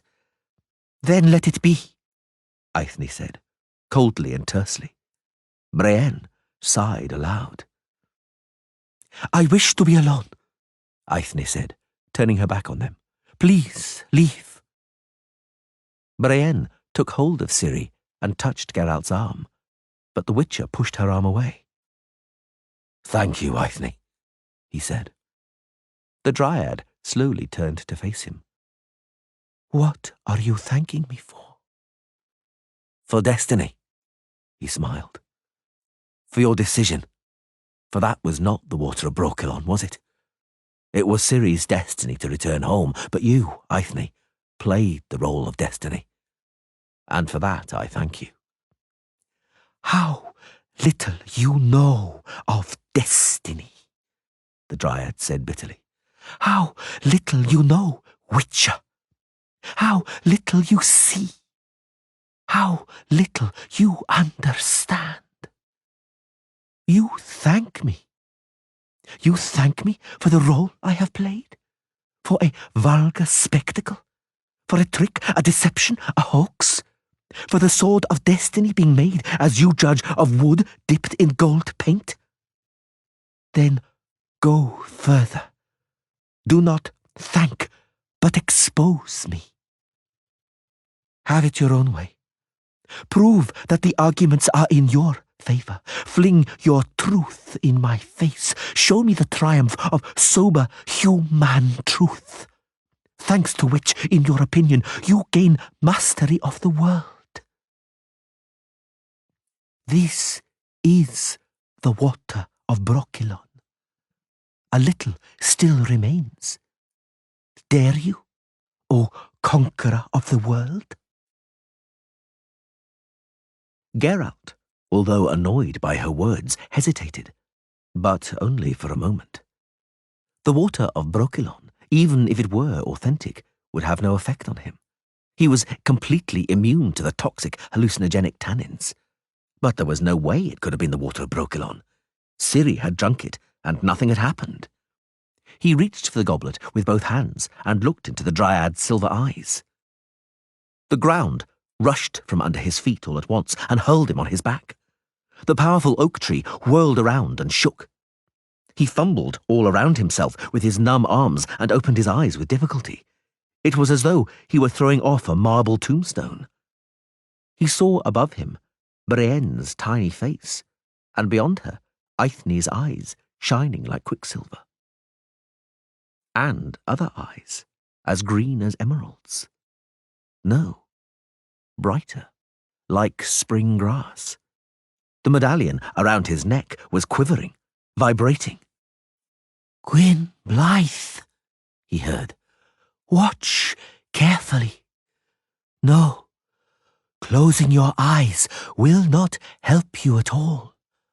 Look at your destiny. Do you remember?" A sudden explosion of light rending a curtain of smoke. Huge candelabras, heavy with candles, dripping garlands of wax. Stone walls, a steep staircase. Descending the staircase, a green-eyed, mousy-haired girl in a small circlet with an intricately carved gemstone, in a silver-blue gown, with a train held up by a page in a short scarlet jacket. "Do you remember?" His own voice, speaking. "I shall return in 6 years." A bower, warmth, the scent of flowers, the intense, monotonous hum of bees. He alone on his knees, giving a rose to a woman with mousy locks spilling from beneath a narrow gold band. Rings set with emeralds, large green cabochons on the fingers taking the rose from his hand. "Return here," the woman said. "Return here should you change your mind. Your destiny will be waiting." I shall never return here, he thought. I never went back there. I never returned to. Whither? Mousy hair, green eyes. His voice again in the darkness, in a gloom in which everything was engulfed. There are only fires, fires all the way to the horizon. A cloud of sparks in the purple smoke. Beltane, Mayday Eve. Dark, violet eyes, shining in a pale triangular face, veiled by a black, rippling shock of curls, look out from the clouds of smoke. Yennefer. Too little. The apparition's thin lips suddenly twist. A tear rolls down the pale cheek, quickly, quicker and quicker, like a drop of wax down a candle. Too little. Something more is needed. Yennefer. Nothingness for nothingness, the apparition says in Eithne's voice. The nothingness and void in you, conqueror of the world, who is unable even to win the woman he loves, who walks away and flees when his destiny is within reach. The sword of destiny has 2 blades. You are one of them, but what is the other, White Wolf? There is no destiny. His own voice. There is none. None. It does not exist. The only thing that everyone is destined for is death. That is the truth, says the woman with the mousy hair and the mysterious smile. That is the truth, Geralt. The woman is wearing a silvery suit of armour, bloody, dented and punctured by the points of pikes or halberds. Blood drips in a thin stream from the corner of her mysteriously and hideously smiling mouth. You sneer at destiny, she says, still smiling. You sneer at it, trifle with it. The sword of destiny has 2 blades. You are one of them. Is the second death? But it is we who die. Die because of you. Death cannot catch up with you, so it must settle for us. Death dogs your footsteps, White Wolf, but others die because of you. Do you remember me? Calanthe. You can save him. The voice of Eithne from behind the curtain of smoke. You can save him, child of the elder blood, before he plunges into the nothingness which he has come to love, into the black forest which has no end. Eyes as green as spring grass. A touch. Voices crying in chorus, incomprehensibly. Faces He could no longer see anything. He was plummeting into the chasm, into the void, into darkness. The last thing he heard was Eithne's voice. "Let it be so." Chapter 7. Geralt, wake up. Please, wake up. He opened his eyes and saw the sun, a golden ducat with distinct edges, high up above the treetops, beyond the turbid veil of the morning mist. He was lying on damp, spongy moss, and a hard root was digging into his back. Ciri was kneeling beside him, tugging at his jacket. Curses! He cleared his throat and looked around. Where am I? How did I end up here? I don't know, she answered. I woke up a moment ago, here beside you, awfully frozen. I can't remember how. Do you know what? It's magic. You're probably right, he said, sitting up and pulling pine needles from his collar. You're probably right, Ciri. Bloody water and Brokilon. Looks like the Dryads are enjoying themselves at our expense. He stood up, picked up his sword, which was lying alongside him, and slung the strap across his back. Ciri? Uh-huh. You were also enjoying yourself at my expense. Me? You're the daughter of Pavetta and the granddaughter of Calanthe of Sintra. You knew who I was from the very beginning, didn't you? No, she blushed. Not from the beginning. You lifted the curse from my daddy, didn't you? That's not true, he said, shaking his head. Your mama did, and your grandmama. I only helped. But my nanny said, she said that I'm destined, because I'm a surprise, a child of surprise. Geralt? Ciri. He looked at her, shaking his head and smiling. Believe me, you're the greatest surprise I could have come across. Ha! The little girl's face brightened up. It's true. I'm destined. My nanny said a witcher would come who would have white hair and would take me away, but Grandmama yelled. Oh, never mind. Tell me where you're taking me. Back home, to Sintra. Ah, but I thought you... You'll have time to think on the way. Let's go, Ciri. We must leave Brokilon. It isn't a safe place. I'm not afraid. But I am. Grandmama said that witches aren't afraid of anything. Grandmama overstated the facts. Let's go, Ciri. If I only knew where we... He looked up at the sun. Right. Let's risk it. We'll go this way. No. Ciri wrinkled her nose and pointed in the opposite direction. That way. Over there. And how do you know, may I ask? I just know. She shrugged and gave him a helpless, surprised emerald look. Somehow, somewhere, over there, I don't know. Pavetta's daughter, he thought.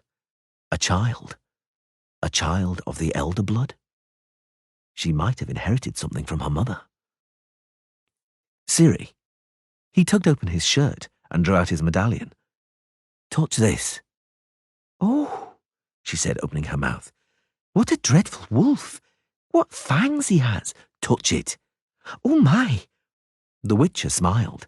He had also felt the sudden vibration of the medallion, the sharp wave running through the silver chain. It moved, Ciri sighed. It moved. I know. Let's go, Ciri. You lead. It's magic, isn't it? Naturally. It was as he had expected. The little girl could sense the direction. How, he did not know. But soon, sooner than he had expected, they came out onto a track, onto a forked three-way junction. It was the border of Brokilon, according to humans at least. Eithne did not recognize it, he remembered. Ciri bit her lip, wrinkled her nose, and hesitated, looking at the junction, at the sandy rutted track furrowed by hooves and cartwheels. But Geralt now knew where he was, and did not want to depend on her uncertain abilities. He set off along the road, heading eastwards towards Brugge. Ciri, still frowning, was looking back towards the west. That leads to Nastrog Castle, he jibed. Are you missing Kistrin? The little girl grunted and followed him obediently, but looked back several times. What is it, Ciri? I don't know, she whispered. But we're going the wrong way, Geralt. Why? We're going to Brugge, to King Venslav, who lives in a splendid castle. We shall take baths and sleep on a feather bed. It's a bad road, she said. A bad road. That's true. I've seen better. Don't be sniffy, Ciri. Let's go, with a will. They went around an overgrown bend, and it turned out Ciri had been right. They were suddenly, quickly surrounded from all sides. Men in conical helmets, chainmail, and dark blue tunics with the gold and black checkered pattern of Verden on their chests. They circled the pair, but none of the men approached or reached for a weapon. Whence and whither? Barked a thick-set individual, in worn-out green apparel, standing before Geralt with bandy legs set wide apart. His face was as swarthy and wrinkled as a prune. A bow and white-fletched arrows protruded behind him, high above his head. We've come from Burnt Stump, the Witcher lied effortlessly, squeezing Ciri's little hand knowingly. And we're going home to Brugge. What's happening? Royal service, the dark-faced individual said courteously, as though he'd only then noticed the sword on Geralt's back. Bring 'em here, young uns, yelled someone standing further down the road. The mercenaries parted. Don't look, Ciri, Geralt said quickly. Avert your eyes. Don't look. A fallen tree lay on the road, blocking the way with a tangle of boughs. Long white splinters radiated from the partly hacked and broken trunk standing in the roadside thicket. A loaded wagon covered with a tarpaulin stood before the tree. 2 small, shaggy horses, stuck with arrows and exposing yellow teeth, were lying on the ground, caught up in the shafts and halters. One was still alive and was snorting heavily and kicking. There were also people lying in dark patches of blood, soaked into the sand, hanging over the side of the wagon and hunched over the wheels. 2 men slowly emerged from among the armed men gathered around the wagon, to be joined by a third. The others, there were around 10 of them, stood motionless, holding their horses. What happened? The Witcher asked, standing so as to block out Ciri's view of the massacre. A beady-eyed man in a short coat of mail and high boots gave him a searching look and audibly rubbed his bristly chin. He had a worn, shiny leather bracer of the kind archers use on his left forearm. Ambush, he said curtly. Eerie wives did for these merchants. We're looking into it. Eerie wives? Ambushing merchants? You can see for yourself, the beady-eyed man pointed. Stuck with arrows like urchins. On the highway. They're becoming more and more impudent, those forest hags. You can't just not venture into the forest now. You can't even travel the road by the forest. And you? The Witcher asked, squinting. Who are you? Ervil's men, from the Nastrog squads. We were serving under Baron Frexenet, but the Baron was lost in Brokilon. Ciri opened her mouth, but Geralt squeezed her hand hard, ordering her to stay quiet. Blood for blood, I say, roared the beady-eyed man's companion, a giant in a brass-studded caftan. Blood for blood. You can't let that go. First Frexenet and the kidnapped princess from Sintra, and now merchants. By the gods, vengeance, vengeance, I say. For if not, you'll see tomorrow or the next day they'll start killing people on their own thresholds. Brick's right, the beady-eyed one said, isn't he? And you, fellow, where are you from? From Brugge, the Witcher lied. And a girl, your daughter? Aye. Geralt squeezed Ciri's hand again. From Brugge? Brick frowned. So, I'll tell you, fellow, that your King Venslav is emboldening the monstrosities right now. He doesn't want to join forces with Ervil, nor with Varaxis of Kerak. But if we marched and broke along from 3 sides, we'd finally destroy that scum. How did the slaughter happen? Geralt asked slowly. Does anybody know? Did any of the merchants survive? There aren't any witnesses, the beady-eyed one said, but we know what happened. Jungens, a forester, can read spores like a book. Tell him, Jungens. Well, said the one with the wrinkled face, it were like this. The merchants were travelling along the highway, and their way were blocked. You see, sir, that fallen pine lying across the road, freshly felled. There are tracks in the thicket. Want to see? Well, when the merchants stopped to clear away the tree, they were shot, just like that. Over there, from the bushes by that crooked birch. There are tracks there too, and the arrows mark you.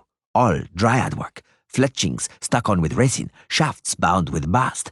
I see, the Witcher interrupted, looking at the bodies. Some of them, I think, survived the arrows and had their throats cut with knives. One more man emerged from behind the group of mercenaries standing in front of him. He was skinny and short in an elk-hide caftan. He had black, short hair, and his cheeks were blue from closely shaved black beard growth. One glance at the small, narrow hands in short, black, fingerless gloves, at the pale, fish-like eyes, at his sword, and at the hafts of the daggers stuck into his belt and down his left boot, was all the Witcher needed. Geralt had seen too many murderers not to recognise one more instantly. "You've a keen eye," said the black-haired man, extremely slowly. "Indeed, you see much." "And well he does," said the beady-eyed man. "Let him tell his king what he saw. Venslav still swears Ciri wives shouldn't be killed because they are agreeable and good. I'll bet he visits them on May Day and ruts them. Perhaps they're good for that. We'll find out for ourselves if we take one alive." "Or even half dead," Brick cackled. "Aye, where's that blood-eyed druid? Almost noon, but no sign of him. We must off." "What do you mean to do?" Geralt asked, without releasing Ciri's hands. "What business is it of yours?"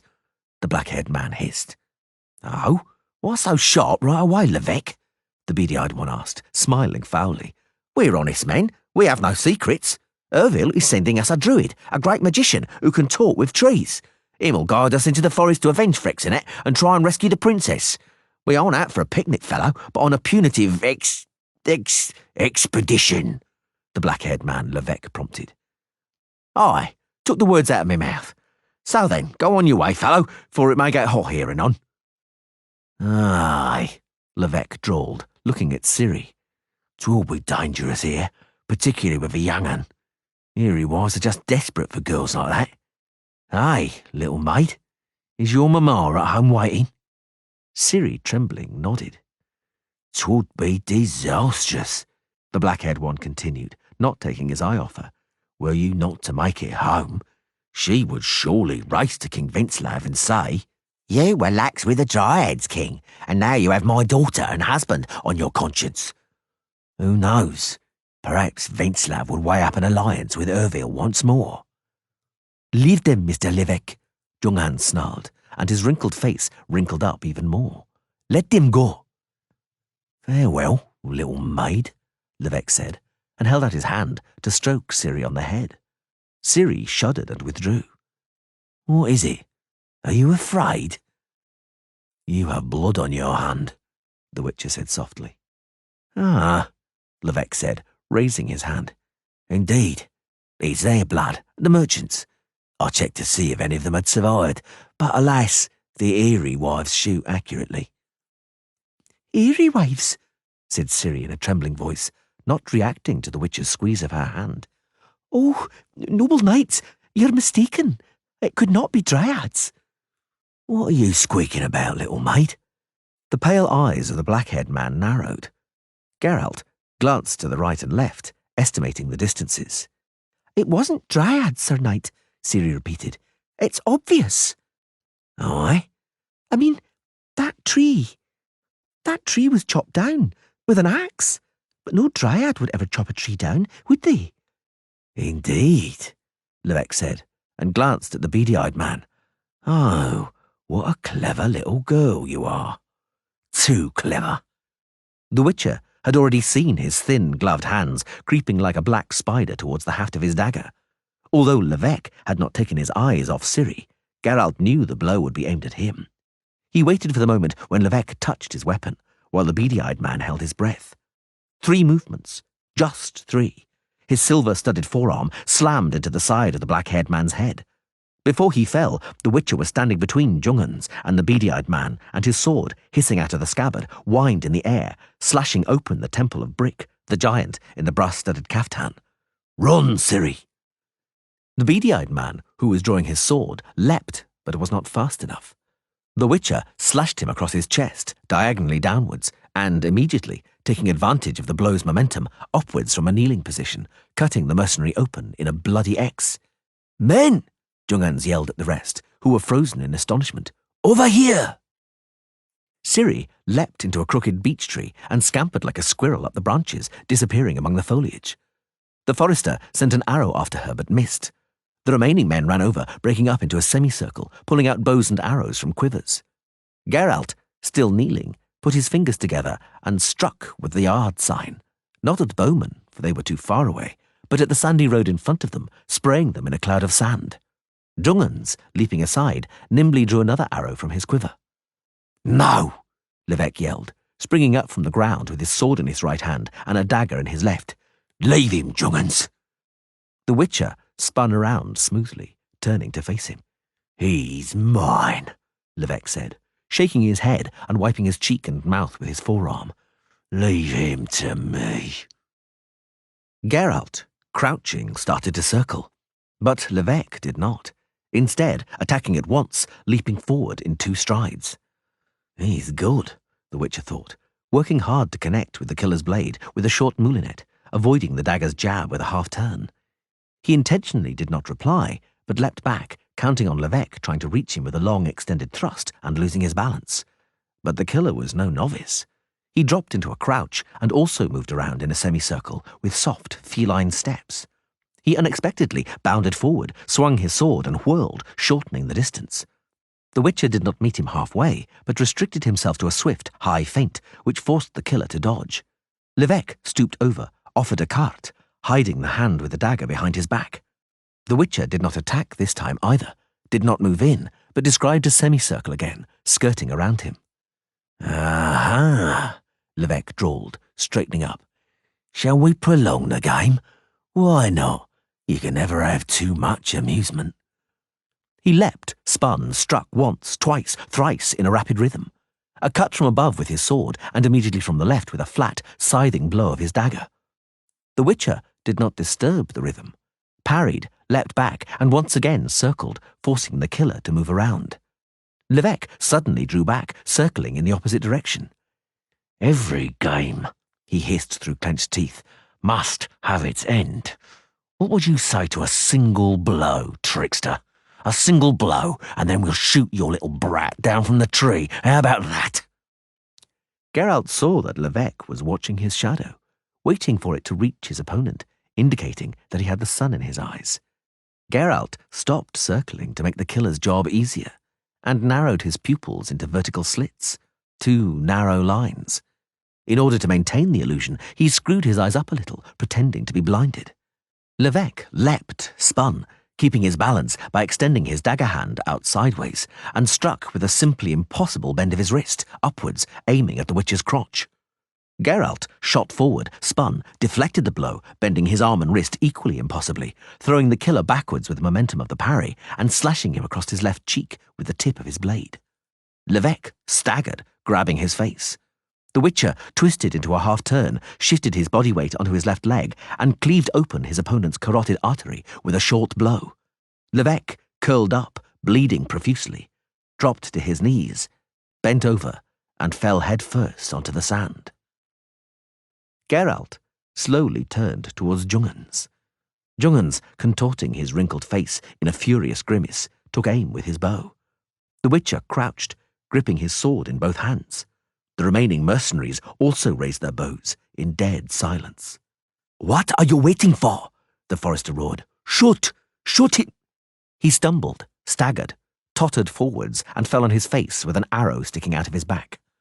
The arrow's shaft had striped fletchings made from a pheasant's flight feathers dyed yellow in a concoction of tree bark. The arrows flew with a whistle and hiss in long, flat parabolas from the black wall of the forest. They flew apparently slowly and calmly, their fletchings sighing, and it seemed as though they picked up speed and force as they struck their targets. And they struck unerringly, scything down the Nastrog mercenaries, knocking them over into the sand, inert and mown down, like sunflowers hit with a stick. The ones who survived rushed towards the horses, jostling one another. The arrows continued to whistle, catching up with them as they ran, hitting them as they sat in the saddle. Only 3 managed to rouse their horses to a gallop and ride off, yelling, their spurs bloodying their mounts' flanks. But not even they got far. The forest closed up, blocking the way. Suddenly, the sandy highway, bathed in sunlight, disappeared. It was now a dense, impenetrable wall of black tree trunks. The mercenaries, terrified and stupefied, spurred their horses, but the arrows flew unceasingly and hit them, knocking them from their saddles among the hoof falls and neighing of the horses and screams. And afterwards, a silence fell. The wall of trees blocking the highway shimmered, became blurred, shone brightly, and vanished. The road could be seen again, and on it stood a grey horse, and on the grey horse sat a rider, mighty, with a flaxen, fan-shaped beard, in a jerkin of sealskin with a tartan woolen sash. The grey horse, turning its head away and champing at the bit, moved forward, lifting its forehoofs high, snorting and becoming agitated by the corpses and the smell of blood. The rider, upright in the saddle, raised a hand, and a sudden gust of wind struck the tree's branches. From the undergrowth on the distant edge of the forest emerged small shapes in tight-fitting garments, patched green and brown, with faces streaked with walnut-shell dye. Jaidmil ved brochiloni, the rider called. File and a vorved. File, replied a voice from the forest, like a gust of wind. The green and brown shapes began to disappear, one after the other, melting into the thicket of the forest. Only one remained, with flowing hair the colour of honey. She took several steps and approached. File, Gwyn Blythe, she called, coming even closer. Farewell, Mona, the Witcher said.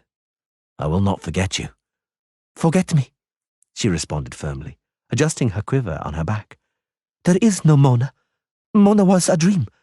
I am Brienne of Brokilon. She waved at him once more and disappeared. The Witcher turned around. Mousesack, he said, looking at the rider on the grey horse. Geralt? The rider nodded, eyeing him up and down coldly. An interesting encounter, but let us begin with the most important things. Where is Ciri? Here, the girl yelled from the foliage. Can I come down yet? Yes, you may, the Witcher said. But I don't know how. The same way as you climbed up, just the other way around. I'm afraid. I'm right at the very top. Get down, I said. We need to have a serious conversation, young lady. What about? About why the bloody hell you climbed up there instead of running into the forest. I would have followed you instead of... Oh, blow it. Get down. I did what the cat in the story did. Whatever I do, it's always wrong. Why, I'd like to know. I would too, the druid said, dismounting. I would also like to know. And your grandmamma, Queen Calanthe, would like to know too. Come on, climb down, princess. Leaves and dry branches fell from the tree. Then there was a sharp crack of tearing material, and finally Ciri appeared, sliding astride the trunk. She had picturesque shreds instead of a hood on her jacket. Uncle Mousesack! In person. The druid embraced and cuddled the little girl. Did Grandmamma send you, Uncle? Is she very worried? Not very, Mousesack smiled. She is too busy soaking her switch. The way to Sintra, Ciri, will take us some time. Devote it to thinking up an explanation of your deeds. It ought to be, if you want to benefit from my counsel, a very short and matter-of-fact explanation, one which can be given very, very quickly. For in any case, I judge you will be screaming at the end of it, Princess. Very, very loudly. Ciri grimaced painfully, wrinkled up her nose, snorted softly, and her hands involuntarily went towards the endangered place. Let's go, Geralt said, looking around. Let's go, Mousesack. Chapter 8. No, the druid said. Calanthe has changed her plans. She does not want the marriage of Ciri and Kistrian to go ahead now. She has her reasons. Additionally, I presume I don't have to explain that following that dreadful scandal with the sham ambush on the merchants, King Ervil has gone down a long way in my estimation, and my estimation matters in the kingdom. No, we won't even stop off at Nastrog. I'll take the last straight to Sintra. Ride with us, Geralt. What for? The Witcher glanced at Ciri, who was now slumbering beneath a tree, wrapped in Mousesack's jerkin. You well know what for. That child, Geralt, is linked to you by destiny. For the third time, yes, the third, your paths have crossed. Metaphorically, of course, particularly as regards the previous two occasions. You surely can't call it coincidence. What does it matter what I call it? The Witcher smiled wryly. The essence is not in the name, Mousesack. Why ought I to ride to Cintra? I have already been to Cintra. I have already, as you described it, crossed paths. What of it? Geralt, you demanded a vow from Calanthe, then from Pavetta and her husband. The vow has been kept. Ciri is the child of destiny. Destiny demands that I take the child and turn her into a witcher, a little girl. Take a good look at me, Mousesack. Can you imagine me as a comely lass? To hell with witchering, the druid said, annoyed. What are you talking about? What has the one to do with the other? No, Geralt. I see that you understand nothing. I shall have to use simple words. Listen. Any fool, including you, may demand a vow, may exact a promise, and will not become remarkable because of it. It is the child who is extraordinary. And the bond which comes into being when the child is born is extraordinary. Need I be more clear? Very well, Geralt. From the moment Ciri was born, what you wanted and what you plan to do cease to matter. And what you don't want and what you mean to give up doesn't make any difference either. You don't bloody matter. Don't you understand? Don't shout. You'll wake her up. Our destiny is asleep, and when she wakes, Mousesack, one must occasionally give up, even the most extraordinary things. But you know, the druid looked at him coldly, you will never have a child of your own. Yes, and you're still giving her up. Yes, I am. I'm surely permitted to, aren't I? You are, Mousesack said. Indeed, but it is risky. There is an old prophecy saying that the sword of destiny has two blades. Geralt completed the sentence. I've heard it. Oh, do as you think fit. The druid turned his head away and spat. Just think, I was prepared to stick my neck out for you. You. Me. Unlike you, I believe in destiny, and I knew that it is hazardous to trifle with a two-edged sword. Don't trifle with it, Geralt. Take advantage of the chance which is presenting itself. Turn what connects you to Ciri into the normal, healthy bond of a child with its guardian. For if you do not, then that bond may manifest itself differently, more terribly, in a negative and destructive way. I want to protect you both from that. If you wanted to take her, I would not protest. I would take upon myself the risk of explaining why to Calanthe. How do you know Ciri would want to go with me? Because of some old prophecies? No, Mousesack said gravely. Because she only fell asleep after you cuddled her. Because she mutters your name and searches for your hand in her sleep. Enough. Geralt got up, because I'm liable to get emotional. Farewell, bearded one. My compliments to Calanthe. And think something up, for Ciri's sake. You will not escape, Geralt. From destiny. The Witcher tightened the girth of the captured horse. No, the druid said, looking at the sleeping child. From her. The Witcher nodded and jumped into the saddle. Mousesack sat motionless, poking a stick into the dying campfire. He rode slowly away, through heather as high as his stirrups, across the hillside leading into the valley, towards the Black Forest. Geralt! He turned around. Ciri was standing on the brow of the hill, a tiny grey figure with wind-blown mousy hair. Don't go! She waved. Don't go! She yelled shrilly. Don't go! I have to, he thought. I have to, Ciri, because I always do. You won't get away, she cried. Don't go thinking that. You can't run away. I'm your destiny. Do you hear? There is no destiny, he thought. It does not exist. The only thing that everyone is destined for is death. Death is the other blade of the two-edged sword. I am the first blade, and the second is death, which dogs my footsteps. I cannot, I may not expose you to that, Ciri. I am your destiny! The words reached his ears from the hilltop more softly, more despairingly.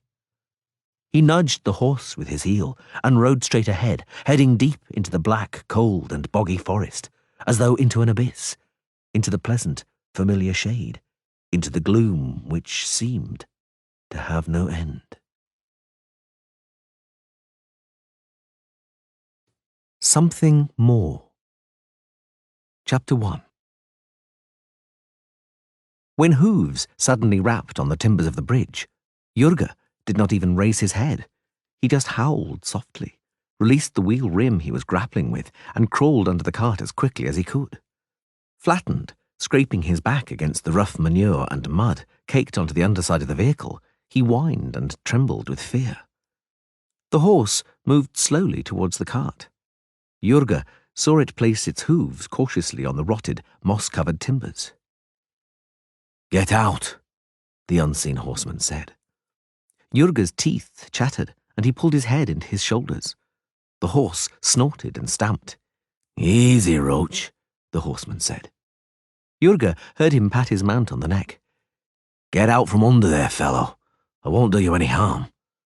The merchant did not believe the stranger's declaration in the slightest. There was something calming and at the same time intriguing in his voice, however, though it was by no means a voice which could be described as pleasant.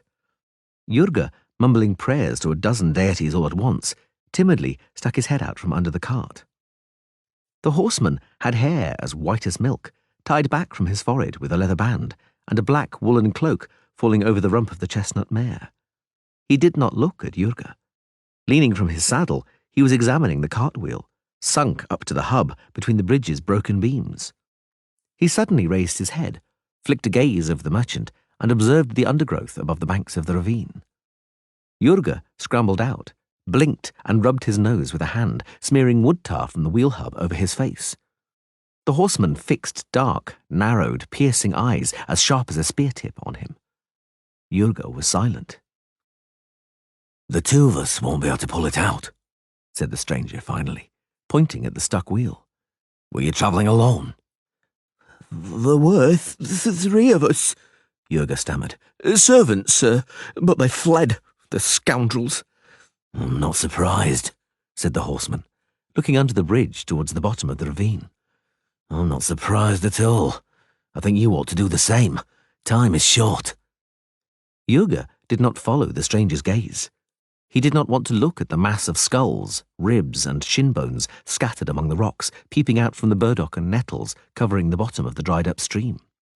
He was afraid that with just one more glance, one more glimpse of the black eye sockets, grinning teeth, and cracked bones, something would snap in him. The remains of his desperate courage would escape like air from a fish's bladder, and he would dash back up the highway, stifling a scream, just as the carter and his lad had less than an hour before. "What are you waiting for?" the horseman asked softly, reining his horse around. "For nightfall? It'll be too late then. They'll come for you as soon as it begins to get dark, or maybe even sooner. Let's go. Jump up behind me.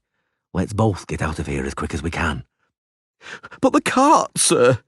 Jurga howled at the top of his voice, not knowing if from fear, despair, or rage. "And my goods? That's a whole year's work. I'd rather drop dead. I'm not leaving it." "I think you still don't know where the bloody hell you are, friend," the stranger said calmly, extending a hand towards the ghastly graveyard beneath the bridge. "Won't leave your cart, you say?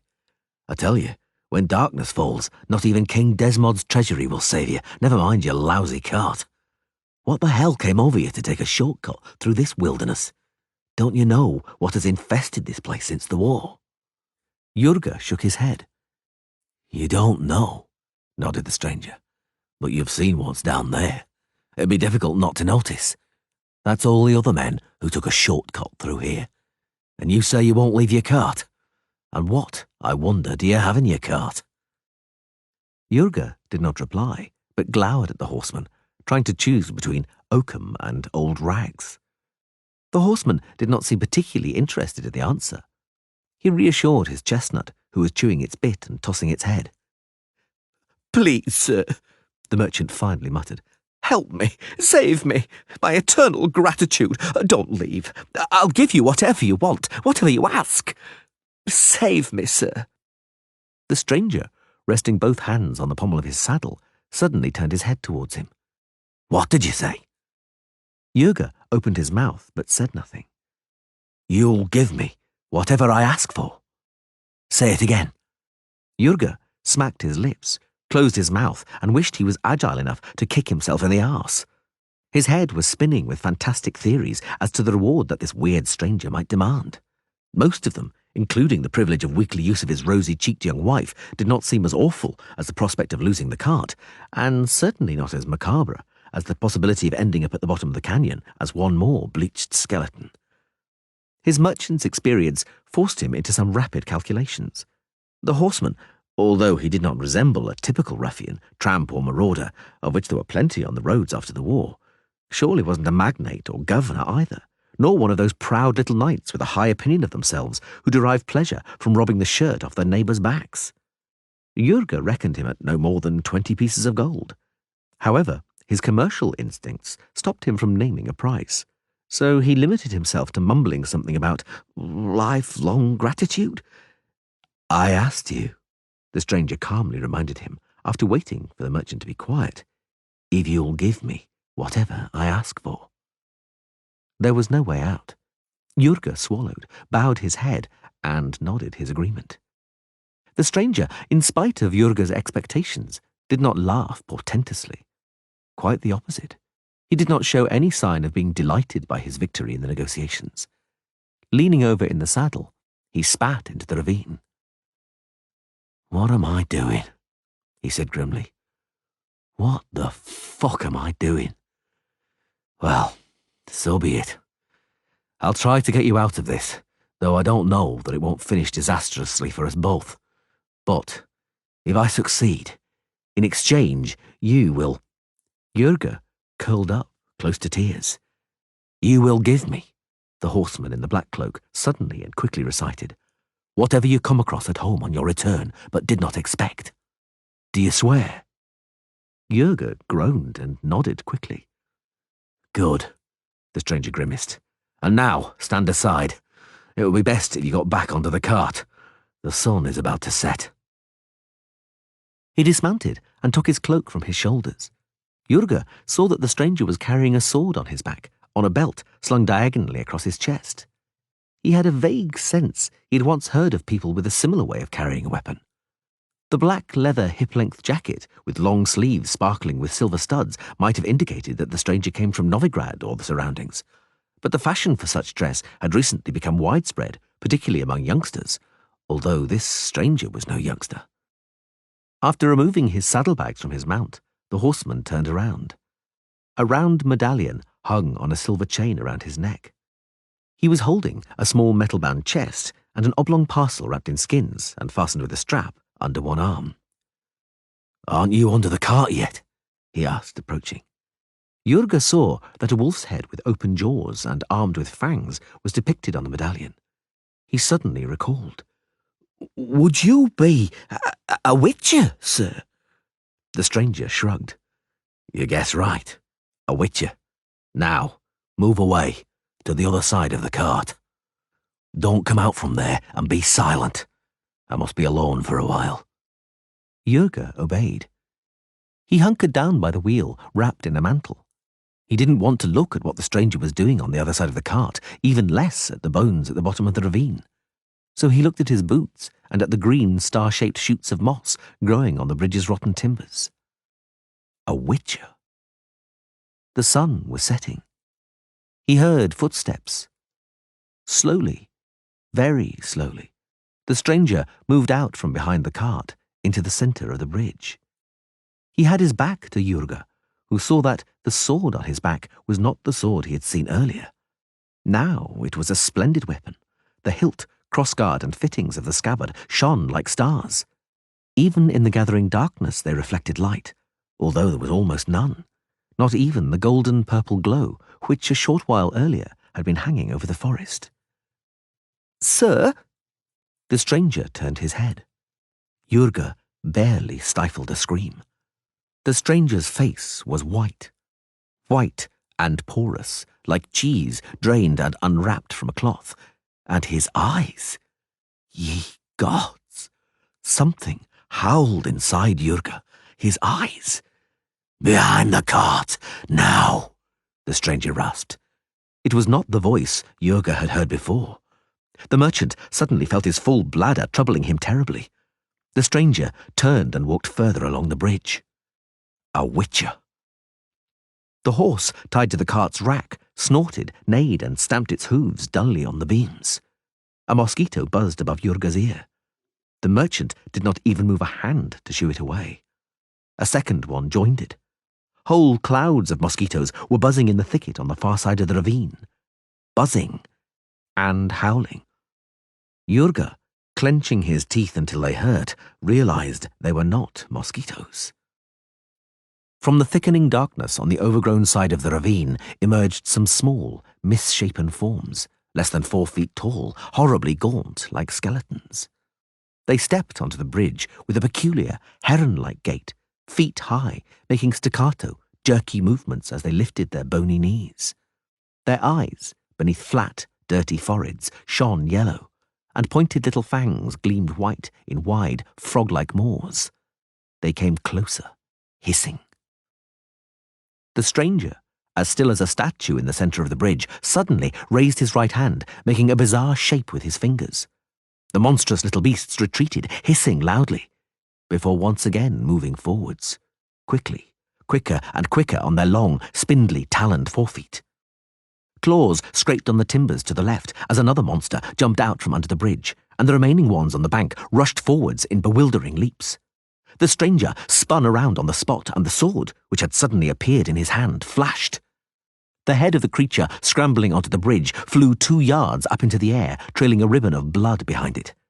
Then the white-haired man fell on a group of them and whirled, slashing swiftly all around him. The monsters, flailing their arms and wailing, attacked him from all sides, ignoring the luminous blade, cutting them like a razor. Jurga cowered, hugging the cart. Something fell right at his feet, bespattering him with gore. It was a long, bony hand, 4-clawed and scaly, like a chicken's foot. The merchant screamed. He sensed something flitting past him. He cowered, intending to dive under the cart, just as something landed on his neck, and a scaly hand seized him by the temple and cheek. He covered his eyes, howling, and jerking his head, leapt to his feet and staggered into the middle of the bridge, stumbling over the corpses sprawled across the timbers. A battle was raging there, but Jurga could not see anything apart from a furious swarm, a mass within which the silver blade kept flashing. "Help me!" he howled, feeling the sharp fangs penetrating the felt of his hood and digging into the back of his head. "Duck!" He pressed his chin down onto his chest, looking out for the flash of the blade. It whined in the air and grazed his hood. Jurga heard a hideous, wet, crunching sound, and then a hot liquid gushed down his back. He fell to his knees, dragged down by the now inert weight hanging from his neck. He watched as 3 more monsters scuttled out from under the bridge. Leaping like bizarre grasshoppers, they latched onto the stranger's thighs. One of them, slashed with a short blow across its toad-like muzzle, took a few steps upright and fell onto the timbers. Another, struck with the very tip of the sword, collapsed in squirming convulsions. The remaining ones swarmed like ants over the white-haired man, pushing him towards the edge of the bridge. One flew out of the swarm, bent backwards, spurting blood, quivering and howling, and right then the entire seething mass staggered over the edge and plummeted into the ravine. Jurga fell to the ground, covering his head with his hands. From below the bridge, he heard the monster's triumphant squeals, suddenly transforming into howls of pain, those howls silenced by the whistling of the blade. Then from the darkness came the rattle of stones and the crunch of skeletons being trodden on and crushed. And then once again came the whistle of a falling sword and a despairing, blood-curdling shriek which suddenly broke off. And then there was only silence, interrupted by the sudden cry of a terrified bird deep in the forest among the towering trees. And then the bird fell silent too. Jurga swallowed, raised his head, and stood up with difficulty. It was still quiet. Not even the leaves rustled. The entire forest seemed to be dumbstruck with terror. Ragged clouds obscured the sky. Hey!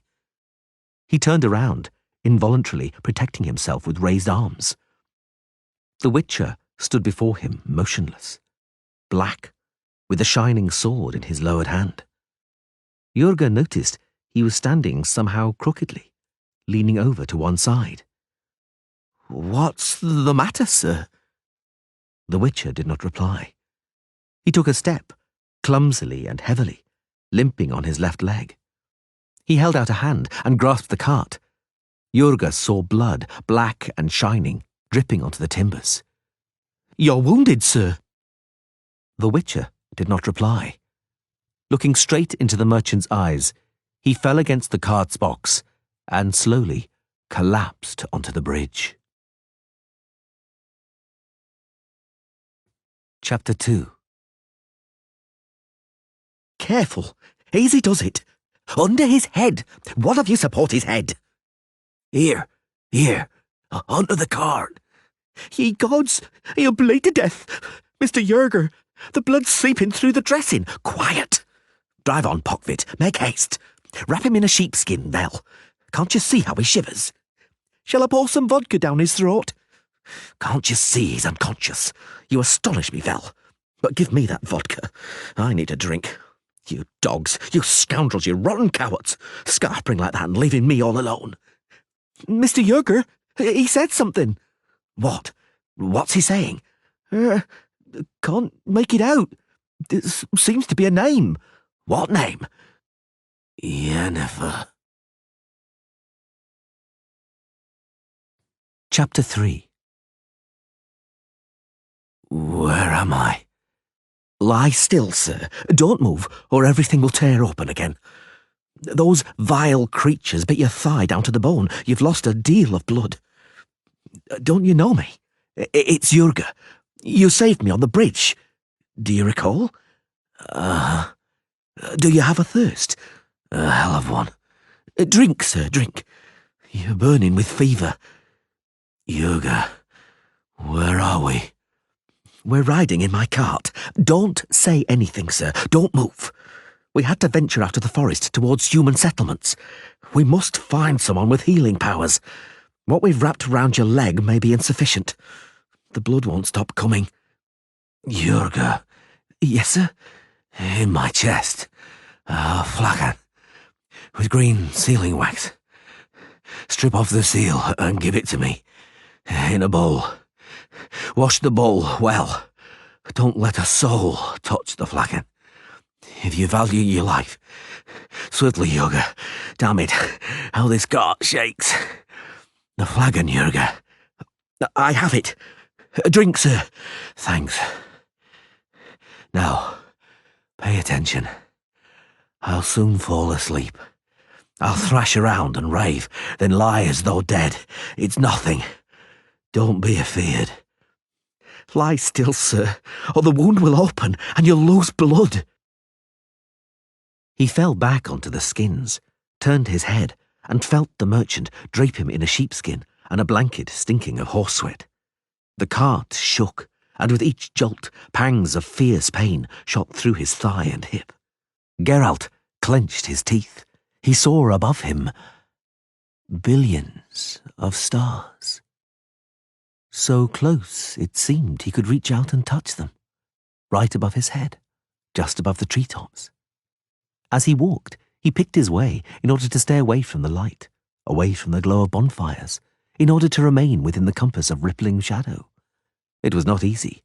Pyres of fir logs were burning all around, sending into the sky a red glow shot with the flashes of sparks, marking the darkness with brighter pennants of smoke, crackling, exploding in a blaze among the figures dancing all around. Geralt stopped to let through a frenzied procession, boisterous and wild, which was barring his way and lurching towards him. Someone tugged him by the arm, trying to shove into his hand a wooden beer mug dripping with foam. He declined and, gently but firmly, pushed away the man, who was staggering and splashing beer all around from the small cask he was carrying under one arm. Geralt did not want to drink. Not on a night like this. Close by, on a frame of birch poles towering above a huge fire, The fair-haired May-King, dressed in a wreath and coarse breeches, was kissing the red-haired May-Queen, groping her breasts through her thin, sweat-soaked blouse. The monarch was more than a little drunk and tottered, trying to keep his balance as he hugged the Queen, pressing a fist clamped onto a mug of beer against her back. The Queen, also far from sober, wearing a wreath which had slipped down over her eyes, hung on the King's neck and leaned close against him in anticipation. The throng was dancing beneath the frame, singing, yelling and shaking poles festooned with garlands of foliage and blossom. "Beltane!" screamed a short young woman right in Geralt's ear, pulling him by the sleeve. She forced him to turn around among the procession encircling them. She cavorted by him, fluttering her skirt and shaking her hair, which was full of flowers. He let her spin him in the dance and whirled around, nimbly avoiding the other couples. "Beltane! Mayday Eve!" Besides them there was a struggle, a squealing, and the nervous laugh of another young woman, feigning a fight and resistance, being carried off by a young man into the darkness, beyond the circle of light. The procession, hooting, snaked between the burning pyres. Someone stumbled and fell, breaking the chain of hands, rending the procession apart into smaller groups. The young woman, looking at Geralt from under the leaves decorating her brow, came closer and pressed herself urgently against him, encircling him with her arms and panting. He grabbed her more roughly than he had intended and felt the hot dampness of her body, perceptible on his hands through the thin linen, pressing against her back. She raised her head. Her eyes were closed and her teeth flashed from beneath her raised, twisted upper lip. She smelled of sweat and sweet grass, smoke and lust. Why not, he thought, crumpling her dress and kneading her back with his hands, enjoying the damp, steaming warmth on his fingers. The woman was not his type. She was too small and too plump. Under his hand, he felt the line where the too tight bodice of her dress was cutting into her body, dividing her back into two distinctly perceptible curves where he should not have been able to feel them. Why not, he thought, on a night like this, after all? It means nothing. Beltane. Fires as far as the horizon. Beltane. Mayday Eve. The nearest pyre devoured the dry, outstretched pine branches being thrown onto it with a crack, erupted in a golden flash, lighting everything up. The young woman's eyes opened wide, looking up into his face. He heard her suck air in, felt her tense up and violently push her hands against his chest. He released her at once. She hesitated, tilted her trunk away to the length of her almost straightened arms, but she did not peel her hips away from his thighs. She lowered her head, then withdrew her hands and drew away, looking to the side. They stood motionless for a moment, until the returning procession barged into them, shook and jostled them again. The young woman quickly turned and fled, clumsily trying to join the dancers. She looked back, just once. Beltane. What am I doing here? A star shone in the dark, sparkling, drawing his gaze. The medallion around the witch's neck vibrated. Geralt involuntarily dilated his pupils, his vision effortlessly penetrating the obscurity. She was not a peasant woman. Peasant women did not wear black velvet cloaks. Peasant women, carried or dragged into the bushes by men, screamed, giggled, squirmed, and tensed their bodies like trout being pulled out of the water. None of them gave the impression that it was they who were leading their tall, fair-haired swains with gaping shirts into the gloom. Peasant women never wore velvet ribbons or diamond-encrusted stars of obsidian around their necks. Yennefer. Wide-open, violet eyes blazing in a pale, triangular face. Geralt. She released the hand of the fair-haired cherub whose breast was shiny as a sheet of copper with sweat. The lad staggered, tottered, fell to his knees, rolled his head, looked around and blinked. He stood up slowly, glanced at them uncomprehending and embarrassed, and then lurched off towards the bonfires. The sorceress did not even glance at him. She looked intently at the witcher, and her hand tightly clenched the edge of her cloak. "Nice to see you," he said easily. He immediately sensed the tension which had formed between them falling away. "Indeed," she smiled.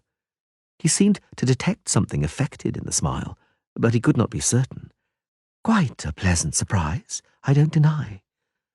What are you doing here, Geralt? Oh, excuse me. Forgive my indiscretion. Of course, we're doing the same thing. It's Beltane, after all. Only you caught me, so to speak, in flagrante delicto. I interrupted you. I'll survive, she laughed. The night is young. I'll enchant another if the fancy takes me. Pity I'm unable to do that, he said, trying hard to affect indifference. A moment ago, a girl saw my eyes in the light and fled. At dawn, she said, smiling more and more falsely. When they really let themselves go, they won't pay any attention. You'll find another. Just you wait. Yen. The rest of the words stuck in his throat. They looked at one another for a long, long time, and the red reflection of fire flickered on their faces. Yennefer suddenly sighed, veiling her eyes with her eyelashes. Geralt, no. Don't let's start. It's Beltane, he interrupted. Have you forgotten? She moved slowly closer, placed her hands on his arms, and slowly and cautiously snuggled against him, touching his chest with her forehead. He stroked her raven-black hair, strewn in locks coiled like snakes. Believe me, she whispered, lifting her head. I wouldn't think twice if it were only to be. But it's senseless. Everything will start again and finish like last time. It would be senseless if we were to. Does everything have to make sense? It's Beltane. Beltane? She turned her head. What of it? Something drew us to these bonfires, to these people enjoying themselves. We meant to dance, abandon ourselves, get a little intoxicated, and take advantage of the annual loosening of morals, which is inextricably linked to the celebration of the endless natural cycle. And prithee, we run right into each other after. How long has passed since? A year? 1 year, 2 months, and 18 days. How touching. Was that deliberate? It was. Yen, Geralt, she interrupted, suddenly moving away and tossing her head. Let me make things perfectly clear. I don't want to. He nodded to indicate that was sufficiently clear. Yennefer threw her cloak back over one shoulder. Beneath her cloak, she had on a very thin white blouse and a black skirt girdled with a belt of silver links. I don't want, she repeated, to start again. And the thought of doing with you what I meant to do with that young blonde boy, according to the same rules, the thought, Geralt, seems to me somewhat improper, an affront to both of us. Do you understand? He nodded once more. She looked at him from beneath lowered eyelashes. Will you go? No. She was silent for a moment, fidgeting nervously. Are you angry? No. Right. Come on. Let's sit down somewhere away from this hubbub. Let's talk for a while. Because, as you can see, I'm glad we've met, truly. Let's sit together for a while. All right? Let us, Yen. They headed off into the gloom, far onto the moors, towards the black wall of trees, avoiding couples locked in embraces. They had to go a long way in order to find a secluded spot, a dry hilltop marked by a juniper bush as slender as a cypress. The sorceress unfastened the brooch from her cloak, shook it out and spread it on the ground. He sat down beside her. He wanted to embrace her very much, but contrariness stopped him. Yennefer tidied up her deeply unbuttoned blouse, looked at him penetratingly, sighed, and embraced him. He might have expected it. She had to make an effort to read his mind, but sensed his intentions involuntarily. They said nothing. Oh, damn it, she suddenly said, pulling away. She raised her hand and cried out a spell. Red and green spheres flew above their heads, breaking up high in the air, forming colourful, fluffy flowers. Laughter and joyous cries drifted up from the bonfires.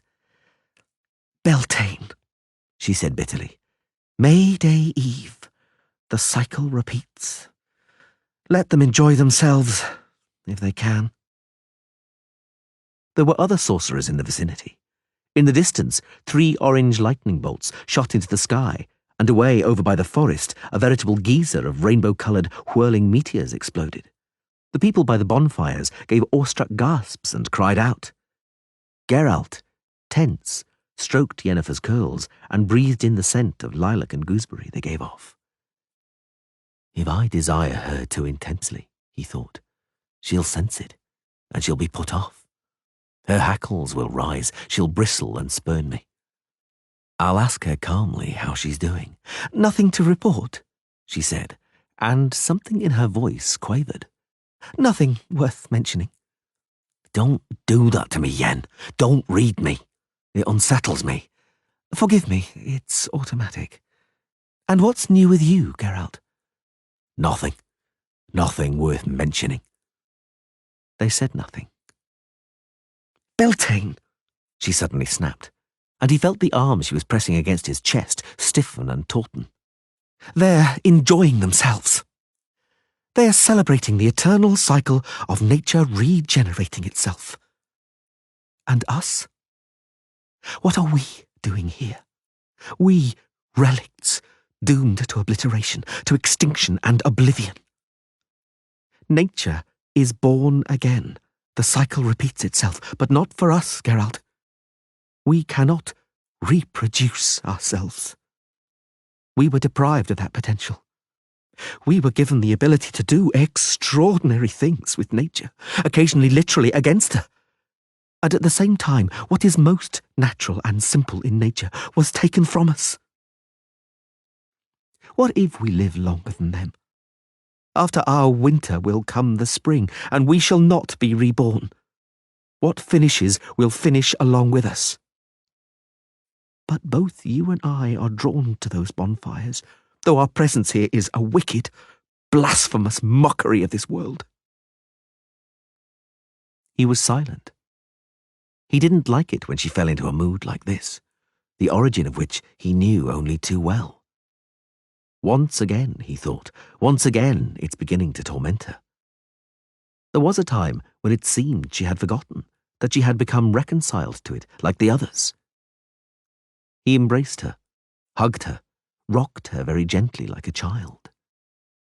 She let him. It didn't surprise him. He knew she needed it. You know, Geralt, she suddenly said, now composed, I miss your silence the most. He touched her hair and ear with his mouth. I desire you, Yen, he thought. I desire you, but you know that. You know that, don't you, Yen? Yes, I do, she whispered. Yen, she sighed again. Just today, she said, looking at him with eyes wide open. Just this night, which will soon slip away. Let it be our Beltane.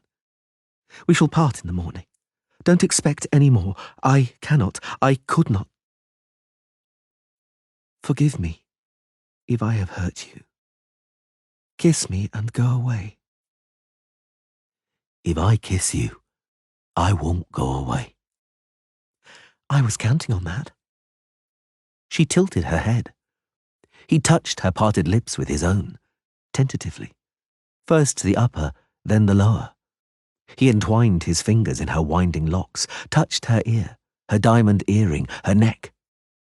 Yennefer, returning the kiss, clung to him, and her nimble fingers quickly and surely unfastened the buckles of his jacket. She fell back onto her cloak, spread out on the soft moss.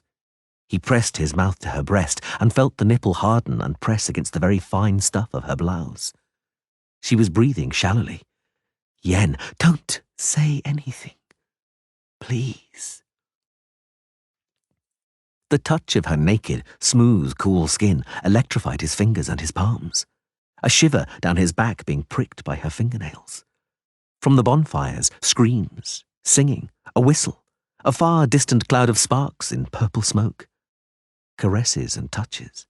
He touching her, she touching him, a shiver, and impatience, the gliding skin of her slim thighs gripping his hips, drawing close like a clasp. Beltane. Breathing, riven into gasps. Flashes beneath their eyelids, the scent of lilac and gooseberry. The May Queen and May King? A blasphemous mockery? Oblivion? Beltane. May Day Eve. A moan. Hers? His? Black curls on his eyes, on his mouth, intertwined fingers, quivering hands, a cry. Hers? Black eyelashes, a moan. His? Silence. All eternity in the silence. Beltane. Fires all the way to the horizon. Yen? Oh, Geralt. Yen, are you weeping? No. Yen, I promised myself. I promised. Don't say anything. There's no need. Aren't you cold? Yes, I am. And now? Now I'm warmer. The sky grew lighter at an alarming rate. The contours of the black wall of trees becoming more prominent, the distinct serrated line of the treetops emerging from the shapeless gloom. The blue foretoken of dawn, creeping up from behind it, spread along the horizon, extinguishing the lamps of the stars. It had grown cooler. He hugged her more tightly and covered her with his cloak. Geralt. Hmm? It'll soon be dawn. I know. Have I hurt you? A little. Will it begin again? It never ended. Please. You make me feel... Don't say anything. Everything is all right. The smell of smoke creeping among the heather, the scent of lilac and gooseberry. Geralt? Yes. Do you remember when we met in the Owl Mountains? And that golden dragon, what was he called? 3 jackdaws. Yes, I do. He told us. I remember, Yen. She kissed him where the neck becomes the collarbone, and then nuzzled her head in, tickling him with her hair. We're made for each other, she whispered. Perhaps we're destined for each other, but nothing will come of it. It's a pity, but when dawn breaks, we shall part. It cannot be any other way. We have to part so as not to hurt one another. We too, destined for each other, created for each other. Pity. The one or ones who created us for each other ought to have made more of an effort. Destiny alone is insufficient. It's too little. Something more is needed. Forgive me. I had to tell you. I know. I knew it was senseless for us to make love. You're wrong. It wasn't. In spite of everything. Ride to Cintra, Geralt. What? Ride to Cintra. Ride there, and this time don't give up. Don't do what you did then, when you were there. How did you know? I know everything about you.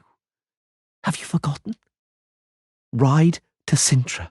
Go there as fast as you can. Fell times are approaching, Geralt. Very fell. You cannot be late. Yen, please don't say anything. It was cooler. Cooler and cooler, and lighter and lighter. Don't go yet. Let's wait until the dawn. Yes, let's. Chapter 4. Don't move, sir. I must change your dressing. The wound is getting messy, and your leg is swelling something terrible. Oh, ye gods, it looks hideous. We must find a doctor as fast as we can. Fuck the doctor, the Witcher groaned. Hand me the chest, Jurga. Yes, that flagon there. Pour it straight onto the wound. Oh, bloody hell. It's nothing. Keep pouring.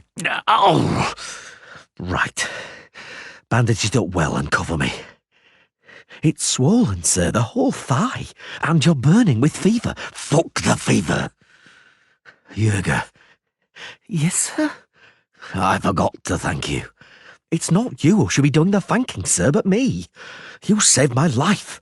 You suffered an injury in my defence. And me? What did I do? I bandaged a wounded man who'd fainted away and put him on my cart and didn't leave him to expire. It's an ordinary matter, Witcher, sir. It's not so ordinary, Jurga.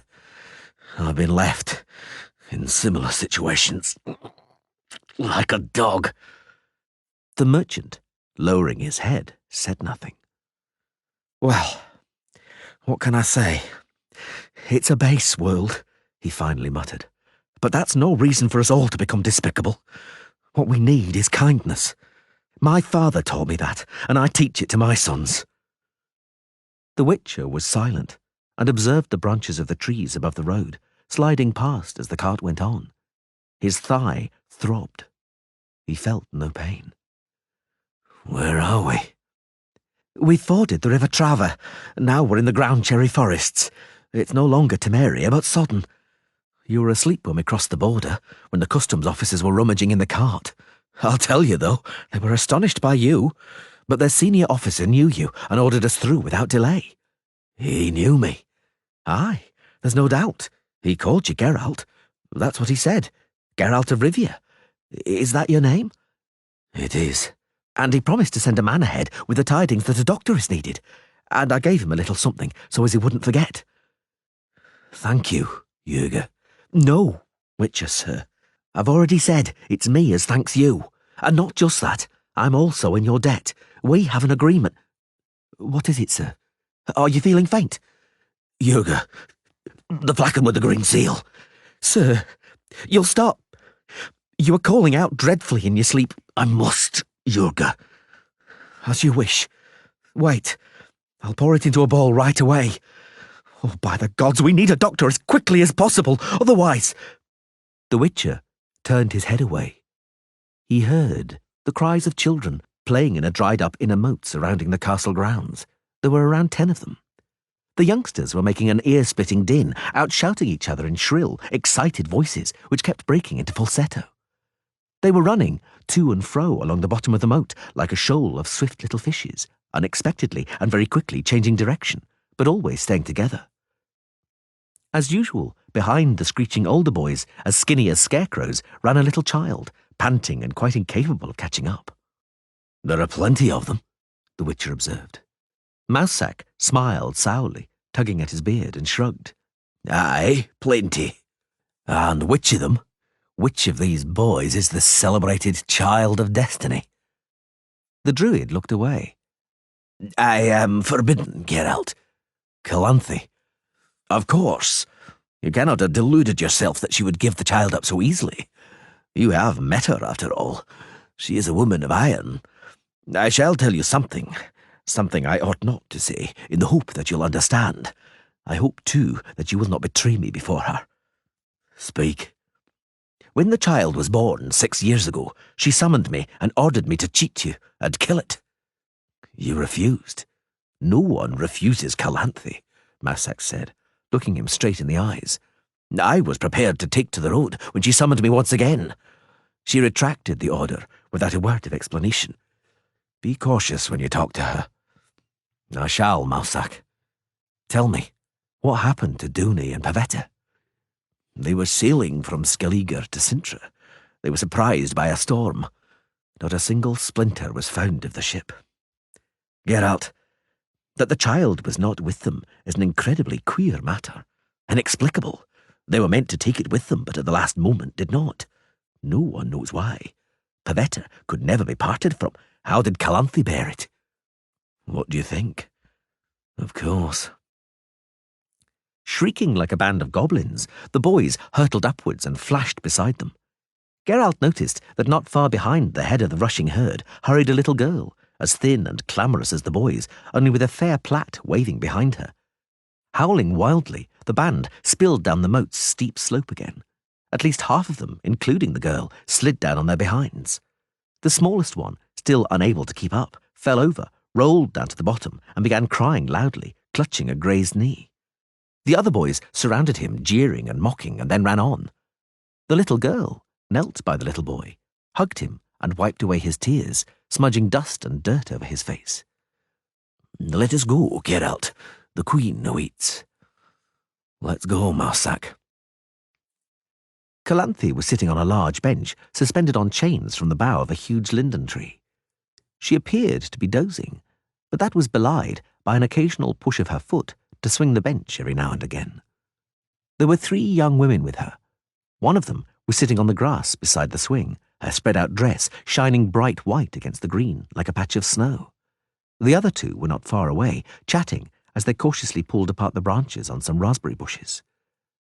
Ma'am, Marsac bowed. The Queen raised her head. Geralt went down on one knee. Witcher, she said dryly. As in the past, she was decorated with emeralds, which matched her green dress and the colour of her eyes. As in the past, she was wearing a narrow gold band on her mousy hair. But her hands, which he remembered as white and slender, were less slender now. She had gained weight. Greetings, Calanthe of Cintra. Welcome, Geralt of Rivia. Rise, I've been waiting for you. Marsac, my friend, escort the young ladies back to the castle. At your behest, your majesty. They were left alone. 6 years, began Calanthe unsmilingly. You are horrifyingly punctual, Witcher. He did not comment. There were moments, what am I saying, years, when I convinced myself that you would forget, or that other reasons would prevent you from coming. No, I did not in principle wish misfortune on you, but I had to take into consideration the none-too-safe nature of your profession. They say that death dogs your footsteps, Geralt of Rivia, but that you never look back. And later, when Pavetta... Do you know? I do. Geralt bowed his head. I sympathise with all my heart. No, she interrupted. It was long ago. I no longer wear mourning, as you see. I did for long enough. Pavetta and Dune, destined for each other, until the very end. How can one not believe in the power of destiny? They were both silent. Calanthe moved her foot and set the swing in motion again. And so the Witcher has returned after 6 years, as agreed, she said slowly, and a strange smile bloomed on her face. He has returned and demands the fulfillment of the oath. Do you think, Geralt, that storytellers will tell of our meeting in this way when 100 years have passed? I think so. Except they will probably colour the tale, tug on heartstrings, play on the emotions. Yes, they know how. I can imagine it. Please listen. And the cruel Witcher speak thus, Fulfil your vow, O Queen, or my curse shall fall on you. And the Queen, weeping fulsomely, fell on her knees before the Witcher, crying, Have mercy, do not take the child from me, it is all I have left. Calanthe, don't interrupt, she said sharply. I'm telling a story, haven't you noticed? Listen on. The evil, cruel Witcher stamped his foot, waved his arms, and cried, Beware, faithless one, beware of fate's vengeance. If you do not keep your vow, you will never escape punishment. And the Queen replied, Very well, Witcher, let it be as fate wishes it. Look over there, where 10 children are frolicking. Choose the one destined to you, and you shall take it as your own, and leave me with a broken heart. The Witcher said nothing. In the story, Calanthe's smile became more and more ugly. The Queen, I presume, would let the Witcher guess thrice. But we aren't in a story, Geralt. We are here in reality, you and I, and our problem, and our destiny. It isn't a fairy story. It's real life. Lousy, evil, onerous, not sparing of errors, harm, sorrow, disappointments, or misfortunes. Not sparing of anyone, neither witches nor queens. Which is why, Geralt of Rivia, you will have only one guess. The Witcher still said nothing. Just one single attempt, Calanthe repeated. But as I said, this is not a fairy tale but life, which we must fill with moments of happiness for ourselves, for, as you know, we cannot count on fate to smile on us. Which is why, irrespective of the result of your choice, you will not leave here with nothing. You will take one child, the one you choose. A child you will turn into a witcher, assuming the child survives the trial of the grasses naturally. Geralt jerked up his head. The Queen smiled. He knew that smile, hideous and evil, contemptuous because it did not conceal its artificiality. "You are astonished," she stated. "Well, I've studied a little. Since Pavetta's child had the chance of becoming a witcher, I went to great pains. My sources, Geralt, reveal nothing, however, regarding how many children in 10 withstand the trial of the grasses. Would you like to satisfy my curiosity on this regard?" "Oh, Queen," Geralt said, clearing his throat. "You certainly went to sufficient pains in your studies to know that the code and my oath forbid me from even uttering that name, much less discussing it." Calanthe stopped the swing abruptly by jabbing a heel into the ground. 3, at most 4 in 10, she said, nodding her head in feigned pensiveness. A stringent selection, very stringent, I'd say, and at every stage. First the choice, and then the trials, and then the changes. How many youngsters ultimately receive medallions and silver swords? 1 in 10? 1 in 20? The Witcher said nothing. "I've pondered long over this," Calanthe continued, now without a smile, "and I've come to the conclusion that the selection of the children at the stage of the choice has scant significance. What difference does it make in the end, Geralt, which child dies or goes insane, stuffed full of narcotics? What difference does it make whose brain bursts from hallucinations, whose eyes rupture and gush forth instead of becoming cat's eyes? What difference does it make whether the child destiny chose or an utterly chance one dies in its own blood and puke? Answer me!" The Witcher folded his arms on his chest in order to control their trembling. "What's the point of this?" he asked. "Are you expecting an answer?" "You're right. I'm not." The Queen smiled again. "As usual, you're quite correct in your deductions. Who knows, perhaps even though I'm not expecting an answer, I would like benignly to devote a little attention to your frank words freely volunteered. Words which, who knows, perhaps you would like to unburden yourself of, and along with them whatever is oppressing your soul. But if not, too bad. Come on, let's get down to business. We must supply the storytellers with material. Let's go and choose a child, Witcher." "Calanthe," he said, looking her in the eyes. "It's not worth worrying about storytellers. If they don't have enough material, they'll make things up anyway. And if they do have authentic material at their disposal, they'll distort it. As you correctly observed, this isn't a fairy tale. It's life, lousy and evil. And so, damn it all, let's live it decently and well. Let's keep the amount of harm done to others to the absolute minimum. In a fairy tale, I grant you, the Queen has to beg the Witcher, and the Witcher can demand what's his and stamp his foot. In real life, the Queen can simply say, 'Please don't take the child,' and the Witcher can reply, 'Since you ask, I shall not,' and go off into the setting sun. Such is life. But the storyteller wouldn't get a penny from his listeners for an ending to a fairy tale like that. At most, they get a kick up the arse, because it's dull." Calanthe stopped smiling, and something he had seen once before flashed in her eyes. "What?" she hissed. "Let's not beat about the bush, Calanthe. You know what I mean. As I came here, so shall I leave. Should I choose a child? Why would I need one? Do you think it matters so much to me that I came here to Cintra driven by an obsession to take your grandchild away from you? No, Calanthe. I wanted perhaps to see this child, look destiny in the eyes, for I don't know myself, but don't be afraid. I shan't take it. All you have to do is ask." Calanthe sprang up from the bench, and a green flame blazed in her eyes. "Ask!" she hissed furiously. "Me afraid of you? I should be afraid of you, you accursed sorcerer. How dare you fling your scornful pity in my face? Revile me with your compassion? Accuse me of cowardice? Challenge my will? My over-familiarity has emboldened you. Beware. The Witcher decided not to shrug, concluding it would be safer to genuflect and bow his head. He was not mistaken. Well? Calanthe hissed, standing over him. Her hands were lowered, clenched into fists bristling with rings. Well, at last. That is the right response. One answers a queen from such a position when a queen asks one a question. And if it is not a question, but an order, one bows one's head even lower and goes off to carry it out without a moment's delay. Is that clear? Yes, O Queen. Splendid. Now stand up. He stood up. She gazed at him and bit her lip.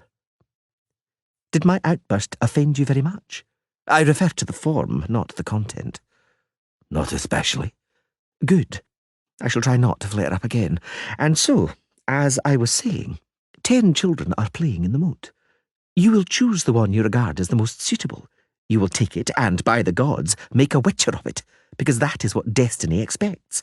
And if not destiny, then know that I expect it. He looked her in the eyes and bowed low. O Queen, he said, 6 years ago, I proved to you that some things are more powerful than a queen's will.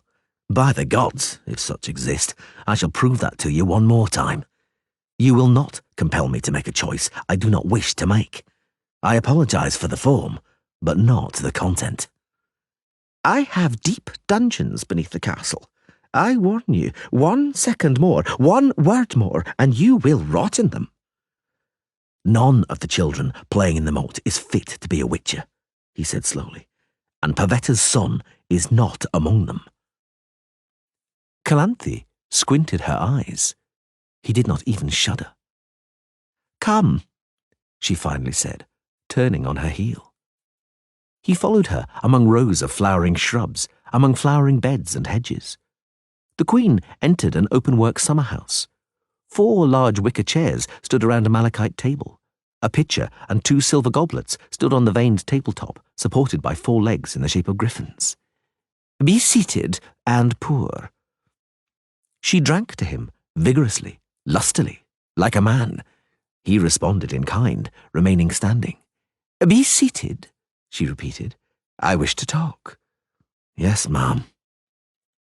How did you know Pavetta's son is not among the children in the moat? I didn't.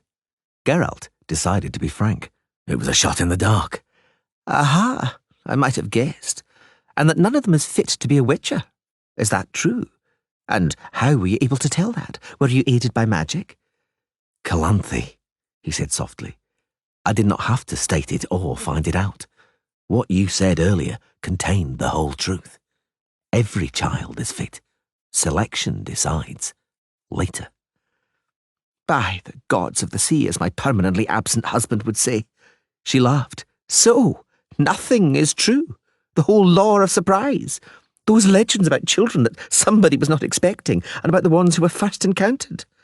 I suspected as much. It's a game with chance, a game with destiny. But it's an awfully dangerous game, Geralt. I know. A game based on somebody's suffering.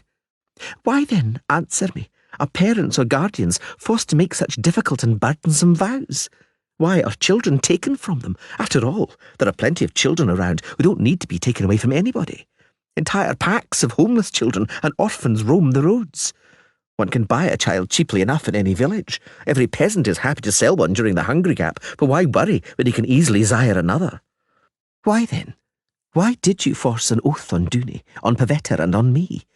Why have you turned up here exactly 6 years after the birth of the child? And why, damn it, don't you want one? Why do you say it's of no use? He was silent. Calanthe nodded. You do not reply, she said, leaning back in her chair. Let's ponder on the reason for your silence. Logic is the mother of all knowledge. And what does she hint at? What do we have here? A witcher searching for destiny concealed in the strange and doubtful law of surprise. The witcher finds his destiny and suddenly gives it up. He claims not to want the child of destiny. His face is stony, ice and metal in his voice. He judges that a queen, a woman, when all's said and done, may be tricked, deceived by the appearances of hard maleness. No, Geralt, I shall not spare you. I know why you are declining the choice of a child. You are quitting because you do not believe in destiny, because you are not certain, and you, when you are not certain, you begin to fear. Yes, Geralt, what leads you is fear. You are afraid. Deny that. He slowly put the goblet down on the table, slowly, so that the clink of silver against malachite would not betray the uncontrollable shaking of his hand. You do not deny it? No. She quickly leaned forward and seized his arm tightly. You have gained in my eyes, she said, and smiled. It was a pretty smile. Against his will, almost certainly against his will, he responded with a smile. How did you arrive at that, Calanthe? I arrived at nothing, she said, without releasing his arm. It was a shot in the dark. They both burst out laughing, and then sat in silence among the greenery and the scent of wild cherry blossom, among the warmth and the buzzing of bees. Geralt. Yes, Calanthe. Don't you believe in destiny? I don't know if I believe in anything. And as regards, I fear it isn't enough. Something more is necessary.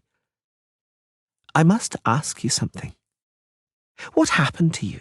I mean, you were reputedly a child of destiny yourself. Mousesack claims... No, Calanthe. Mousesack was thinking about something completely different. Mousesack, he probably knows, but he uses those convenient myths when it suits him. It's not true that I was an unexpected encounter at home as a child. That's not how I became a witcher.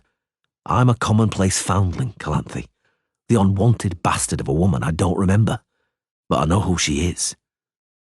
The Queen looked at him penetratingly, but the witcher did not continue. Are all stories about the law of surprise myths? Yes, it's hard to call an accident destiny. But you witches do not stop searching. No, we don't, but it's senseless. Nothing has any point. Do you believe a child of destiny would pass through the trials without danger? We believe such a child would not require the trials. One question, Geralt, quite a personal one. May I? He nodded. There is no better way to pass on hereditary traits than the natural way, as we know. You went through the trials and survived. So, if you need a child with special qualities and endurance, why don't you find a woman who... I'm tactless, aren't I? But I think I've guessed, haven't I? As usual, he said, smiling sadly. You are correct in your deductions, Calanthe. You guessed right, of course. What you're suggesting is impossible for me. Forgive me, she said, and the smile vanished from her face. Oh well, it's a human thing. It isn't human. Ah, so no witcher can... No, none. The trial of the grasses, Calanthe, is dreadful. And what is done to boys during the time of the changes is even worse, and irreversible. Don't start feeling sorry for yourself, she muttered, because it ill behooves you. It doesn't matter what was done to you. I can see the results. Quite satisfactory, if you ask me. If I could assume that Pavetta's child would one day be similar to you, I wouldn't hesitate for a moment. The risks are too great, he said quickly. As you said, at most, 4 out of 10 survive. Damn it, is only the trial of the grasses hazardous? Do only potential witches take risks?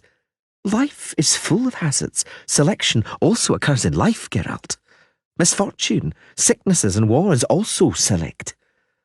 Defying destiny may be just as hazardous as succumbing to it. Geralt, I would give you the child, but I'm afraid too. I wouldn't take the child. I couldn't assume the responsibility. I wouldn't agree to burden you with it. I wouldn't want the child to tell you one day, as I'm telling you, do you hate that woman? Geralt? My mother? No, Calanthe. I presume she had a choice, or perhaps she didn't. No, but she did. A suitable spell or elixir would have been sufficient. A choice. A choice which should be respected, for it is the holy and irrefutable right of every woman. Emotions are unimportant here. She had the irrefutable right to her decision, and she took it. But I think that an encounter with her, the face she would make then, would give me something of a perverse pleasure, if you know what I mean. I know perfectly well what you mean, she smiled. But you have slim chances of enjoying such a pleasure. I cannot judge your age, Witcher, but I suppose you're much, much older than your appearance would indicate. So that woman, he interrupted coldly, probably looks much, much younger than I do now. A sorceress? Yes. Interesting. I thought sorceresses couldn't. She probably thought so too. Yes, but you're right. Let's not discuss a woman's right to this decision, because it is a matter beyond debate. Let us return to our problem. You will not take the child. Definitely. Definitely. And if destiny is not merely a myth, if it really exists, doesn't a fear arise that it may backfire? If it backfires, it'll backfire on me, he answered placidly, for I am the one acting against it. You, after all, have carried out your side of the bargain. For if destiny isn't a myth, I would have to choose the appropriate child among the ones you have shown me. But is Pavetta's child among those children? Yes. Calanthe slowly nodded her head. Would you like to see it? Would you like to gaze into the eyes of destiny? No. No, I don't. I quit. I renounce it. I renounce my right to the boy. I don't want to look destiny in the eyes because I don't believe in it. Because I know that in order to unite two people, destiny is insufficient. Something more is necessary than destiny. I sneer at such destiny. I won't follow it like a blind man, being led by the hand, uncomprehending and naive. This is my irrevocable decision, O Calanthe of Cintra. The Queen stood up. She smiled. He was unable to guess what lay behind her smile. Let it be thus, Geralt of Rivia. Perhaps your destiny was precisely to renounce it and quit.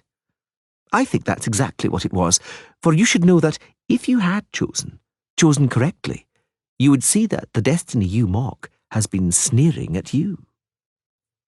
He looked into her glaring green eyes. She smiled. He could not decipher the smile. There was a rosebush growing beside the summer house.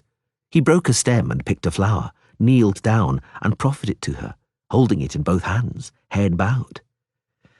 Pity I didn't meet you earlier, Whitehair, she murmured, taking the rose from his hands. Rise. He stood up. Should you change your mind, she said, lifting the rose up to her face, should you decide, come back to Cintra. I shall be waiting. And your destiny will also be waiting. Perhaps not forever, but certainly for some time longer. Farewell, Calanthe. Farewell, Witcher. Look after yourself. A moment ago, I had a foreboding. A curious foreboding. That this is the last time I shall see you. Farewell, O Queen. Chapter 5. He awoke and discovered to his astonishment that the pain gnawing at his thigh had vanished. It also seemed that the throbbing swelling which had stretched the skin had stopped troubling him. He tried to reach it, touch it, but could not move. Before he realized that he was being held fast solely by the weight of the skins covering him, a cold, hideous dread ran down to his belly and dug into his guts like a hawk's talons. He clenched and relaxed his fingers rhythmically, repeating in his head, No, no, I'm not paralyzed. You have woken. A statement, not a question. A quiet but distinct, soft voice. A woman, probably young. He turned his head and groaned, trying to raise himself up. "Don't move. At least not so vigorously. Are you in pain?" The coating, sticking his lips together, broke. "No, the wound isn't. My back, bed sores." An unemotional, cool statement which did not suit the soft alto voice. "I shall remedy it. Here, drink this, slowly, in small sips." The scent and taste of juniper dominated the liquid. An old method, he thought. Juniper or mint, both insignificant additives, only there to disguise the real ingredients. In spite of that, he recognized suant mushrooms and possibly burdock. Yes, certainly burdock. Burdock neutralizes toxins. It purifies blood contaminated by gangrene or infection. "Drink. Drink it all up. Not so fast, or you'll choke." The medallion around his neck began to vibrate very gently, so there was also magic in the draught. He widened his pupils with difficulty. Now that she had raised his head, he could examine her more precisely. She was dainty. She was wearing men's clothing. Her face was small and pale in the darkness. "Where are we?" "In a tar-maker's clearing." Indeed, resin could be smelled in the air. He heard voices coming from the campfire. Someone had just thrown on some brushwood, and flames shot upwards with a crackle. He looked again, making the most of the light. Her hair was tied back with a snakeskin band. Her hair. A suffocating pain in his throat and sternum. Hands tightly clenched into fists. Her hair was red. Flame red, and when lit by the glow of the bonfire, seemed as red as vermilion. "Are you in pain?" she asked, interpreting the emotion, but wrongly. "Now, just a moment." He sensed a sudden impact of warmth emanating from her hands, spreading over his back, flowing downwards to his buttocks. "We will turn you over," she said. "Don't try by yourself. You are very debilitated. Hey, can someone help me?" Steps from the bonfire, shadows, shapes. Somebody leaned over. It was Jurga. "How are you feeling, sir? Any better?" "Help me turn him over on his belly," said the woman. "Gently, slowly. That's right. Good. Thank you." He did not have to look at her any more. Lying on his belly, he did not have to risk looking her in the eyes. He calmed down and overcame the shaking of his hands. She could sense it. He heard the clasps of her bag clinking, flacons and small porcelain jars knocking against each other. He heard her breath, felt the warmth of her thigh. She was kneeling just beside him. "Was my wound," he asked, unable to endure the silence, "troublesome?" It was a little, and there was coldness in her voice. "It can happen with bites, the nastiest kinds of wound, but you must be familiar with it, Witcher." "She knows." She's digging around in my thoughts. Is she reading them? Probably not. And I know why. She's afraid. "Yes, you must be familiar with it," she repeated, clinking the glass vessels again. "I saw a few scars on you, but I coped with them. I am, as you see, a sorceress, and a healer at the same time. It's my specialization." That adds up, he thought. He did not say a word. "To return to the wound," she continued calmly, "you ought to know that you were saved by your pulse, 4-fold slower than a normal man's. Otherwise you wouldn't have survived, I can say with complete honesty. I saw what had been tied around your leg. It was meant to be a dressing, but it was a poor attempt." He was silent. "Later," she continued, pulling his shirt up as far as his neck, "infection set in, which is usual for bite wounds. It has been arrested. Of course, you took the Witcher's elixir.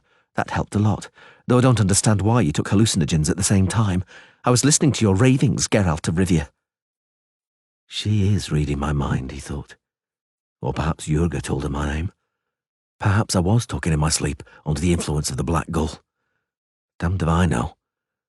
But knowing my name gives her nothing. Nothing. She doesn't know who I am. She has no idea who I am. He felt her gently massage a cold, soothing ointment with the sharp smell of camphor into his back. Her hands were small and very soft. "Forgive me for doing it the old way," she said. "I could have removed the bed sores using magic, but I strained myself a little treating the wound on your leg and feel none too good. I've bandaged the wound on your leg as much as I am able, so now you're in no danger. But don't get up for the next few days. Even magically sutured blood vessels tend to burst, and you'd have hideous effusions. A scar will remain, of course. One more for your collection." "Thanks." He pressed his cheek against the skins in order to distort his voice, disguise its unnatural sound. "May I ask, whom should I thank?" She won't say, he thought, or she'll lie. "My name is Vicenna." I know, he thought.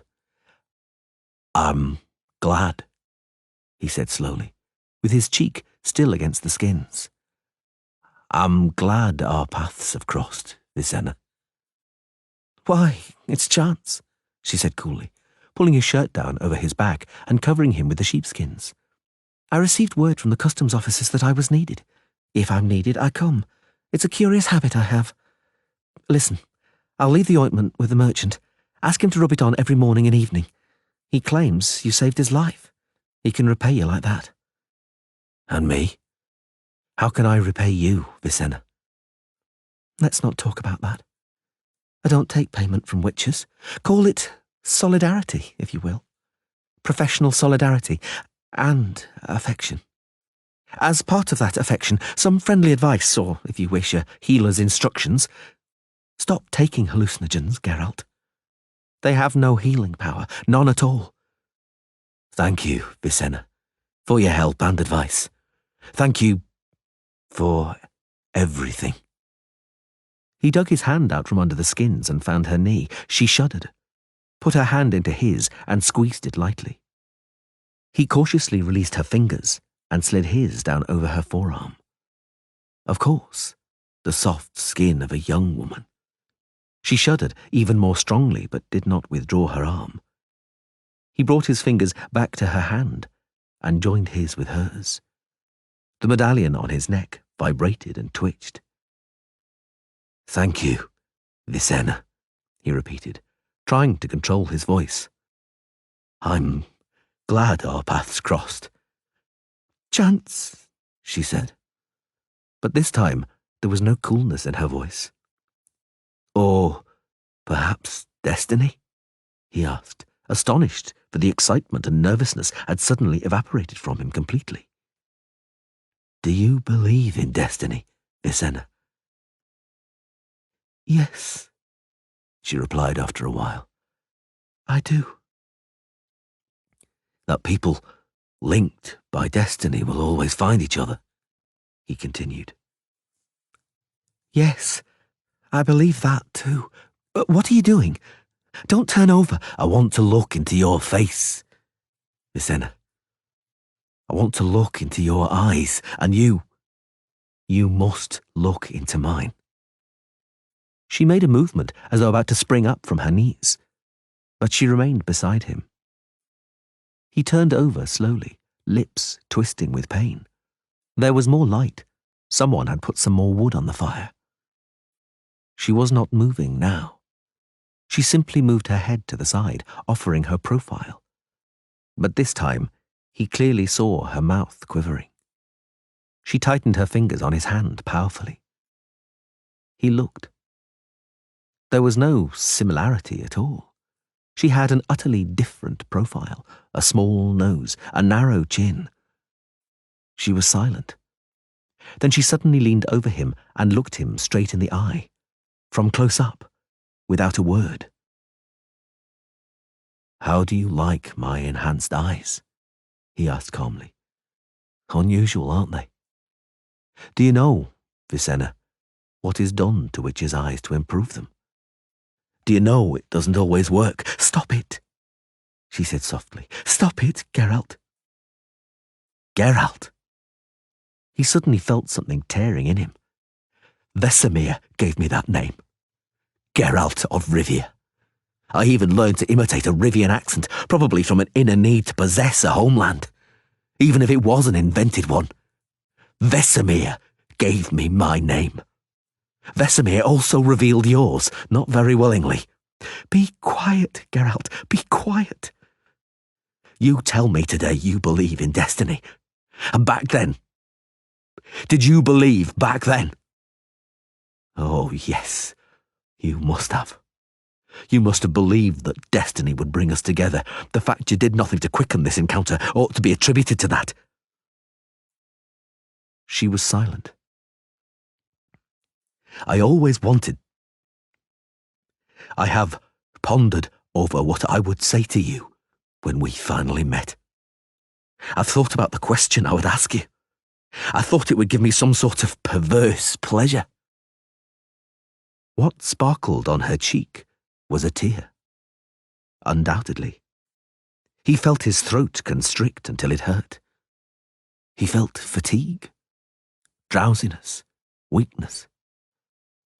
In the light of day, he groaned. Tomorrow, in the sunshine, I'll look into your eyes, Vicenna, and I'll ask you my question. Or perhaps I won't ask you because it's too late. Destiny? Oh, yes. Yen was right. It's not sufficient to be destined for each other. Something more is needed. But tomorrow, I'll look into your eyes in the light of the sun. No, she said gently, quietly, velvety, in a voice which gnawed at, racked the layers of memory, memory which no longer existed, which should never have existed, but had. Yes, he protested. Yes, I want to. No. Now you will fall asleep, and when you awake, you'll stop wanting. Why should we look at each other in the sunlight? What will it change? Nothing can now be reversed, nothing changed. What's the purpose of asking me questions, Geralt? Does knowing that I won't be able to answer give you some kind of perverse pleasure? What will mutual hurt give us? No, we won't look at each other in the daylight. Go to sleep, Geralt. And just between us, Vesemir did not give you that name. Although it doesn't change or reverse anything either, I'd like you to know that. Farewell. And look after yourself, and don't try to look for me. Vicenna, no, Geralt. Now you'll fall asleep, and I was a dream. Farewell. No, Vicenna, Sleep. There was a soft order in her velvety voice, breaking his will, tearing it like cloth, warmth suddenly emanating from her hands. Sleep. He slept. Chapter 6. Are we in Riverdale yet, Jurga? I've been since yesterday, sir. Soon the River Yaruga and then my homeland. Look, even the horses are walking more jauntily, tossing their heads. They can sense home is near. Home? Do you live in the city? No, outside the walls. Interesting, the Witcher said, looking around. There's almost no trace of war damage. I'd heard this land was devastated. Well, Jurga said, one thing we're not short of is ruins. Take a closer look.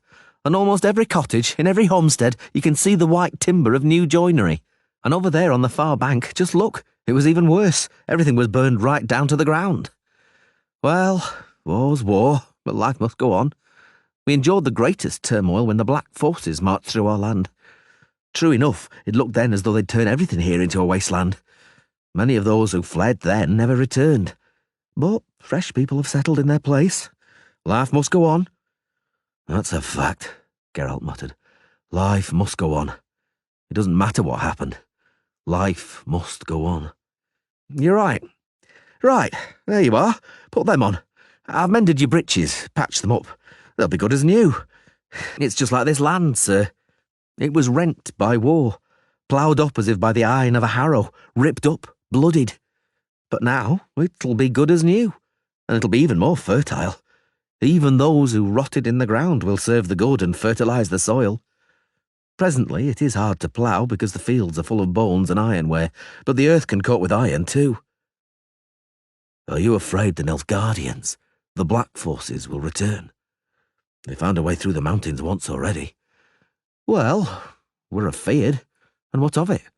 Do we sit down and weep and tremble? Life must go on, and what will be, will be. What is destined can't be avoided in any case. Do you believe in destiny? How can I not believe? After what I encountered on the bridge in the wilderness when you saved me from death? Oh, Witcher, sir, you'll see, my wife will fall at your feet. Oh, come on. Frankly speaking, I have more to be grateful to you for. Back there on the bridge. Well, that's my job after all, Jurga. My trade. I mean, I protect people for money, not out of the goodness of my heart. Admit it, Jurga. You've heard what people say about witches, that no one knows who's worse, them or the monsters they kill. That's not true, sir. And I don't know why you talk like that. What? Don't I have eyes? You're cut from the same cloth as that healer, Vicenna. She didn't tell us her name, but she followed right behind us, for she knew she was needed, caught us up in the evening, and took care of you at once, having barely dismounted. You see, sir, she took great pains over your leg. The air was crackling from all that magic, and we fled into the forest out of fear. And then there was blood pouring from her nose. Now see, it's not a simple thing, working magic. You see, she dressed your wound with such care, truly like a mother. Geralt clenched his teeth. Aye, you've said it. And when you fell asleep. Yes, Jurga. She could barely stand up. She was as white as a sheet. But she came to check none of us needed any help. She healed the tar maker's hand, which had been crushed by a log. She didn't take a penny, and even left some medicine. No, Geralt, sir, I know what people say about witches and sorcerers in the world isn't all good, but not here. We from Upper Sodden, and the people from Riverdale, we know better. We owe too much to sorcerers not to know what they're like. Memories about them here aren't rumours and gossip, but hewn in stone. You'll see for yourself. Just wait till we leave the copse. Anyway, you're sure to know better yourself, for that battle was talked about all over the world, and a year has barely passed. You must have heard. I haven't been here for a year, the Witcher muttered. I was in the north, but I heard. The second battle of Sodden. Precisely. You'll soon see the hill and the rock. We used to call that hill Kite Top, but now everybody calls it the Sorcerer's Peak, or the Mountain of the 14. For 22 of them stood on that hill. 22 sorcerers fought, and 14 fell. It was a dreadful battle, sir. The earth reared up, fire poured from the sky like rain, and lightning bolts raged. Many perished, but the sorcerers overcame the Black Forces and broke the power which was leading them. And 14 of them perished in that battle. 14 laid down their lives. What, sir? What's the matter? Nothing. Go on, Jurga. The battle was dreadful, oh my, but were it not for those sorcerers on the hill, who knows? Perhaps we wouldn't be talking here today, riding homeward, for that home wouldn't exist, nor me, and maybe not you either. Yes, it was thanks to the sorcerers. 14 of them perished defending us, the people of Sodden and Riverdale. Certainly others also fought there, soldiers and noblemen and peasants too. Whoever could took up a pitchfork or an axe or even a club. All of them fought valiantly and many fell. But the sorcerers... It's no feat for a soldier to fall, for that is his trade after all, and life is short anyhow. But the sorcerers could have lived as long as they wished, and they didn't waver. They didn't waver, the Witcher repeated, rubbing his forehead with a hand. They didn't waver. And I was in the north. What's the matter, sir? Nothing. Yes. So now we, everyone from round here, take flowers there, to that hill, and in May, at Beltane, a fire always burns, and it shall burn there forever and a day, and forever shall they be in people's memories, that 14. And living like that in memory is something more. More, Geralt, sir. You're right, Jurga. Every child of ours knows the names of the 14 carved in the stone that stands on the top of the hill. Don't you believe me? Listen. Axel Raby, Tris Merigold, Atlan Kirk, Vaniel of Brugge, Dagobert of Vol. Stop, Jurga. What's the matter, sir? You're as pale as death. It's nothing. Chapter 7. He walked uphill very slowly, cautiously, listening to the creaking of the sinews and muscles around the magically healed wound. Although it seemed to be completely healed, he continued to protect the leg and not risk resting all his body weight on it. It was hot, and the scent of grass struck his head, pleasantly intoxicating him. The obelisk was not standing in the centre of the hill's flat top, but was further back, beyond the circle of angular stones. Had he climbed up there just before sunset, the shadow of the menhir falling on the circle would have marked the precise diameter, would have indicated the direction in which the faces of the sorcerers had been turned during the battle. Geralt looked in that direction, towards the boundless, undulating fields. If any bones of the fallen were still there, and there were for certain, they were covered by lush grass. A hawk was circling, describing a calm circle on outspread wings, the single moving point in a landscape transfixed in the searing heat. The obelisk was wide at the base. 5 people would have had to link hands in order to encircle it. It was apparent that without the help of magic, it could not have been hauled up onto the hill. The surface of the menhir, which was turned towards the stone circle, was smoothly worked. Runic letters could be seen engraved on it, the names of the 14 who fell.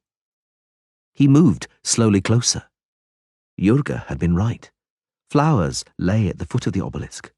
Ordinary, wild flowers, poppies, lupins, mallows, and forget-me-nots.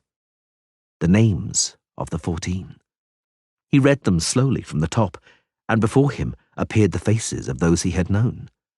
The chestnut-haired Tris Merigold, cheerful, giggling for no reason, looking like a teenager. He had liked her, and she had liked him. Lord Boar of Murivel, with whom he had almost fought in Vitsima, when he had caught the sorcerer using delicate telekinesis to tamper with dice in a game. Lyta Naid, known as Coral, her nickname derived from the colour of the lipstick she used. Lyta had once denounced him to King Belorn, so he went to the dungeon for a week. After being released, he went to ask her why. When still without knowing the reason he had ended up in her bed, he spent another week there. Old Gorajd, who had offered him 100 marks to let him dissect his eyes, and 1,000 for the chance to carry out a post-mortem. Not necessarily today, as he had put it then. 3 names remained. He heard a faint rustling behind him and turned around. She was barefoot, in a simple linen dress. She was wearing a garland woven from daisies on long, fair hair, falling freely onto her shoulders and back. "Greetings," he said. She looked up at him with cold blue eyes, but did not answer. He noticed she was not suntanned. That was odd, then, at the end of the summer, when country girls were usually tanned bronze. Her face and uncovered shoulders had a slight golden sheen. "Did you bring flowers?" She smiled and lowered her eyelashes. He felt a chill. She passed him without a word and knelt at the foot of the menhir, touching the stone with her hand. "I do not bring flowers," she said, lifting her head, "but the ones lying here are for me." He looked at her. She knelt so that she was concealing the last name engraved in the stone of the menhir from him. She was bright, unnaturally, luminously bright against the stone. "Who are you?" he asked slowly. She smiled and emanated cold. "Don't you know?" "Yes, I do," he thought, gazing into the cold blue of her eyes. "Yes, I think I do." He was tranquil. He could not be anything else. Not any more. "I've always wondered what you look like, my lady." "You don't have to address me like that," she answered softly. "We've known each other for years, after all." "We have," he agreed. They say you dog my footsteps. I do, but you have never looked behind you, until today. Today, you looked back for the first time. He was silent. He had nothing to say. He was weary. How will it happen? He finally asked, cold and emotionless. I'll take you by the hand, she said, looking him directly in the eyes. I'll take you by the hand and lead you through the meadow, into the cold, wet fog. And then? What is there beyond the fog? Nothing, she smiled. There is nothing more. You dogged my every footstep, he said, but struck down others, those that I passed on my way. Why? I was meant to end up alone, wasn't I? So I would finally begin to be afraid. I'll tell you the truth. I was always afraid of you, always. I never looked behind me out of fear, out of terror that I'd see you following me. I was always afraid. My life has passed in fear. I was afraid. Until today. Until today? Yes, until today. We're standing here, face to face, but I don't feel any fear. You've taken everything from me. You've also taken the fear from me. Then why are your eyes full of fear, Geralt of Rivia? Your hands are trembling. You are pale. Why? Do you fear the last, 14th name engraved on the obelisk so much? If you wish, I shall speak that name. You don't have to. I know what it is. The circle is closing. The snake is sinking its teeth into its own tail. That is how it must be. You and that name, and the flowers, for her and for me. The 14th name engraved in the stone, a name that I have spoken in the middle of the night and in the sunlight, during frosts and heat waves and rain. No, I'm not afraid to speak it now. Then speak it. Yennefer. Yennefer of Vengerberg. And the flowers are mine. Let us be done with this, he said with effort. Take me by the hand. She stood up and came closer, and he felt the coldness radiating from her, a sharp, penetrating cold. Not today, she said. One day, yes, but not today. You have taken everything from me. No, she interrupted. I do not take anything. I just take people by the hand, so that no one will be alone at that moment, alone in the fog. We shall meet again, Geralt of Rivia, one day. He did not reply.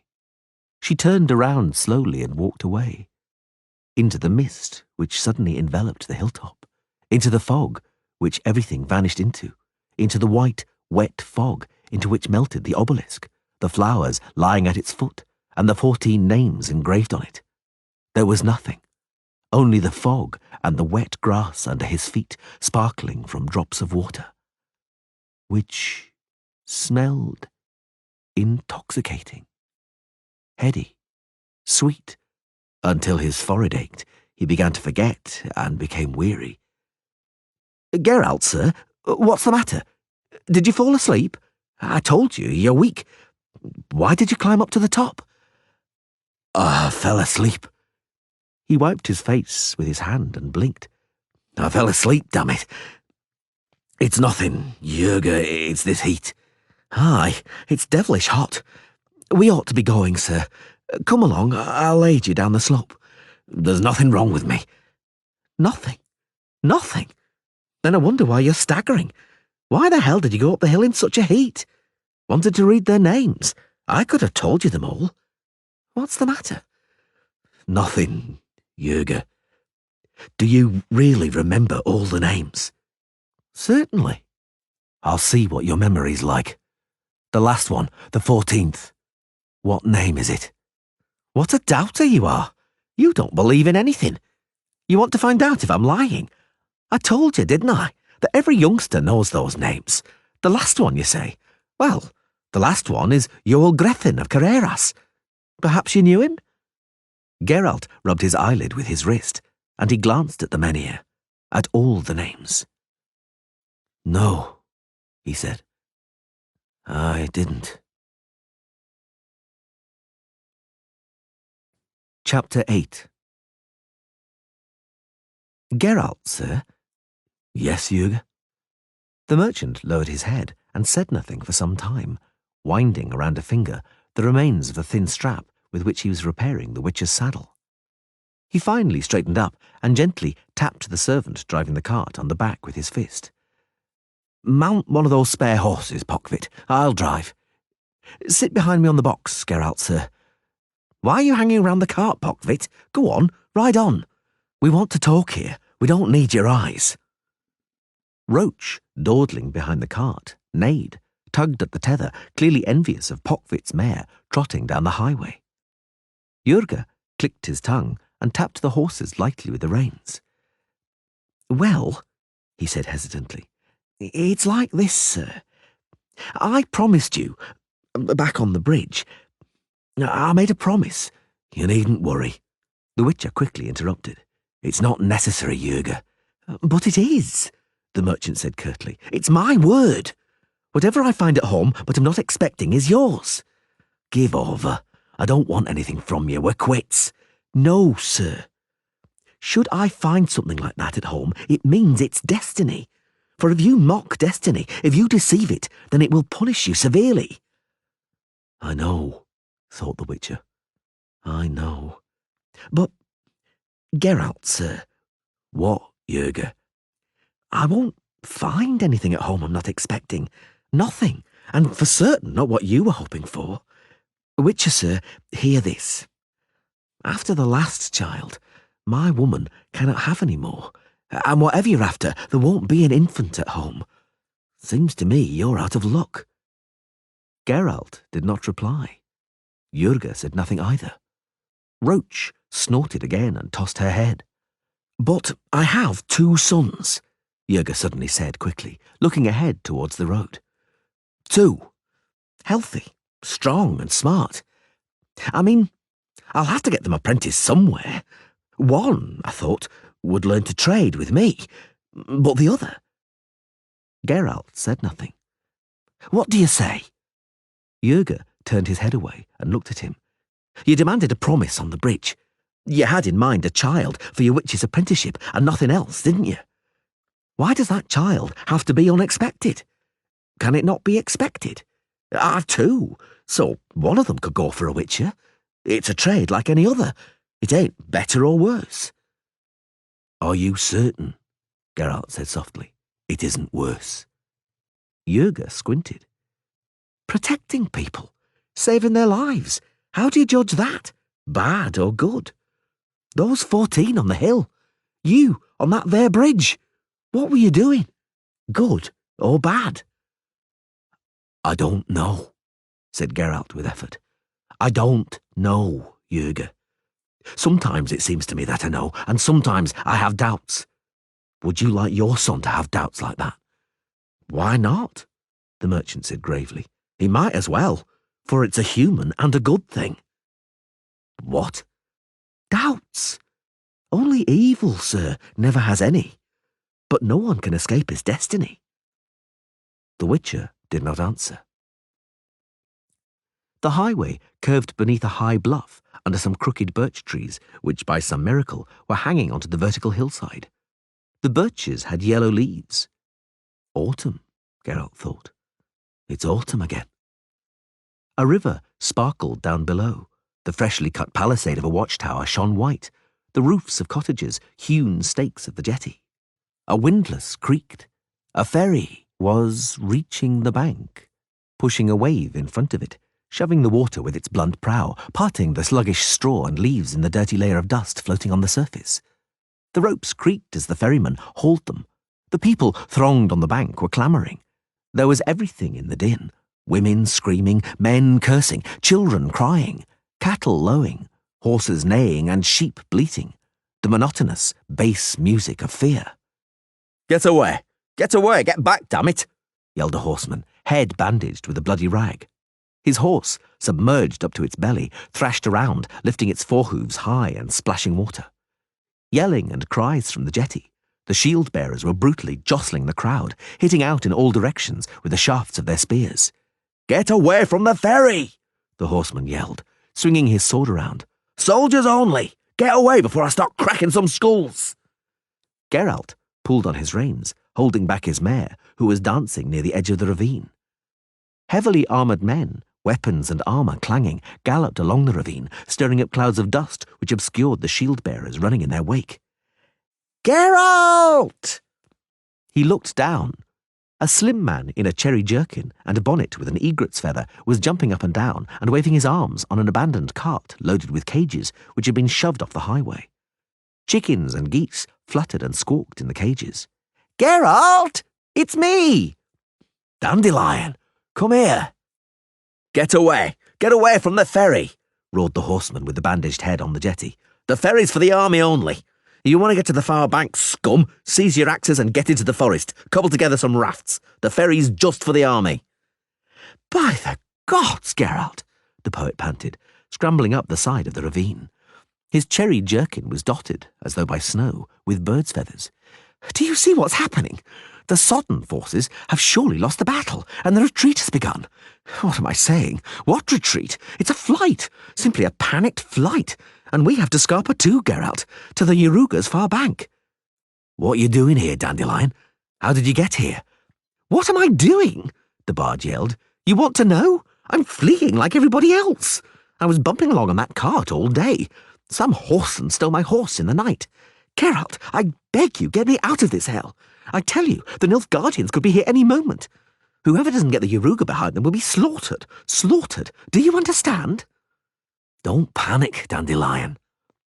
Below on the jetty, the neighing of horses being pulled onto the ferry by force and the clattering of hooves on the planks. Uproar, a seething mass, the splash of water after a cart was pushed into the river, the lowing of oxen holding their muzzles above the surface.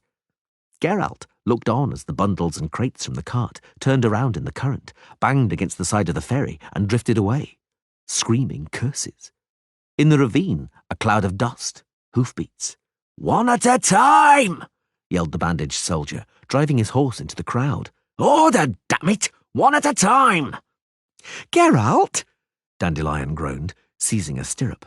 Do you see what's happening?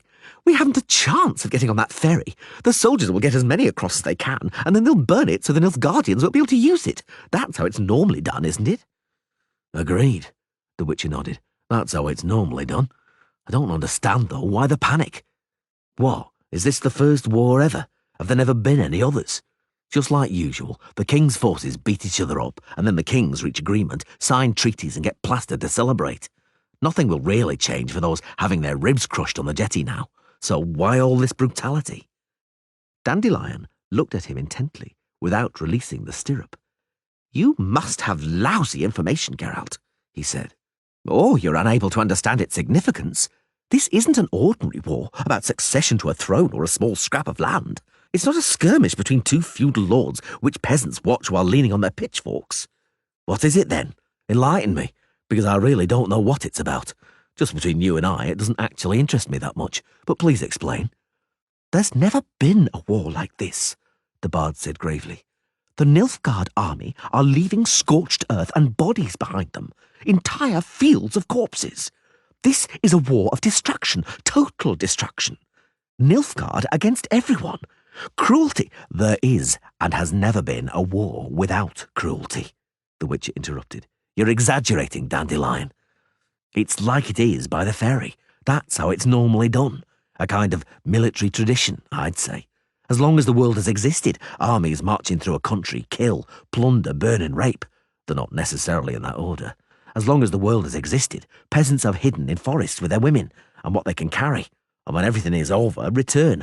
Not in this war, Geralt. After this war, there won't be anybody or anything to return to. Nilfgaard is leaving smouldering embers behind it. The army is marching in a row and dragging everybody out. Scaffolds and stakes stretch for miles along the highways. Smoke is rising into the sky across the entire horizon. You said there hasn't been anything like this since the world has existed? Well, you were right. Since the world has existed. Our world. For it looks as though the Nilfgaardians have come from beyond the mountains to destroy our world. That makes no sense. Who would want to destroy the world? Wars aren't waged to destroy. Wars are waged for two reasons. One is power and the other is money. Don't philosophize, Geralt. You won't change what's happening with philosophy. Why won't you listen? Why won't you see? Why don't you want to understand? Believe me, the Yaruga won't stop the Nilfgaardians. In the winter, when the river freezes over, they'll march on. I tell you, we must flee. Flee to the north. They may not get that far, but even if they don't, our world will never be what it was. Geralt, don't leave me here. I'll never survive by myself. Don't leave me. You must be insane, Dandelion, the Witcher said, leaning over in the saddle. You must be insane with fear, if you could think I'd leave you. Give me your hand and jump up on the horse. There's nothing for you here, nor will you shove your way onto the ferry. I'll take you upstream and then we'll hunt for a boat or a ferry. The Nilfgaardians will capture us. They're close now. Did you see those horsemen? They're clearly coming straight from the fighting. Let's ride downstream towards the mouth of the Aina. Stop looking on the dark side. We'll slip through, you'll see. Crowds of people are heading downstream. It'll be the same at every ferry as it is here. They're sure to have nabbed all the boats too. We'll ride upstream against the current. Don't worry, I'll get you across on a log if I have to. The far back's barely visible. Don't whinge. I said I'd get you across. What about you? Hop up onto the horse. We'll talk on the way. Hey, not with that bloody sack. Do you want to break Roach's back? Is it Roach? Roach was a bay and she's a chestnut. All of my horses are called Roach. You know that perfectly well. Don't try to get round me. I said get rid of that sack. What's in it, damn it? Gold. Manuscripts, poems, and some victuals. Throw it into the river. You can write some new poems, and I'll share my food with you. Dandelion made a forlorn face, but did not ponder long, and hurled the sack into the water. He jumped onto the horse and wriggled around, making a place for himself on the saddlebags, and grabbed the witch's belt. Time to go! Time to go! He urged anxiously. Let's not waste time, Geralt. We'll disappear into the forest before— Stop it, Dandelion. That panic of yours is beginning to affect Roach. Don't mock. Have you seen what I— Shut up, damn it. Let's ride. I'd like to get you across before dusk. Me? What about you? I have matters to deal with on this side of the river. You must be mad, Geralt. Do you have a death wish? What matters? None of your business. I'm going to Cintra. To Cintra? Cintra is no more. What do you mean? There is no Cintra. Just smouldering embers and piles of rubble. The Nilfgaardians— Dismount, Dandelion. What? Get off. The Witcher jerked around. The troubadour looked at his face and leapt from the horse onto the ground, took a step back and stumbled. Geralt got off slowly. He threw the reins across the mare's head, stood for a moment undecided, and then wiped his face with a gloved hand. He sat down on the edge of a tree hollow, beneath a spreading dogwood bush with blood-red branches. Come here, Dandelion, he said. Sit down and tell me what's happened to Cintra. Everything. The poet sat down. The Nilfgaardians invaded across the passes, he began after a moment's silence. There were thousands of them. They surrounded the Cintran army in the Marnadal Valley. A battle was joined lasting the whole day, from dawn till dusk.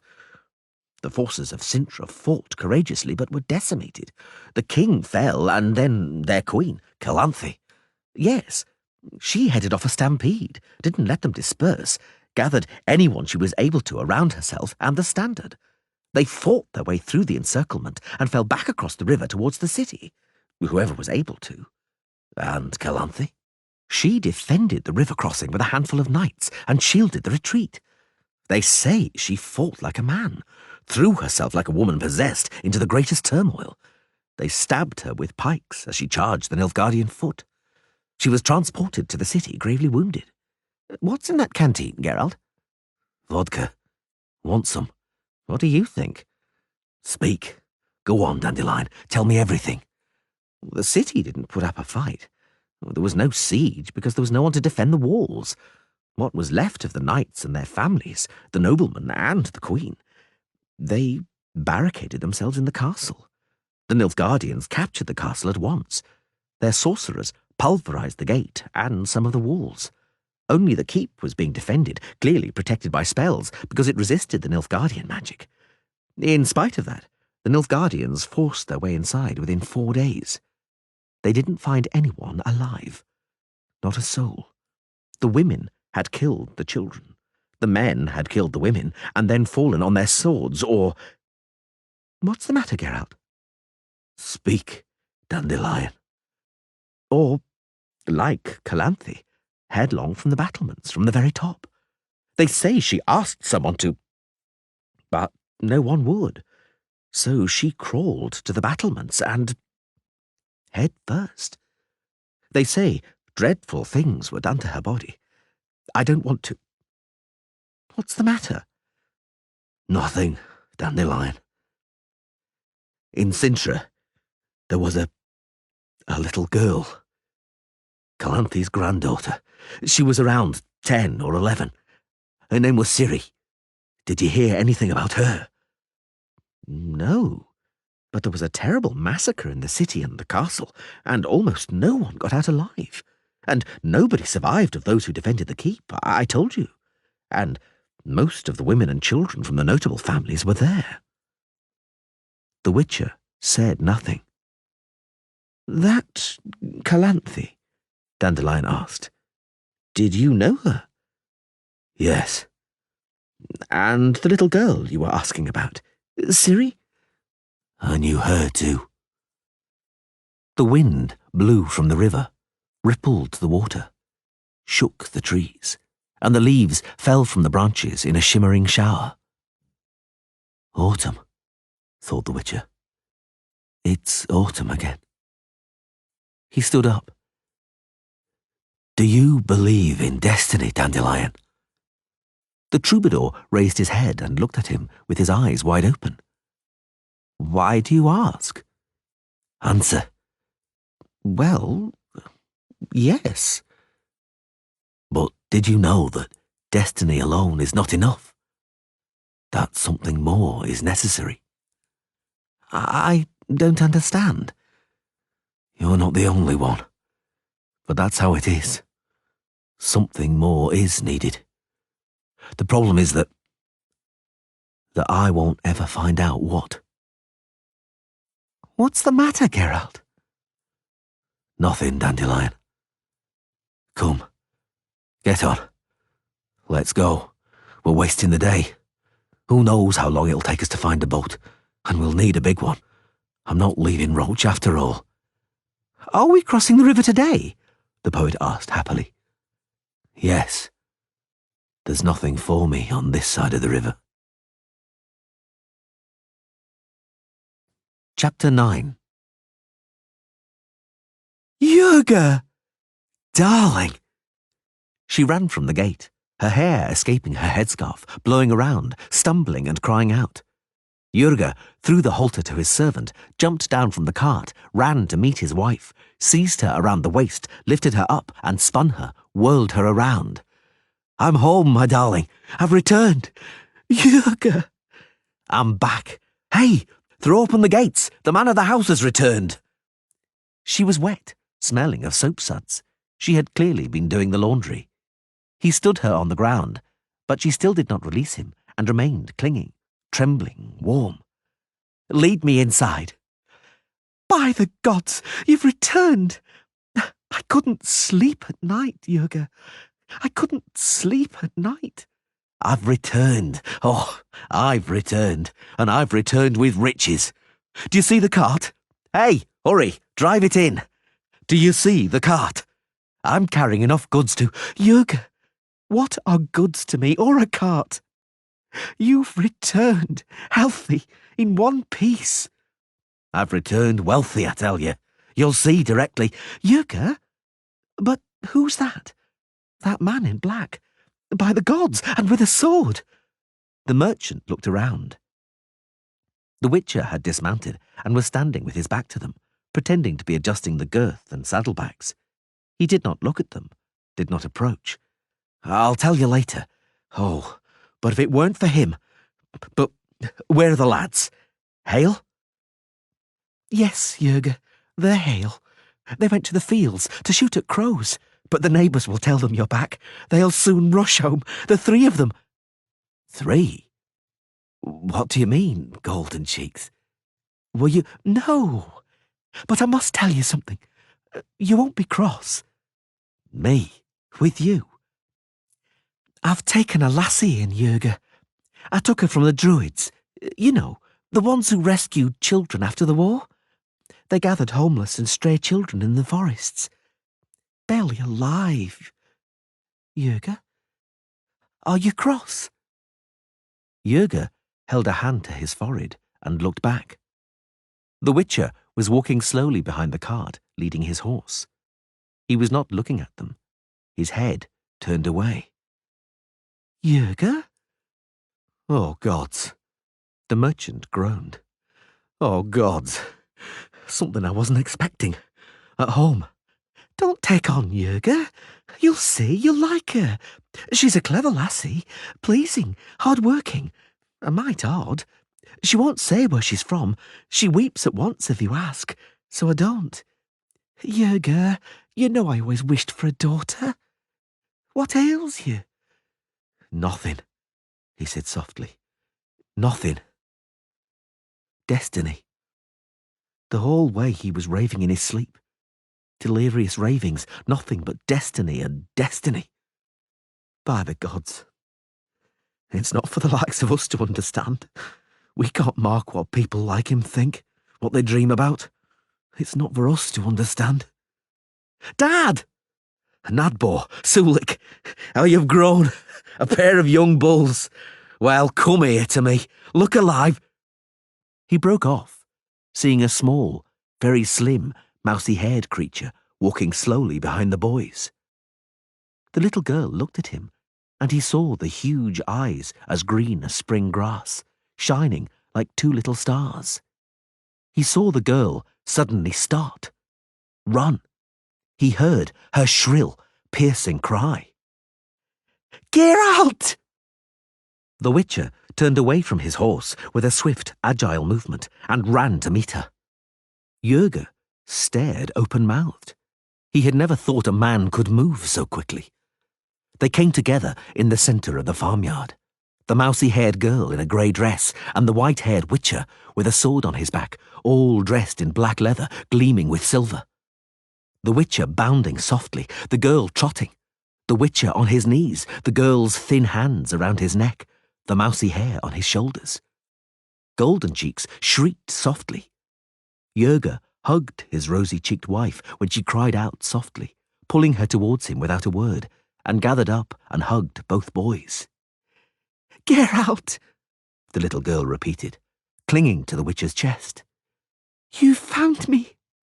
I knew you would. I always knew. I knew you'd find me." "Ciri," said the Witcher. Jurga could not see his face hidden among the mousy hair. He saw hands in black gloves squeezing the girl's back and shoulders. "You found me. Oh, Geralt, I was waiting all the time, for so very long. We'll be together now, won't we? Now we'll be together, won't we? Say it, Geralt, forever. Say it." "Forever, Ciri." "It's like they said, Geralt. It's like they said. Am I your destiny? Say it. Am I your destiny?" Jurga saw the Witcher's eyes, and was very astonished. He heard his wife's soft weeping, felt the trembling of her shoulders. He looked at the Witcher and waited, tensed for his answer. He knew he would not understand it, but he waited for it, and heard it. "You're more than that, Ciri. Much more." You have been listening to an Orion audiobook, Sword of Destiny, written by Andrzej Sapkowski, translated from the Polish by David French, and read by Peter Kenny. The executive producer was Pandora White. This is a Strathmore Publishing production, directed and engineered by Katie Story, and edited by Wolfgang Dienst. The text is copyright 1993 by Andrzej Sapkowski. The English translation is copyright 2015 by David French, and the recording is copyright 2015 by the Orion Publishing Group, an Hachette UK company. For information about other Orion audiobooks, visit the website at www.orionbooks.co.uk. Audible hopes you've enjoyed this program.